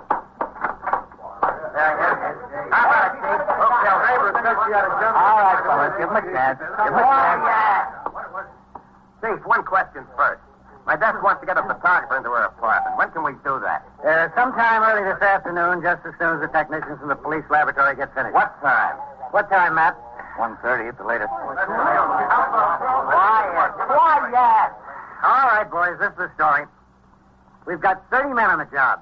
At this moment, we have no more idea than you do who the killer is. However, there are 4 or 5 people with whom we want to talk about this. Now, in addition to that, Miss Camden had a telephone and address book. A little black book? What color is it, Matt? Baby blue leather. Hey, boy. Now, in addition to the 4 or 5, we'll be in touch with every person listed in her phone book in order to get some idea of her movements yesterday and last night. As I told you before, the ME's office has not yet reported So the press had their story. time of death. All that could be divulged without hindrance to the investigation was given to them. In a few minutes, the reporters hurried out of the precinct house to find telephones. The chief of detectives and the acting captain of the homicide squad went upstairs to the 21st squad with Lieutenant King. Within an hour, both had left the precinct house. Now started the real work of the homicide investigation. Detectives of the homicide squad teamed off into pairs with men of the 21st squad to work as partners until the crime was cleared. At 1:30, the car came by the station house to take me to 6th Division headquarters, 160 East 35th Street, for a conference with the division commanders. While I was out of the precinct, a well-dressed, graying man in his late 40s was brought in by Detectives Whitey Howard of the 21st Squad and Edward McInerney of the Manhattan East Homicide Squad. They took him directly upstairs to the 21st Detective Squad. This way, Mr. Newfield. Yes. You don't think it'll take long, do you? I wouldn't know about that, sir. Come in. Lieutenant, we got Mr. Newfield here. Oh, good. Come in, Mr. Newfield. Oh, thank you. Thank you very much. Have a seat. Thank you. This was some shock. You have no idea what a shock. When these officers told me, it's like a bolt of lightning. Cigarette, Mr. Newfield? Oh, much obliged. Ed? Whitey? Thanks, Lieutenant. Thank you. I'm Lieutenant King. How do you do? You know what this is all about, don't you, Mr. Newfield? Yes, I suppose so. Is Walter Newfield your full name, sir? Walter Crane Newfield. And where do you live? I have a home in Westchester. Where in Westchester? Winslow Park. Your business in New York? That's right. What is your business, Mr. Newfield? I'm a paper broker. And what is that? I act as broker for mills in selling paper to printers and publishers. I see. Do you commute to New York every day? Every weekday, yes. You married, Mr. Newfield? Yes. For how long? 19 years. Any children? 2. 2 girls in high school, 15 and 17. You were acquainted with Miss Camden? Yes. For how long? Oh, I don't know, 3.5 years, I suppose. What can I do with this? I really don't feel like smoking. No. Here. Thank you. How well acquainted, Mr. Newfield? Oh, quite well. Did you see her frequently? Yes. How frequently? 2-3 times a week. Ever oftener? Yes, sometimes. In her apartment? Yes, there, and we'd go out to the theater and clubs together. Was that her apartment, Mr. Newfield? She lived there, yes. I know she lived there, but who paid the rent? Well, I imagine she did. Who gave her the money? Well, I don't suppose there's any use of denying the fact that Edith and I were very close. My wife and I hadn't gotten along for years. Someday I hope to marry Edith. That's the way it is. I couldn't help it. A man needs some sort of life. You paid the rent? Yes. When did you last see her, Mr. Newfield? The night before last. You didn't see her yesterday? No. The last night? No. Were you in New York yesterday? Yes. Where? I was at my office until 5:15. And then? I went to Grand Central, took the 534 home. To Winslow Park? That's right. Was your wife at your home in Winslow Park? No. Where was she? She and the girls are in Cape Cod for a month. Was anyone at your house in Winslow Park besides you? No, I was all alone. Did you see anyone you knew on the train? Well, I think so, Lieutenant, yes. Who? Well, I don't recall at the moment. I have to think about that. Sure, go ahead. Think about it, Mr. Newfield. Lieutenant, I know this can't help coming out. This whole thing is bound to get in the papers. I don't care about myself or what anybody says about me, but those two young girls of mine, this is going to be terrible on them. Just terrible. It'll be worse on them, Mr. Newfield, if you continue to tell us lies. Well, I haven't told you any lies. Just said you didn't see Miss Camden last night. That's a lie, isn't it? No, it isn't. Said you were home in Winslow Park last night. That's also a lie. We know you never left New York. How about the truth, Mr. Newfield? How about the truth? Well, I don't know what to say. I don't know what to do. I haven't had time to think. I had nothing in the world but those two girls. Please think of them. That was your job, Mr. Newfield. I've got mine. The interrogation of Walter Crane Newfield continued. So did my conference at division headquarters. It finally broke up at 3 p.m. Patrolman Farrell drove me uptown to the 21st. I instructed him to pick up his partner and resume patrol. He drove away, and I walked up the steps and into the muster room.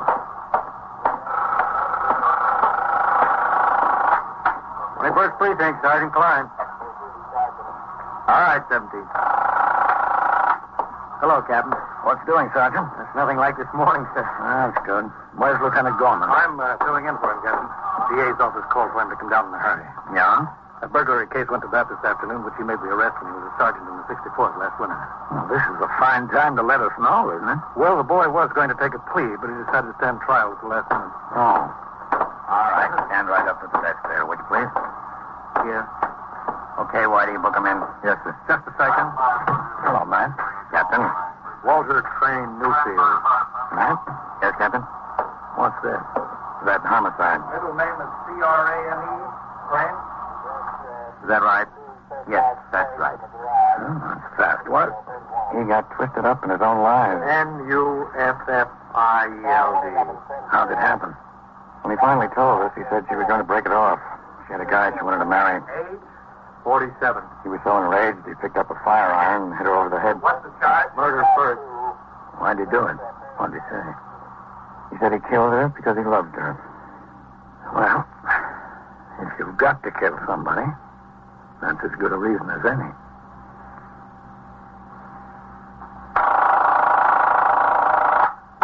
First Precinct, Sergeant Klein. Stole your what? Your safe. Where is it? And so it goes. Around the clock, through the week, every day, every year.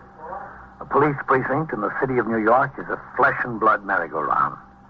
Anyone can catch the brass ring. Or the brass ring can catch anyone. 21st Precinct.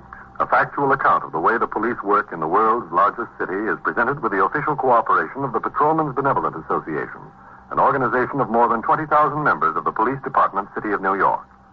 Everett Sloan in the role of Captain Kennelly, Ken Lynch as Lieutenant King. Featured in tonight's cast were Lawson Zerby, Wendell Holmes, George Petrie, Joseph Julian, Frank Reddick, Eric Dressler, and Rosetta Lenoir. Written and directed by Stanley Ness, produced for CBS Radio by John Ives. Art Hanna speaking.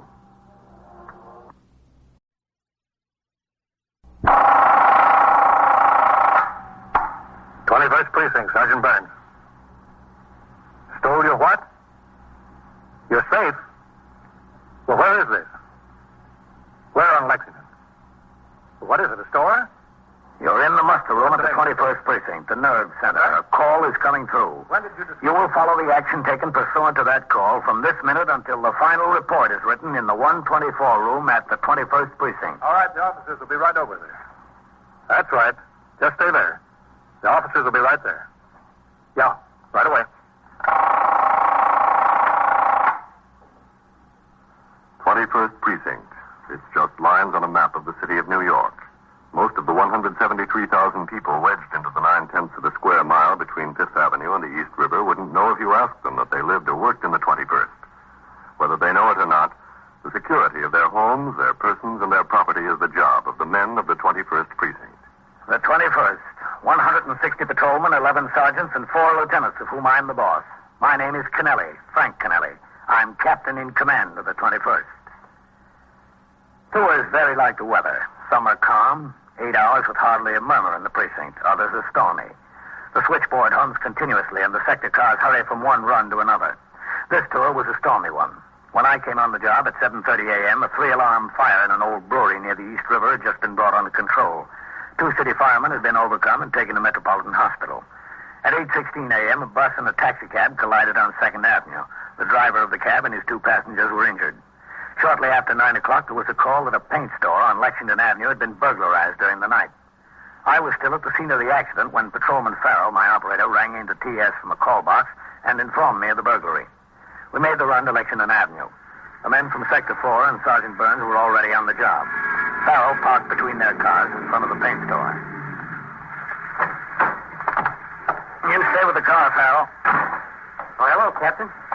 Well, what do we got, Ross? Safe job, sir. Yeah? Says they hauled it away. They just rolled it out the front door and carried it away. All right. Oh, watch the door, Captain. That's the way they got in and out. Okay. Sergeant Burns says the detectives might want to try it for fingerprints. All right. Stay on the job here. Keep the sidewalk clear. Yes, sir. What time do you usually open the store, Mr. Heelan? The same time, 9 o'clock. 9 o'clock every day. Hello, Sergeant. Captain. Mr. Heelan, this is Captain Kennelly. Oh, I have some mess to come to work to. Some mess. Mr. Heelan is the proprietor, Captain, Mr. George Heelan. He opened up this morning and found the place had been burglarized during the night. The whole safe they took. The whole safe. Well, you'd think the safe would be safe. The whole thing. Did you notify the detective, Sergeant? Yes, sir. I rang in as soon as I saw what it was. T.S. called upstairs to Vitale, who was catching. He notified the safe and lock squad. He's on the way over here himself. Where was the safe? Right back here, Captain. Right back here in plain view. With a light on it. I always make a practice to leave a light on it. It's right here. In between brushes and wallpaper. What kind of safe was it, Mr. Heelis? A black one. No, I mean, do you know the name of the manufacturer and the style number? Oh, well, tell you the truth, no. Well, when did you buy it? Well, let's see. I had it when I removed to this location. Had it about a year then. I've been here 9 years, so I got the safe about 10. It's important that the detectives have a description of the safe. Don't you have the manufacturer's name and the model number written down someplace? Well, yes, to tell you the truth, I think I do. I think I got the original invoice from when I bought it. Well, good. That's all they'll need. Where is this invoice? In the safe. That figures. How was the entry made, Sergeant? The street door was jimmied, sir. It was a neat job. They got a bar in between the door and the frame and just snapped off the latch. Yeah. Now, when I walked up to the door, I could see something was screwy, Captain. I just touched it and it opened. The lock was broken off. Listen, I got my insurance policies in the safe, too. How does that make me stand uninsured? Well, you don't need your policy. Just get in touch with your broker. Do you have any cash in the safe? Oh, yeah, sure. That's why I keep the safe primarily. How much? Oh, $600-700. Your receipts from yesterday? Well, most of it. $450 is the receipt from yesterday. The rest is extra cash I keep around. Why? Why? Tell you the truth, Captain, it's a couple of $100 I had. I didn't want my wife to know about. You know, mad money. She knows everything I'm doing, how much I got in the bank down to the last nickel.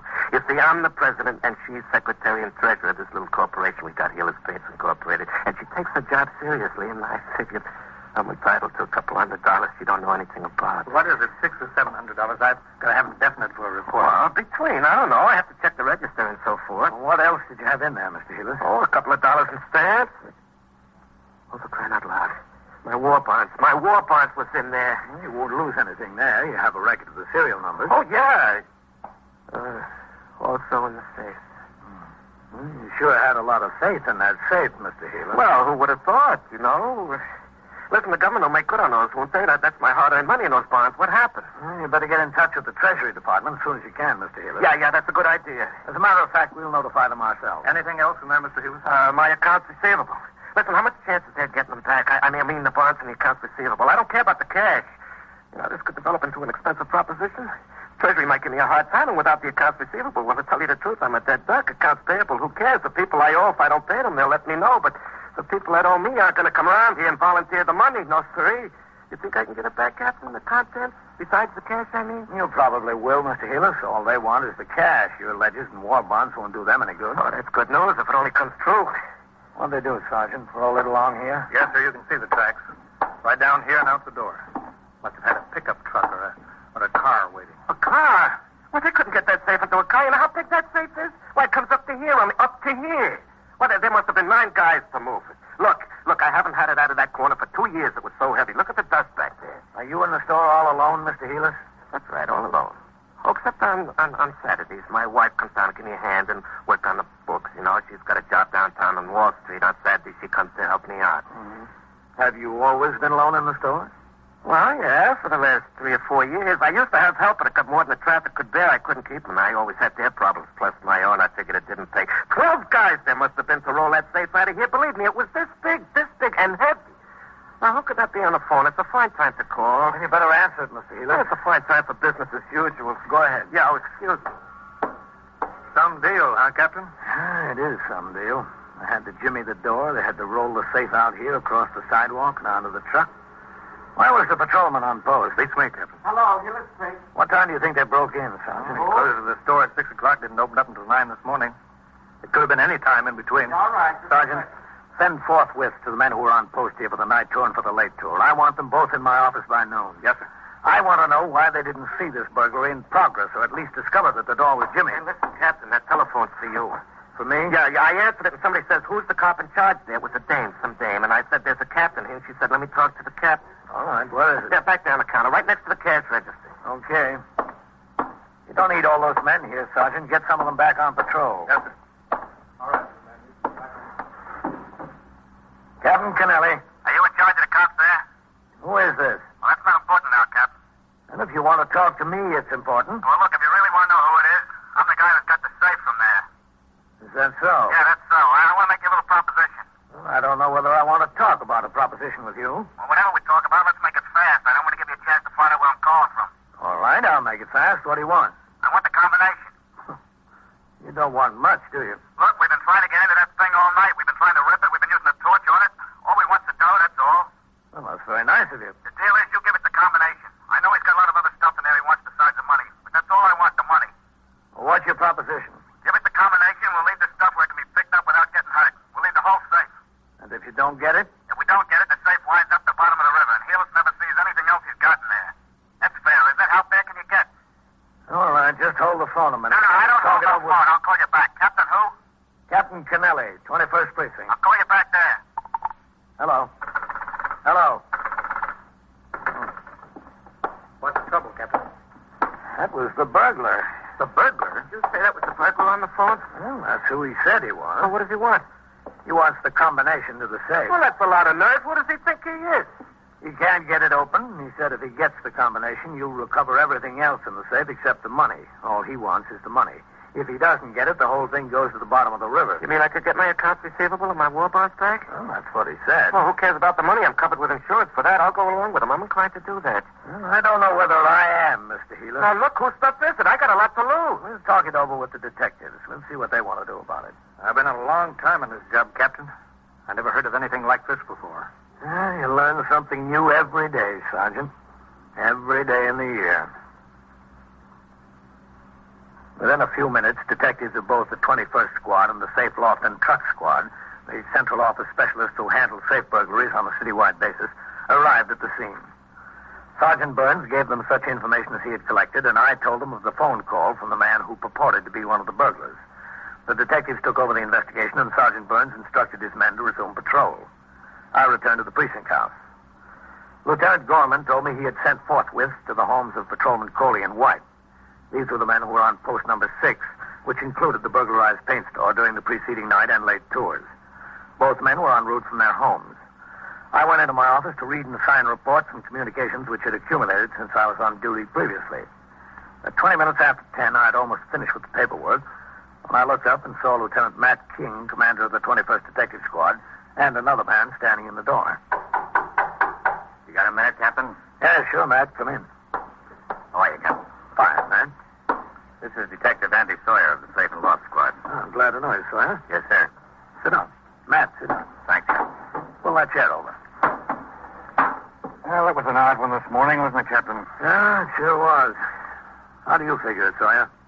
You fellows ever heard anything like that before? No, sir. Neither of us. I must be a psycho trying to swing a deal like that. Well, it didn't sound much like a psycho over the phone, Matt. How have you fellows got it figured? Well, there are a couple of things, Captain. One, Mr. Heelis said it was a woman on the phone when he answered. You picked it up. It was a man. Yeah, that's right. Two, from the description Heelis gave us of the box, it sounds like a certified 600. Now, a safe man who really knows his business wouldn't find much trouble getting into a box like that. He'd try ripping it. And if that didn't work, he'd use a cutting torch and get inside of it that way. Especially since they carried it off and can work on it at their leisure. They aren't red-hot ironmen, that's for sure. Whoever they are, I don't think they've been long on trade. Well, how many do you think there were? Well, the box weighs 600 pounds. There must have been at least 3 of them, maybe 4. And what about the girl on the phone? I don't know, kid. You know, I've got an idea about that. Yes, sir? Well, if this burglar was going to put the proposition to someone, who'd be the logical person? Not the cops on the job. That's right. The logical one would have been Helis. I don't think he wanted to talk to Helis. That's why he had the girl put in the call. You mean Helis might have recognized his voice? He might have. Yes, sir, that's a good possibility. But why the girl? There must have been at least 2 other men on the deal. Why the girl? Well, I don't know. Any number of reasons. Andy, do you think we ought to check out some of the people Helis knows? That's a good idea, Lieutenant. He said he used to have help in the store, but not anymore. How about his former employees? Yes, sir, there might be something there. Are you going to be around here all day? Well, I was going out on patrol again this afternoon, that's all. Why? Well, we figured this guy might call back here to see if the deal will go through. Well, what do you want me to do? Well, if he does, we've got the switchboard here. I'll be right out there. I'll keep one line open to the telephone company to get the location of the phone he's calling from. I'll have CB keep up a direct connection to the radio dispatcher. As soon as we can get the location, he'll have a car right over there. He won't stay on the phone long enough. He wouldn't this morning. He knows now that we're looking for his call. He's got to stay on long enough for you to give him the combination. Well, then, you want to go along with him? Yes, sir, we might as well. If it doesn't work and we don't get him, maybe at least Helis will get his property back. That's what he's most worried about anyway. Yeah, we'll be out at the board and start to work on every call that comes through to you, Captain, if that's all right. Yeah, that's all right. If you'll take just a few seconds longer to get to the phone than you normally do, we might have a chance. If he calls again. Well, Captain, he's got the safe. We've got the combination. If he had moxie enough to carry that safe out across the sidewalk, he's got enough to make another telephone call. Squad stationed himself next to the telephone switchboard, ready to use another line to trace any subsequent call from the safe burglar. He got head starts on 2 callers who asked for me, but both of them turned out to be ordinary police business. At 11 o'clock, Patrolman Coley, who had worked the 4 p.m. to midnight tour on the post where the safe burglary occurred, came into the precinct house as ordered. I questioned him thoroughly regarding his activities on post during the previous night. At the end of the interview, I was convinced that the burglary had not occurred through his negligence. Patrolman Coley was allowed to return to his home. By 11:35, the safe burglar had still not been heard from again.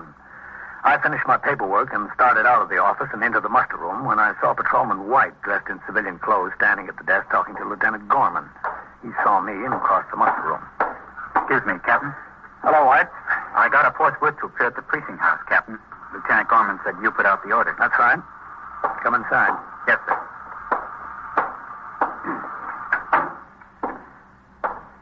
You were assigned to post number 6 from midnight to 8 a.m.? Yes, sir, that's right. Are you familiar with the paint store on Lexington Avenue run by Mr. George Helis?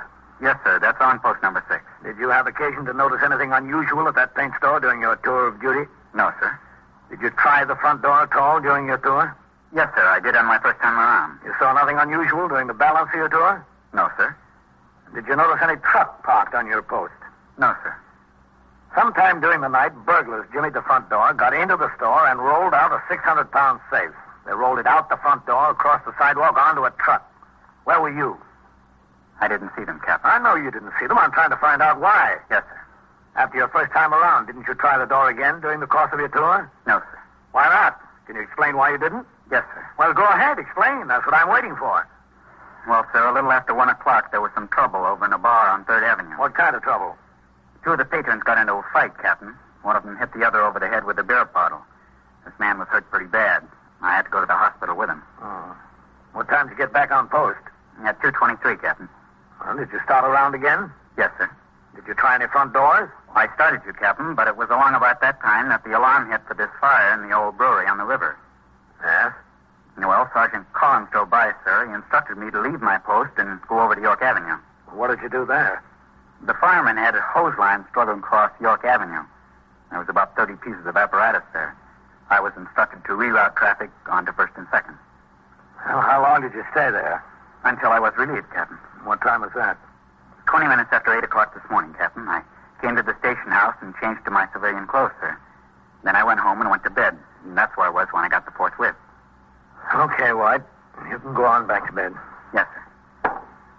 Thank you, Captain. White. Yes, sir, Captain. How long have you been in the job, White? I'm 4 months out of the academy, Captain. Do you know what Rule 107 is of the rules and regulations? I think so, sir. Well, what is it?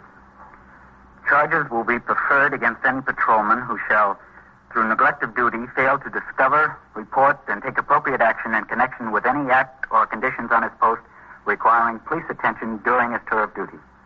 Good. Don't forget it. No, sir, I won't. Okay. Go on home. Yes, sir. Thank you, Captain. Leave the door open. Captain Kennelly. Sawyer, Captain, there's a call coming through for you. I think it's our boy. Oh, all right. If you'll hang up, sir, let it ring 3 or 4 times. All right.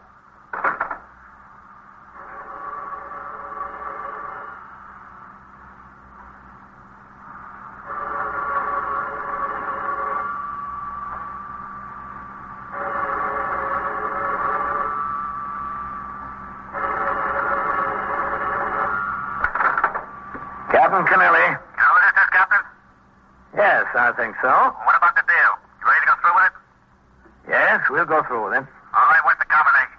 Now, wait a minute. First, I want your assurances that you're not going to throw that safe in the river. The man wants his property back. You'll get it back. Well, I just wanted to make Listen, sure. I know what you're trying to do. You're trying to stall for time. I'm not going to stay on this line long enough for you to trace the call. Believe me, now I'm not. What's the combination? Well, just a second. Let me find it. Well, don't take more than a second. I'm telling you, don't take more than a second. All right, I'm getting it. What is it? Just a second. I'm telling you. All right, here it is. What?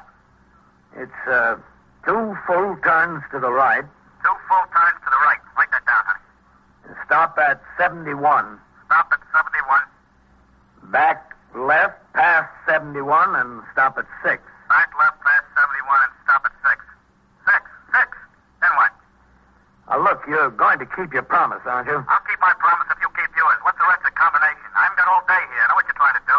Well, then right to 98. Is that it? Yes, that's it. Bye. I think we've got a chance, Captain. Well, I couldn't keep him on the phone any longer, Sawyer. He knew what we were up to. We made it, Captain. Good.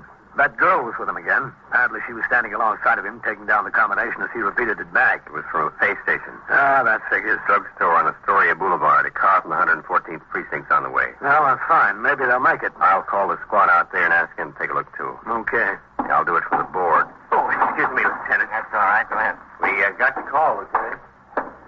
Did you talk to him, Captain? Yeah, I gave him the combination. They traced it to a pay station and a drugstore on Astoria Boulevard. Yeah, he's probably gone by now. Yeah, a car is on the way, and Sawyer's calling out the 114th squad and have them go take a look, too. Astoria, huh? Ah, that's right. You know something, Captain? I've had Vitale and Novak over there talking to that Mr. Heelis for the better part of the morning. Yeah. We've been going on the possibility that maybe your suggestion is correct.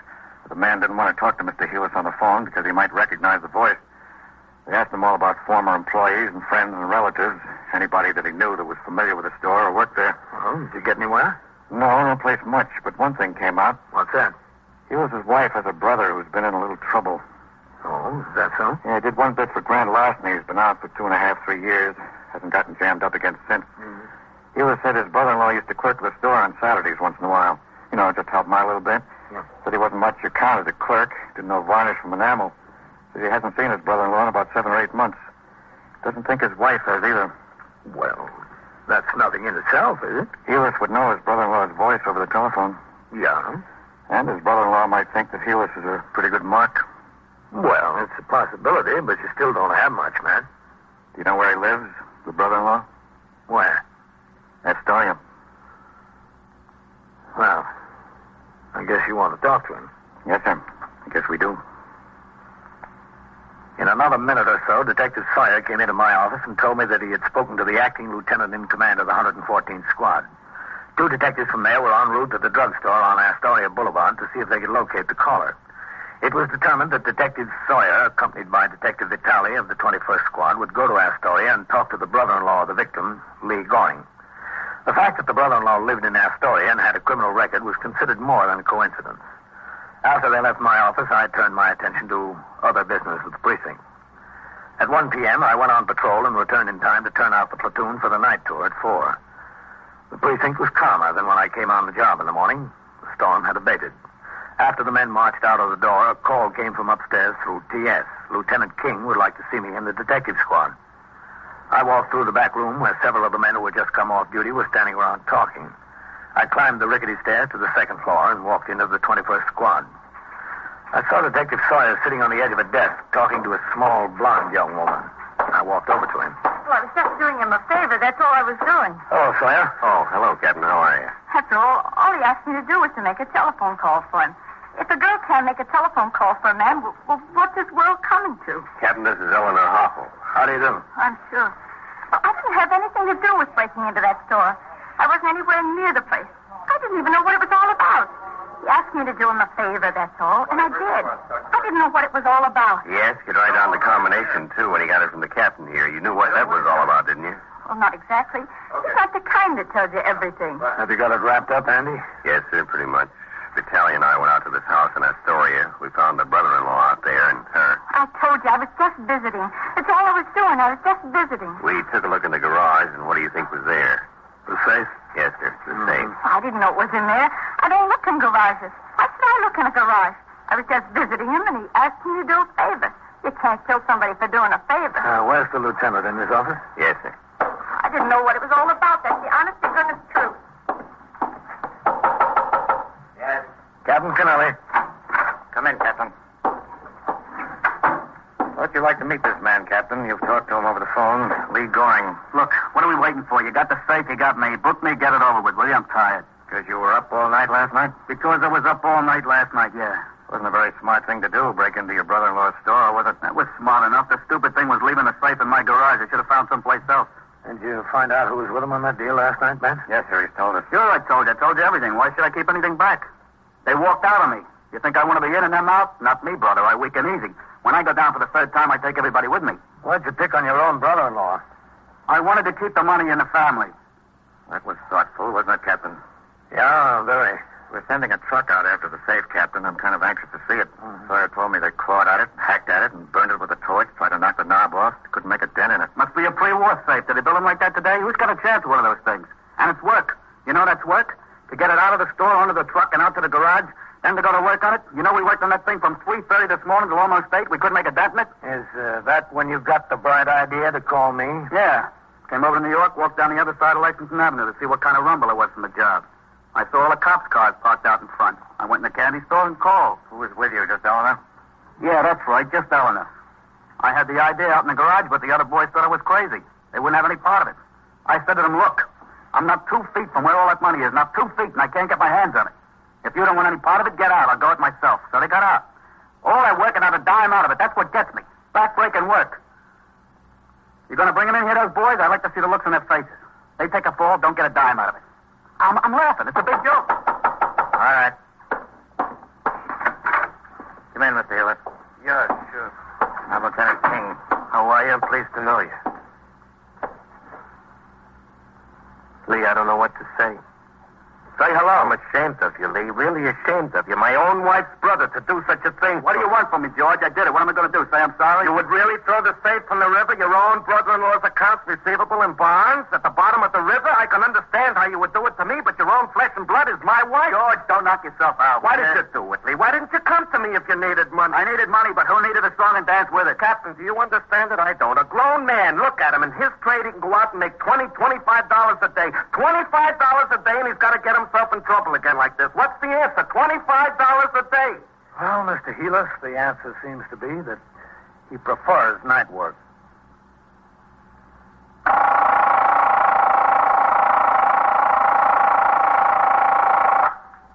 21st Precinct, Sergeant Burns.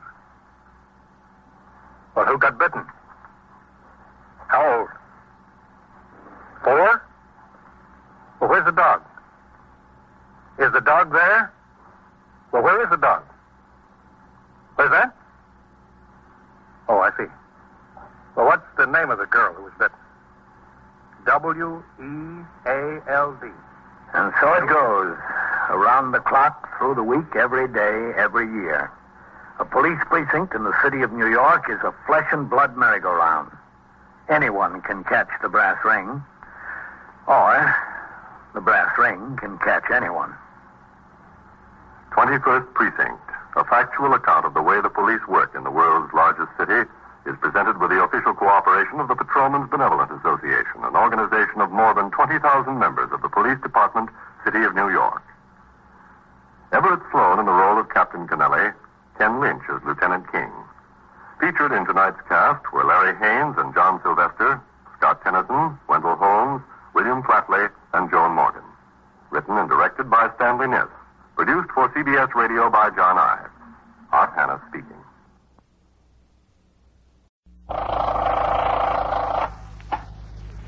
'21st Precinct, Sergeant Klein. Well, who got bitten? How old? 4. Where's the dog? You are in the muster room at the 21st Precinct, the nerve center. A call is coming through. You will follow the action taken pursuant to that call from this minute until the final report is written in the 124 room at the 21st Precinct. All right. You just wait right there in the emergency room. Yes, right there. I'll have an officer come over. Yes. Right away. 21st Precinct. It's just lines on a map of the city of New York.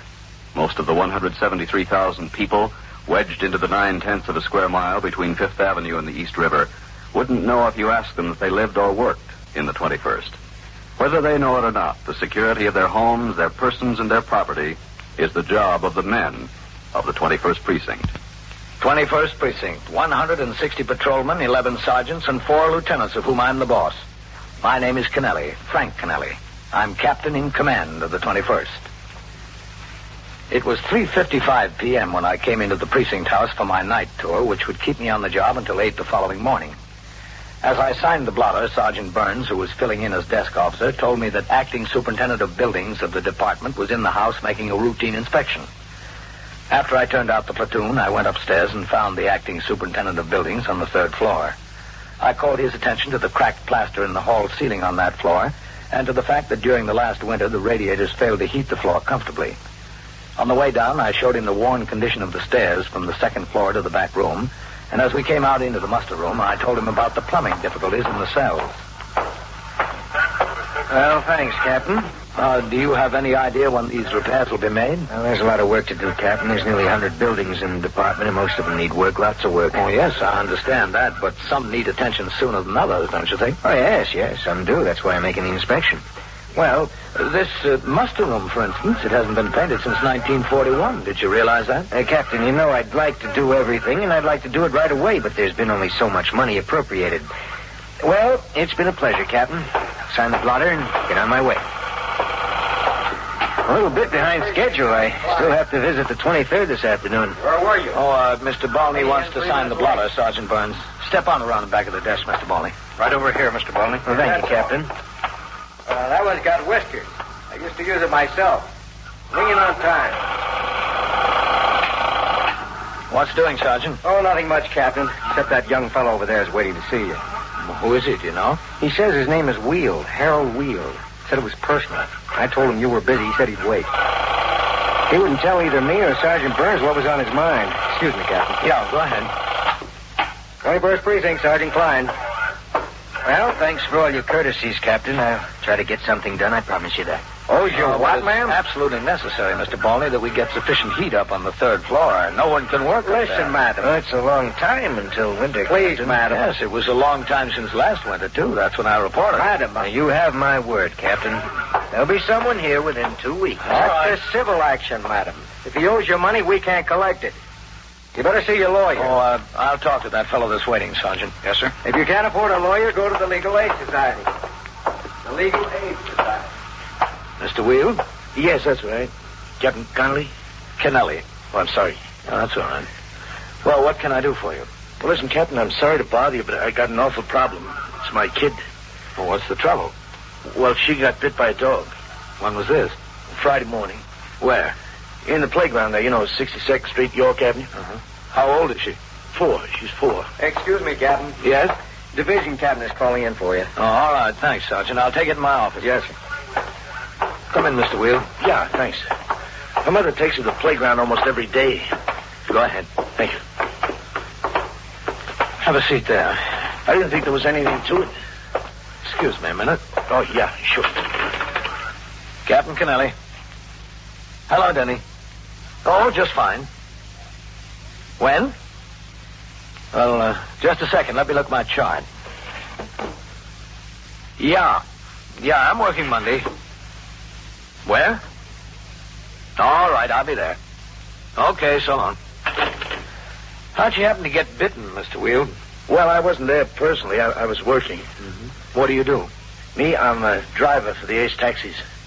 I should be on the job now, but I thought I'd better take off the afternoon and get this straightened out in here. How bad was the bite? Well, bad enough, I guess. He got her in the thigh, He really dug in. Did she get medical treatment? Oh, yeah. My wife said the lady with the dog was very nice. Janet, that's my wife. She got kind of excited at first, but doctor fixed it up, said it was nothing serious. So I forgot the whole thing, until I got a call from my wife this afternoon. Uh-huh. What happened then? Well, my wife was all excited. She called my dispatcher, left word for me to call her.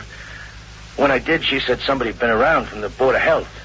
Told her they couldn't get hold of the lady with the dog, and if they didn't by tomorrow morning, she'd have to bring the kid down for rabies shots. There's 22 shots. It takes 22 days. Well, where does the woman with the dog live? In this precinct?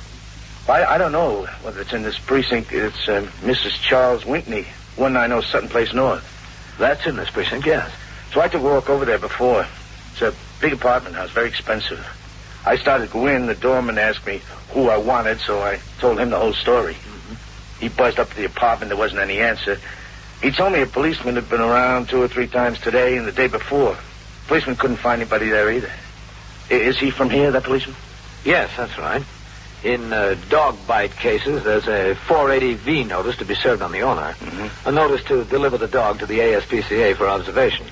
Well, anyway, I got to talking to the doorman, and he said he thought sure somebody was home because the elevator man heard the dog barking in the apartment when he went up there on the floor for something else this afternoon. Oh, is that so? Well, I'm only going by what the doorman said the elevator man said. Now, look, the lady was very nice, but I don't want my kid to go through any 22 shots. What's more important, a dog or a kid?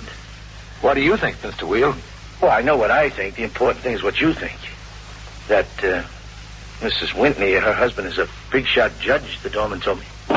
You sit here, Mr. Weald. Well, I'll sit here, but is that going to get me action? That's what I want, action. That's what you're going to get. I'll be right back. Sergeant Burns. Yes, Captain? What are you doing about a 480V on the dog bite case? All right. Is that this one on Sutton Place North, Captain? Yes, that's the one. What are you doing about it? Well, it's still hanging, Captain. Lieutenant Snyder said he had a man go by there 3 times during the day tour. There's nobody home. Well, did they go upstairs and see? I don't know about that, Captain. He just said it was still hanging. They haven't been able to serve it. I gave it to Singleton and told him to try as soon as he got over there. You know who that is? That's Judge Charles Whitney. Yes, I know. Now, listen, the father of the child the dog bit is in my office. He's been told to bring the child down to start a series of 22 rabies injections beginning tomorrow morning, unless that dog is delivered today. There doesn't seem to be anybody home, Captain. Well, the father says the doorman told him there was somebody home. Now, get on it. Yes, sir. I went back into my office and told Mr. Weald, the father of the dog bite victim, that we would make a further effort to serve the 480V notice on the owner of the dog.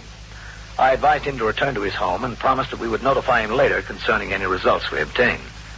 Patrolman Singleton rang in and reported that he again went to 190 Sutton Place North and attempted to reach the occupants of the Whitney apartment by the house phone. There was no answer. He left a copy of the notice with the doorman. He was instructed to go upstairs and knock on the door. In the meantime, I read and signed such reports as had accumulated since I was last on duty and placed them in the box to be sent by messenger to division headquarters. At 10 minutes to 5, I went back out into the muster room and walked over to the desk. He's trying to reach the judge at his office, Captain. Good. Sergeant Klein, did Singleton ring in again? No, sir, not yet. Judge Charles Winley's office, please. I thought this may be the quickest way to get some information, Captain. Well, it might be, yes. Hello? This is Sergeant Burns at the 21st Precinct. Is Judge Whitney there, please? Oh, is he? Oh, I see. Well, when? Well, thank you very much. Oh, did Mrs. Whitney go with him? Yes, I see. Well, thank you very much. He's out of town, Captain. Yeah? He went to Boston for the American Bar Association convention. Secretary expects him back tonight. He's flying in. Oh, did Mrs. Whitney go with him? No, sir, not that the secretary knows of. As far as the secretary knows, Mrs. Whitney's at home. I see. Look up the telephone number of their apartment and call over there. Yes, sir. 21st Precinct, Sergeant Klein. Their phone might not be listed, though. Yes, Singleton. What'd you find out? Is that Singleton, Sergeant? Hold on. Yes, sir, it's Singleton. All right, let me talk to him. Take it right there, Captain. Hold on, Singleton. This is Captain Kennelly. Yes, sir. Did you serve that notice? No, sir. Well, did you go up to the floor? Yes, sir. What happened? Well, I knocked on the door, Captain. There wasn't any answer. Then I heard that dog bark inside. I knocked again. Finally, she came and talked to me through the door. Who came? Mrs. Whitney, Captain. Oh, wouldn't she open the door? No, sir. I told her I had the notice to serve on her to deliver the dog for observation. She said she wouldn't give up the dog. She wouldn't open the door. Did you explain to her that the Department of Health just has to examine the dog, that they won't molest or mistreat the animal? Yes, sir, but she refused to open the door. Where are you calling from now? The lobby of the apartment building. All right. You stay there. I'll be right over. Yes, sir. Sergeant. Yes, sir? Put out a call for a car to come by the house for me. Yes, sir, Captain. She's there, huh, Captain? She's there, yes. So's the dog. She wouldn't open the door. CB, is this Well, did she say why she wouldn't, Captain? No, that's what I'm going over to find out. What if she still refuses? Okay. You get a warrant to go in and get the dog. That won't look very nice. Cops break down judge's door. Some headline. Is this better? 4-year-old girl takes 22 anti-rabies injections. No headline. You are listening to 21st Precinct, a factual account of the way police work in the world's largest city. When you apply... And now back to 21st Precinct and Captain Frank Kennelly. The disease of rabies is almost extinct. This is due almost entirely to the cooperation between police and public health authorities and the strict enforcement of the laws relating to dog bite cases. These laws call for the compulsory observation of dogs and other animals who are carriers of the disease after they have bitten, and for compulsory treatment of human victims bitten by an animal that has escaped. The fact that the disease is now rare does not lessen the strictness of enforcement. The idea is to keep it rare. At 5:05 p.m., the car came by the station house and drove me to 190 Sutton Place North, a new apartment building in the high rent classification. As we drove up, I saw Patrolman Singleton on the sidewalk in front of the building. A man was standing there talking with him. All right, wait for me here. Hello, Captain. Singleton? Captain, this is Mr. Tedburn. He's the super of the building. The resident manager. Mr. Tedburn? How do you do? You've been waiting down here since you rang in, Singleton? Yes, sir. I really don't see what's all the excitement, Captain. Don't you? The Whitneys are respectable people. He's an important judge. To have policemen running through the halls over something like this, it's ridiculous. Mr. Tedburn, I've just been talking to the father of the girl who was bitten by that dog. If that dog isn't delivered for observation, that 4-year-old girl will have to start a series of 22 injections. Is that ridiculous? Well, I just want to save embarrassment is all. There's no embarrassment on our account. If she'd accept service with the notice, everything would be very quiet and simple. What kind of dog is it, Singleton? Well, the doorman told me a boxer, Captain. That is right, a boxer. Ah, big fellow, hmm? Yes, sir. All right, let's go up. Yes, sir. Do you mind if I come along also? I'd be glad to have you, Mr. Tedburn. You can see that we don't embarrass anyone.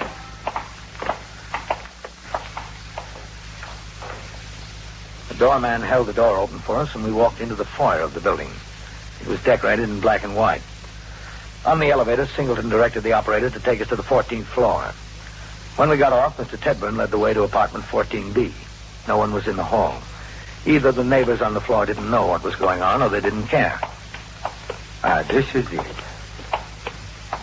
Shall I ring, Captain? Go ahead. Yes, sir. There it is. Try again. Yes, sir.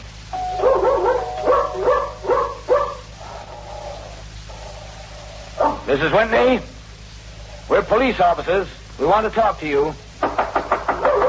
It is a wonder the neighbors haven't complained about that dog. He certainly does raise the roof, doesn't he?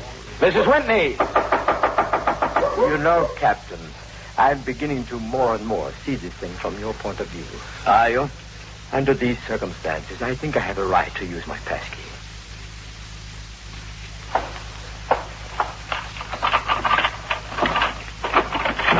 Oh, she's got on the door chain. Quiet. Yes, she is. Mrs. Whitney, please. Go away. Close the door, please.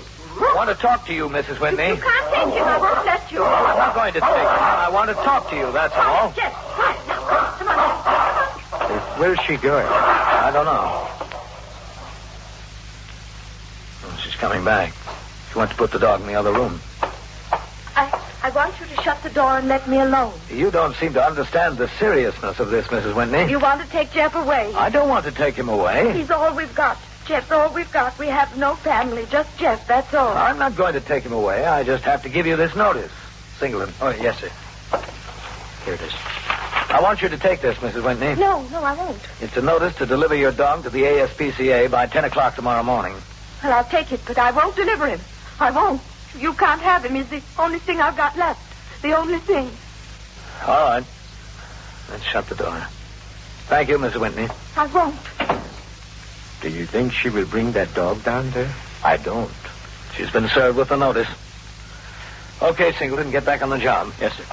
People can live in a building 20 years, and you never know they ever existed. 20 years. Hit that elevator bell, will you, Singleton? Yes, sir. Then a little thing like this can cause so much trouble. It's always the little things that cause trouble, Mr. Tedburn.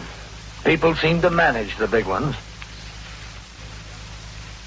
We rode down in the elevator. I thanked Mr. Tedburn for his assistance and came out of the building with Singleton.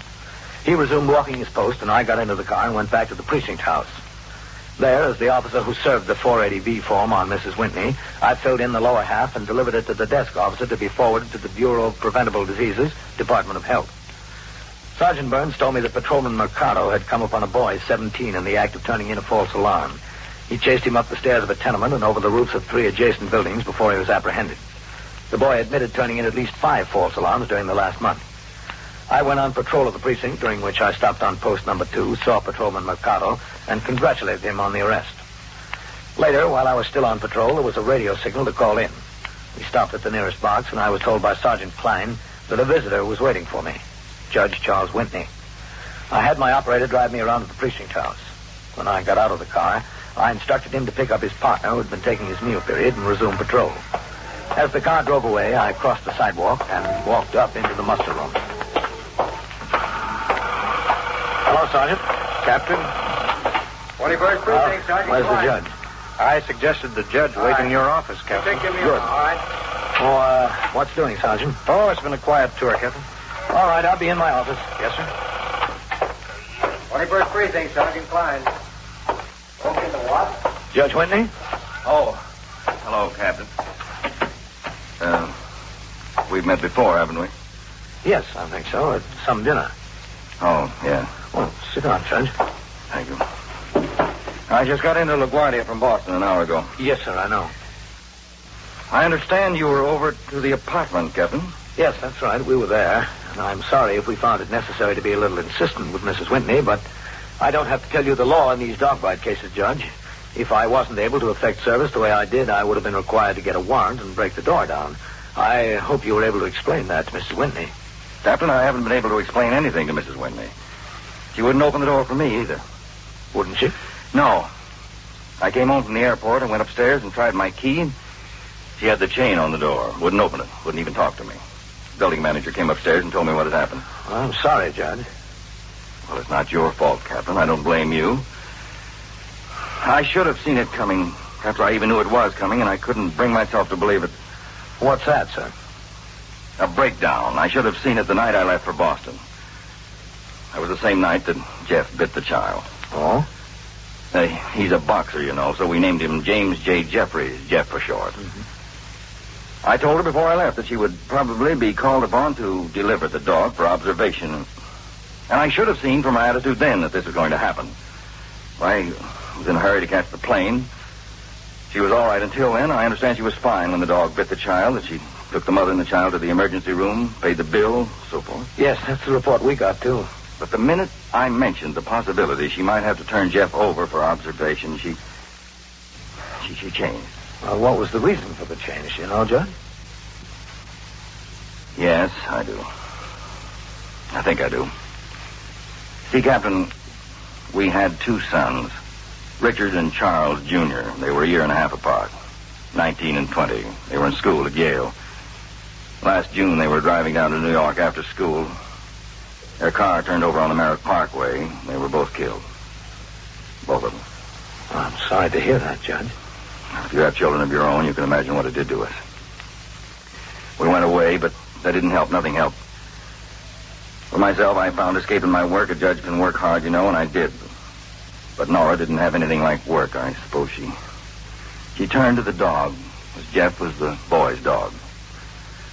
When she saw the possibility that she'd lose the dog, that brought it on. I'm sure that's the answer. Well, it probably is, yes, sir. She wouldn't even open the door. She doesn't even trust me.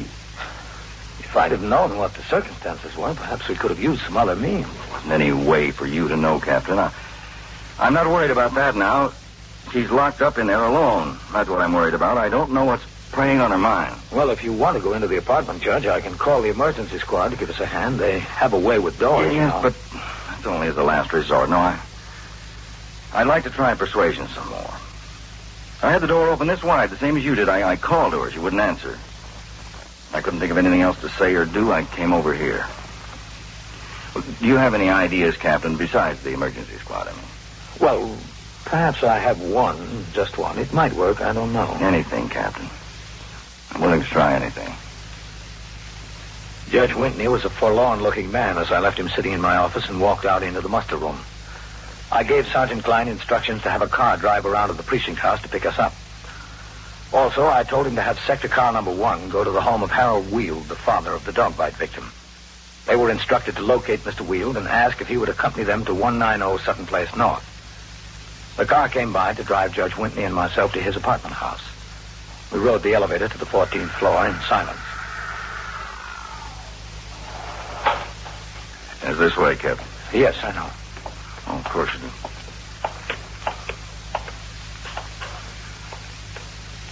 Well, I'd suggest you try your key again, Judge. Yeah, that's a good idea.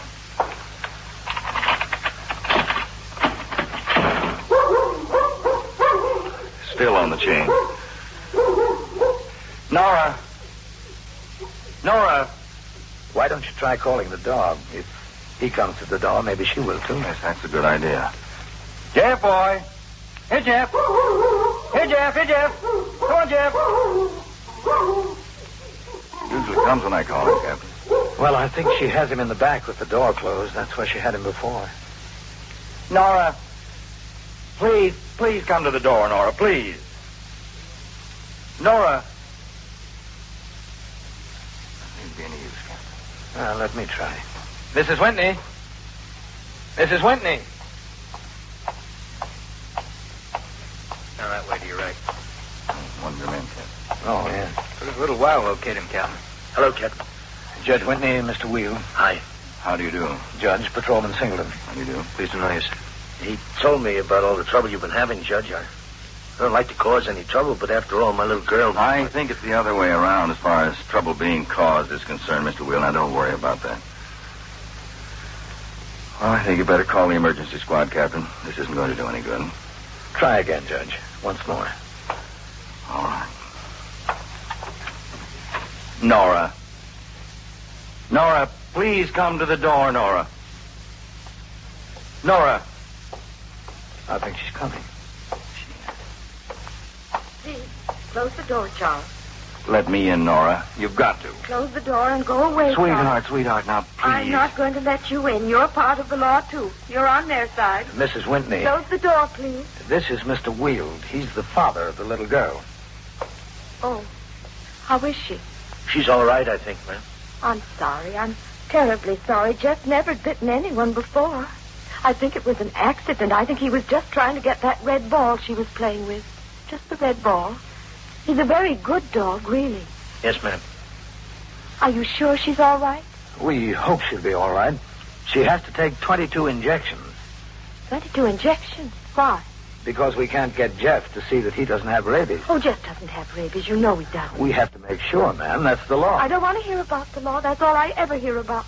You don't want that little 4-year-old girl to go through 22 injections, do you, Mrs. Whitney? Oh, no. That'd be a shame. Well, it's up to you. It's not up to me. Jeff doesn't have rabies. Anybody can see that. Anybody. When were you told to bring your little girl to the Department of Health, Mr. Weald? Tomorrow morning, 10 o'clock. All 22 at once? No, ma'am. It takes 22 days. Oh, no. Poor little girl. Now, nothing will happen to Jeff, Mrs. Whitney. Believe me. They'll take good care of him. You'll have him back. They'll keep him. They'll take him away from me, just like everything else. 22 injections. That's right. And she's such a little girl. How old is she? 4. Yes, 4. That's right. She was crying and her leg hurt her. But those little curls with a ribbon. I remember those little curls with a ribbon. I never had a little girl. I always wanted one. Not 22 injections. Yes, ma'am. 22. Please close the door. Mrs. Whitney. Please close the door. I can't get the chain off if you don't close the door. Yes, ma'am.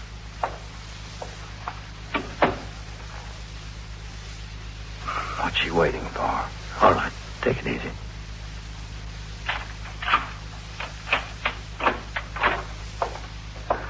Sweetheart, I'm sorry. I'm very sorry. There's a lot to be sorry about, isn't there? So much. Thank you, Mrs. Whitney. Nothing to thank me for. Jeff's in there in the bedroom. I'll see that he gets where he has to go, Captain. Good. Young man? Me? Yes. Yes, ma'am, Mrs. Whitney. Watch her. Watch her every minute. Every minute of your life. Yes, ma'am.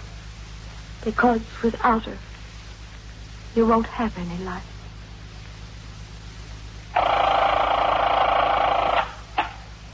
"21st Precinct, Sergeant Klein. He jumped, or he's going to jump? Where is he? On a ledge? Where is it? East 71? And so it goes, around the clock, through the week, every day, every year. A police precinct in the city of New York is a flesh and blood merry-go-round. Anyone can catch the brass ring, or the brass ring can catch anyone. 21st Precinct, a factual account of the way the police work in the world's largest city, is presented with the official cooperation of the Patrolmen's Benevolent Association, an organization of more than 20,000 members of the Police Department, City of New York. Everett Sloan in the role of Captain Kennelly. Featured in tonight's cast were Lawson Zerbe, Wendell Holmes, Bill Zuckert, Don McLaughlin, Barbara Weeks, Bill Lipton, and Donald Bain. Written and directed by Stanley Niss, Gaylord Avery speaking.